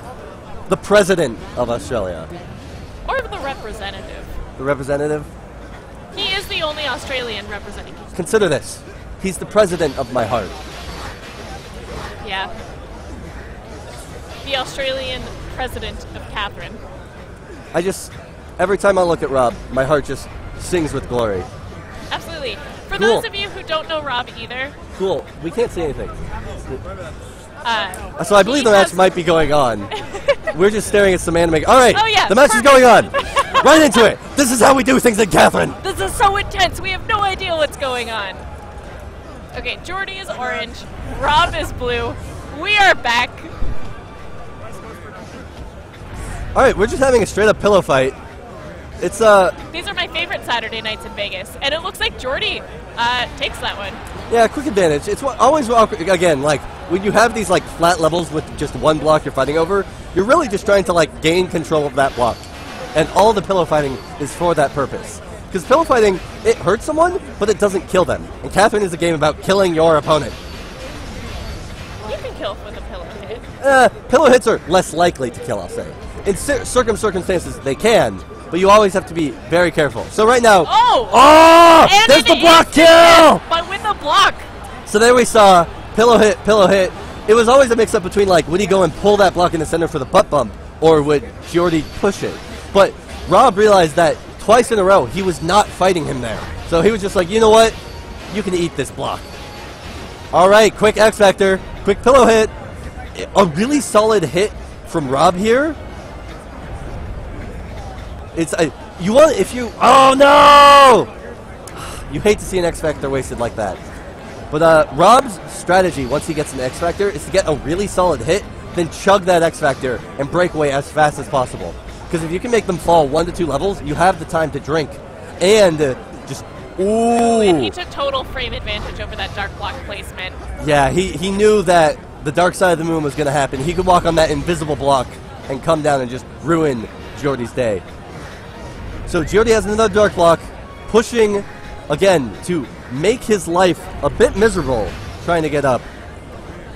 Rob is just trying to strand Jordy with all his might, either making it too tall or just like this awkward situation. Rob is playing very toxically. Rob loves that toxic. I mean, have you ever had Marmite? That shit kills your insides. Well, I'm glad I haven't had that. But if you eat it for long enough, like Rob, you embrace the toxicity. You understand how to just be. You are what you eat. And he's just a big thing of, what was that, Marmite? Have you ever had Marmite? No. It's like apparently the Australian staple. I thought it was Vegemite. Oh, is that Vegemite? I thought it was Marmite. No, I think they it could be both. I think it's both. We're going to have to do some Australian Yeah, I'm research, gonna have to ask him specifically afterwards. for Catherine purposes. All right, we're back to this fight, trying to control that singular block. The climb cancels, the All right, timings. 2 blocks are now in play. If you see the like crown, once you have this like weird like T block after T block of like Tetris level, anyone who climbs should die. But eventually, it looks like they abandoned the fight. Going back to Rob's level. Oh, that is not an X Factor Rob wants to see right now. Thankfully, this is a 3 level, which means that no matter what, Jordy is going to have to find a way to break away, and it's not going to be easy because he can't just climb willy-nilly. Oh, there it is, Rob though. lets it go. But he burned most of that X Factor time. Yeah, so he doesn't get like a huge lead. What a fall! Oh, this is such a dangerous area. That one spike block is still active. Rob just saying, you have to go up on that spike block. Oh, nope. He decides to fuse it. Interesting choice there. Oh. Doesn't go for the full. Push and pull makes them occupy the same space. Oh, this is such a good sidle. Defense holds. hold, and he lost it. Rob was in altered state. So the moment you hang and you're in altered state, you get altered state from trying to DP a block when someone knocks you into it. But if you try and hang at that point, you just let go. Your character does not have the strength in the arms to go up anymore.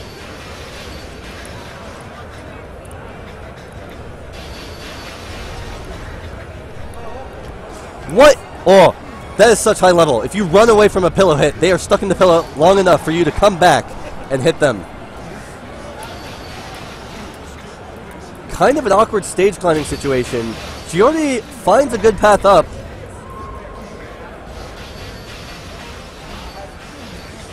This is such a nail biter.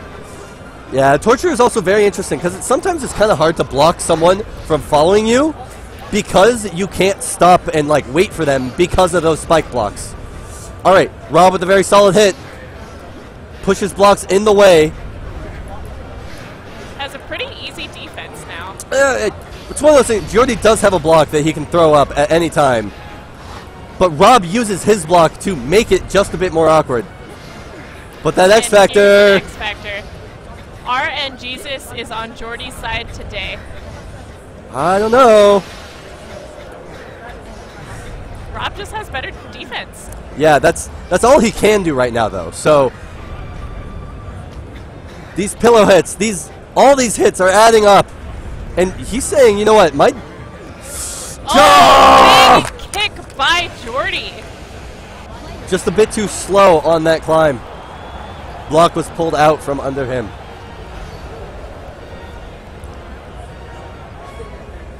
Will we have Maryland Grand Finals? Or will it be the salty run back? Shast versus Rob. So, on the stage lifts that we have left, very quick Underground Cemetery. I'm very surprised they're not going to Quadrangle. I mean, we'll probably see it eventually. It's also could be just one of those, like, Rob felt that he had the upper hand in fights up till a point. So he might just want to try and drag it more into, like, a slugfest. I think Rob's ready to fight. Well, I mean, you choose the stage when you want to fight. That's just how this stage goes. Rob just wants blood. A little synchronization there.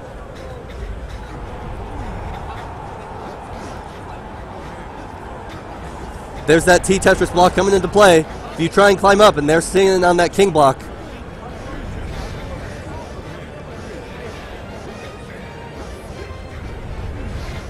There's that X Factor. That might be what he needs. He's got to drink it so he doesn't grab that other item. But it might be too much of a deficit. He has a quick way up, but not fast enough. This stage is so short, so if you get an X Factor in like the mid-level, it sometimes just is not even fast enough to get you up to speed. But yeah, we saw there, like, the moment that, like, Rob stopped fighting was the moment that Giordi just, like, went down went up, and was able to climb to the finish. And I'm actually very surprised this Catherine tournament. I haven't seen a lot of full stage pushes out of Clock Tower. Out of Clock Underground Cemetery, another one famous, just, like, ease of being pushed out. But, again, we have this mid-level X Factor. Oh, the push might be, he just threatened the push there. Oh, and there we go, finally, Rob has the lead here. But just a second behind! The block. Giordi takes it.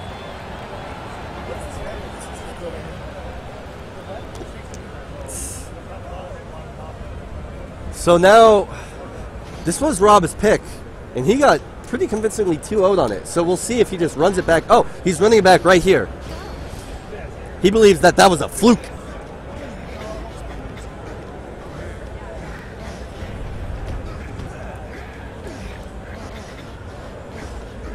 It's the perfect time to stage push, but Rob just doesn't seem to believe. It's too late now.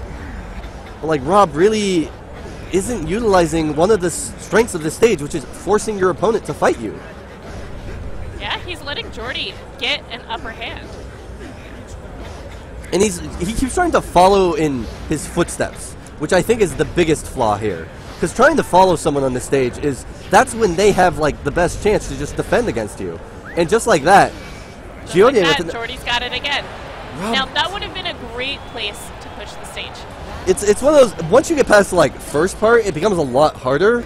But it's definitely one of those, you at least have to like threaten it. You can't just let this kind of thing happen. And a big push, yeah. There we go. Definitely, I think Rob has been trying to play this like one below, but Giordi is just much faster than anticipated. So we'll see right now. Okay, so he pulls the block out. How nice for Giordi. Let's be honest too. I think they were trying to get a little fancy in the last rounds. That's entirely possible. X Factor, and they're both going for it. And at this point, if you don't push out the stage, Rob, I'm going to be actually upset with you. Push, push, push. Don't, what are you doing? At this point, I don't believe that Rob, unless he gets an X Factor, literally next push, it's just too little too late. Jordy has such a far advantage. Yeah, that bump, there's only one way up. You don't, Rob, no. It's too late. He's making the stage go to him, and Jordy takes it. Jordy defends the USA. So now, the real... So, coming from losers, we have Giordi, the King Slayer. First round goes up against the favorite of the tournament to win. With his best friend. Best friend and practice partner. There will be mind games on a level we will not be able to perceive because these two play each other that often. Now, Mike, does this sound familiar at all? Two best friends playing in Catherine Grand Finals. Never heard of it before. That never ever happened. Never, not at CEO Otaku, ever. I don't know what you're talking about. Never happened. Mike hates Dacenbro. Who? That's what I just got. Who? Never mind. Just doesn't know who this guy is. No, that name, it kind of rings a bell. Like, blonde guy, kind of tall, likes to wear a crown. That's... On his ego. That's Shaz now, right? Oh, right? that is Shaz. He is the king of Catherine. He is now the king. He is the highest place. He is the king of Catherine, #1. And he is now definitely the highest seed favorite to win. Wait, is this going to be an EVO 2015 all over again with Pen Ninja and Rob? Ooh. Is the coach going to beat the king? It's entirely possible. It is entirely possible. With the way Jordy has been playing today, I think he might actually be the king of Catherine EVO champion. Well, I mean, Giordi was the Kingslayer to start with because he beat the longtime running king. He who shall not be named. But Shaz is technically the king of Catherine. Giordi has that Kingslayer power already on his side. Is Dacenbro Voldemort now? He always was to me. Yeah, okay. This is a great button check round. This is absolutely a button check. If this is not a button check... No, this is not. This is a legal stage. They're playing. If they both agree, it can be a legal stage, all right, but... So this is how they're playing, and... So, Shaz? This is a banned stage for good reason, because these rows of dark blocks make for a lot of non-interactivity. So right now, Giordi making sure... Oh, gosh. I can't believe this is real. I cannot believe this is real. Shaz isn't just a bad spot. Jordy's pulling it out. Is this... What is this, Imperial? This is Imperial, yeah. Yeah, okay. Ladies and gentlemen. This is amazing. This is 2017. This is how Catherine This is is the game we play. The blocks have mouths on them. They move around. So, right now you can see Giordi was just trying to keep that, like, crown formation going, where you have a gap between every block. So if someone climbs up very unintelligently, you just have, all of a sudden, the best way to kill them. But, as you're seeing, a block that really never appears is appearing now. It's these mouth blocks. It's an X factor that's really, really helpful. on this stage. Incredibly helpful.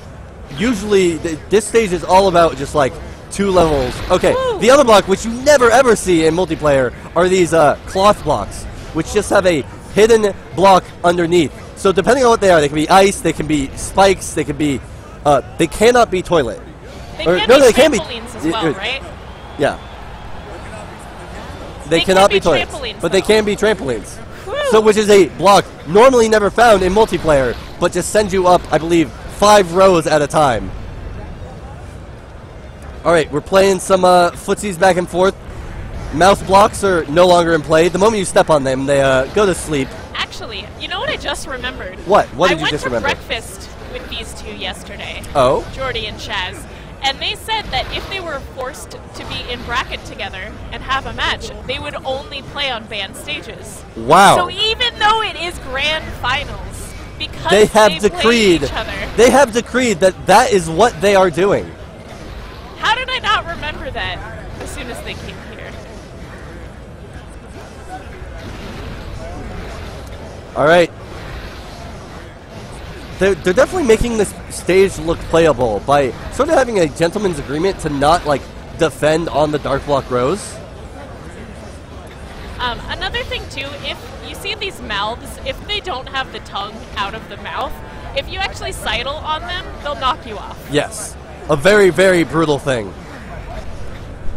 And finally, we get to the wall of mystery. A bomb, not really what you want to see start, because that will completely disappear. Oh, now Jordy absolutely has to play only defense. But it's too late. It's too late. Chaz does it. All right, I just have to ask real quick. Was that real? That was okay. Yes. I was gonna say. That was real. I think they're only going to play the banned stages. Well, we're about to see. Well, the thing is, some banned stages are more playable than others. Like Prison, if you decide to play either the Rochambeau version of Prison or actual Prison, it's it can be a playable stage. That's what I'll say. Oh, that's no, where they're I'll going end to it. underground. All right. This one's completely legal.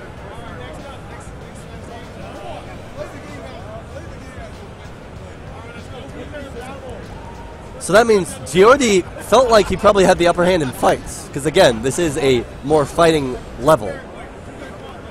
And Jordy and Chaz are both very strong climbers. It's true. It's one of those where it's like Shas is traditionally known as the climber. He sort of has all the tech and is known as like the fastest climber. Oh! Oh! Jordy with the turnaround to catch the block. A tech that is not often seen. And Chaz keeps baiting him with the same block. It's definitely he's trying to make this as hard as possible to climb for Jordy. Jordy decides, you know what, that right side of the stage, that's ugly. I don't want that anymore.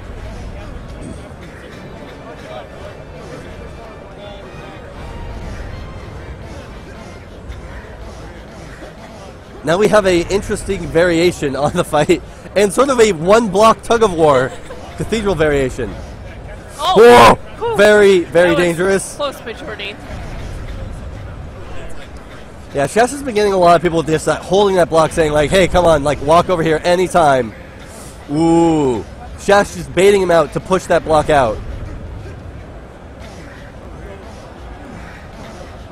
And Jordy's in a very awkward position. He's almost in a no man's land. It's not so bad. There were plenty of ways out. It was just no items in all of that time was honestly the biggest shocker to me. Oh, just like that! Jordy with the last second X Factor. Even Shas's sheep was looking up in surprise like, what are you doing here? When did you get here? Ooh, Shas already threatening the stage push, and there you go. He forced Jordy back down into a raw fight.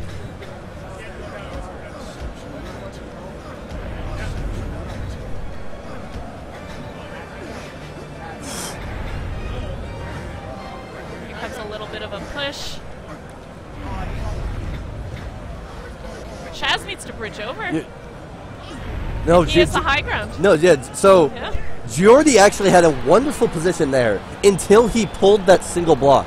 When when the Tetris T-block was upside down, if you push out that center one, all 3 will fall. And it gives you such a stable base to work with. But he pulled, and all of a sudden the rest of his stage was gone, and he just had a block over his head. So Giordi is saying, you know what? That fight was wrong. I'm just going to speed my way, well, as much as possible at least,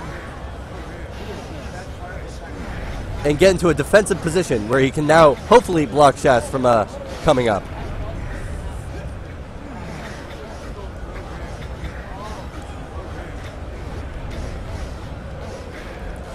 Shas is doing his best to make this cancerous so Giordi can't climb, but Giordi really didn't have too much of a problem. So we're really near to the top. So really, Giordi has the block. Oh. No, it's too slow. Shaz! Shaz with the payback X Factor comeback.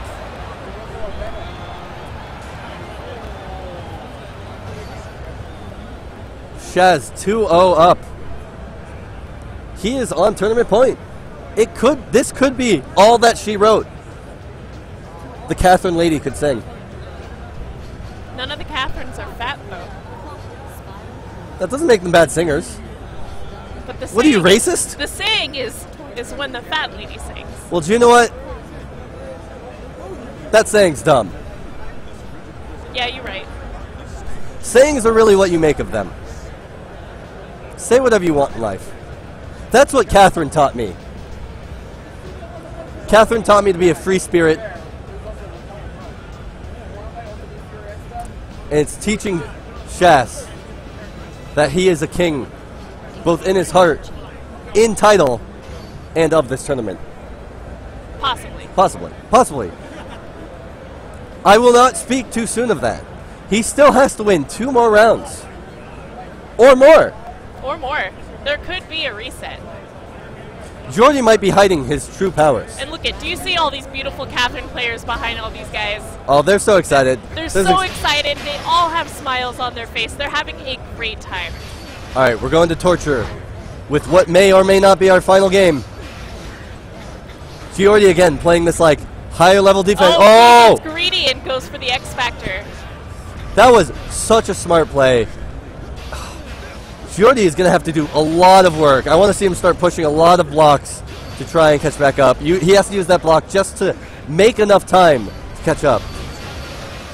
Pull doesn't get the X Factor he wants. Luckily, but honestly, Torture Chamber is a little bit longer of a stage. it is. He also played that as best as he could. Oh, the delayed hit! I really want to see Giordi push more blocks that people are standing on. He doesn't seem to have that instinct within him yet. Not that reflex yet. Right. Shas on finally tournament match. Depending on how this one goes. Shas making his side a little scary just so Giordi does not come over. But at the same level, he sort of made it scary for himself. This block will help him get up though. But you know that's not what he's looking for. He is absolutely looking for that X Factor right here, and right now. Found it.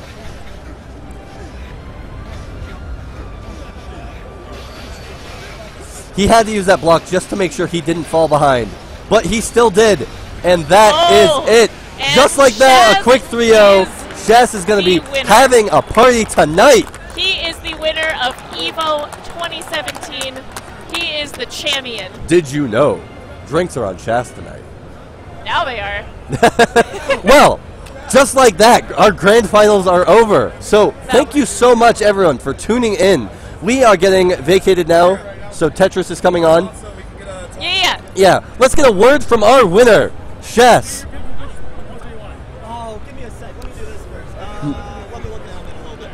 So how does it feel to not only be the king of Catherine, but to defeat the Kingslayer? We were worried because he had that Kingslayer title, but you were like, you know what?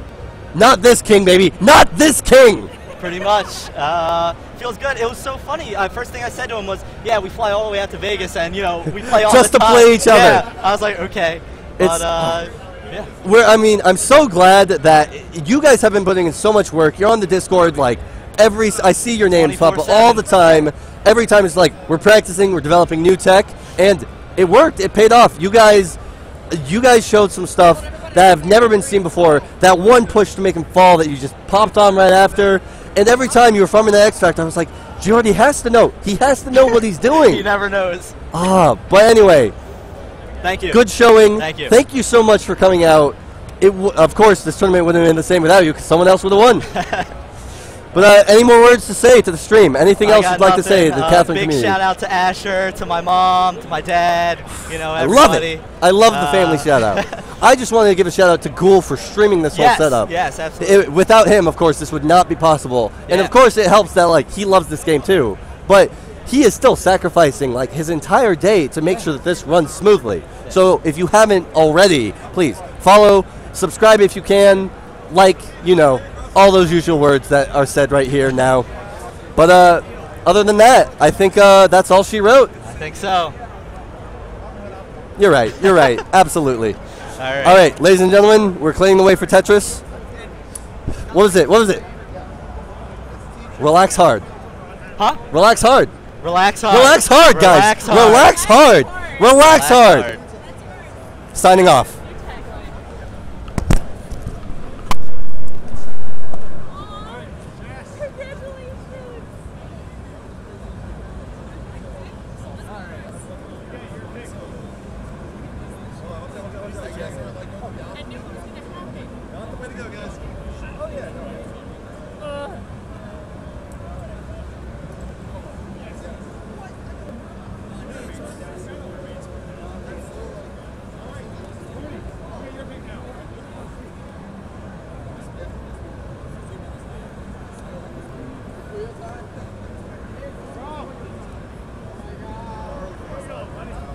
Oh, I got the one I wanted. That's the tech. That's the real tech.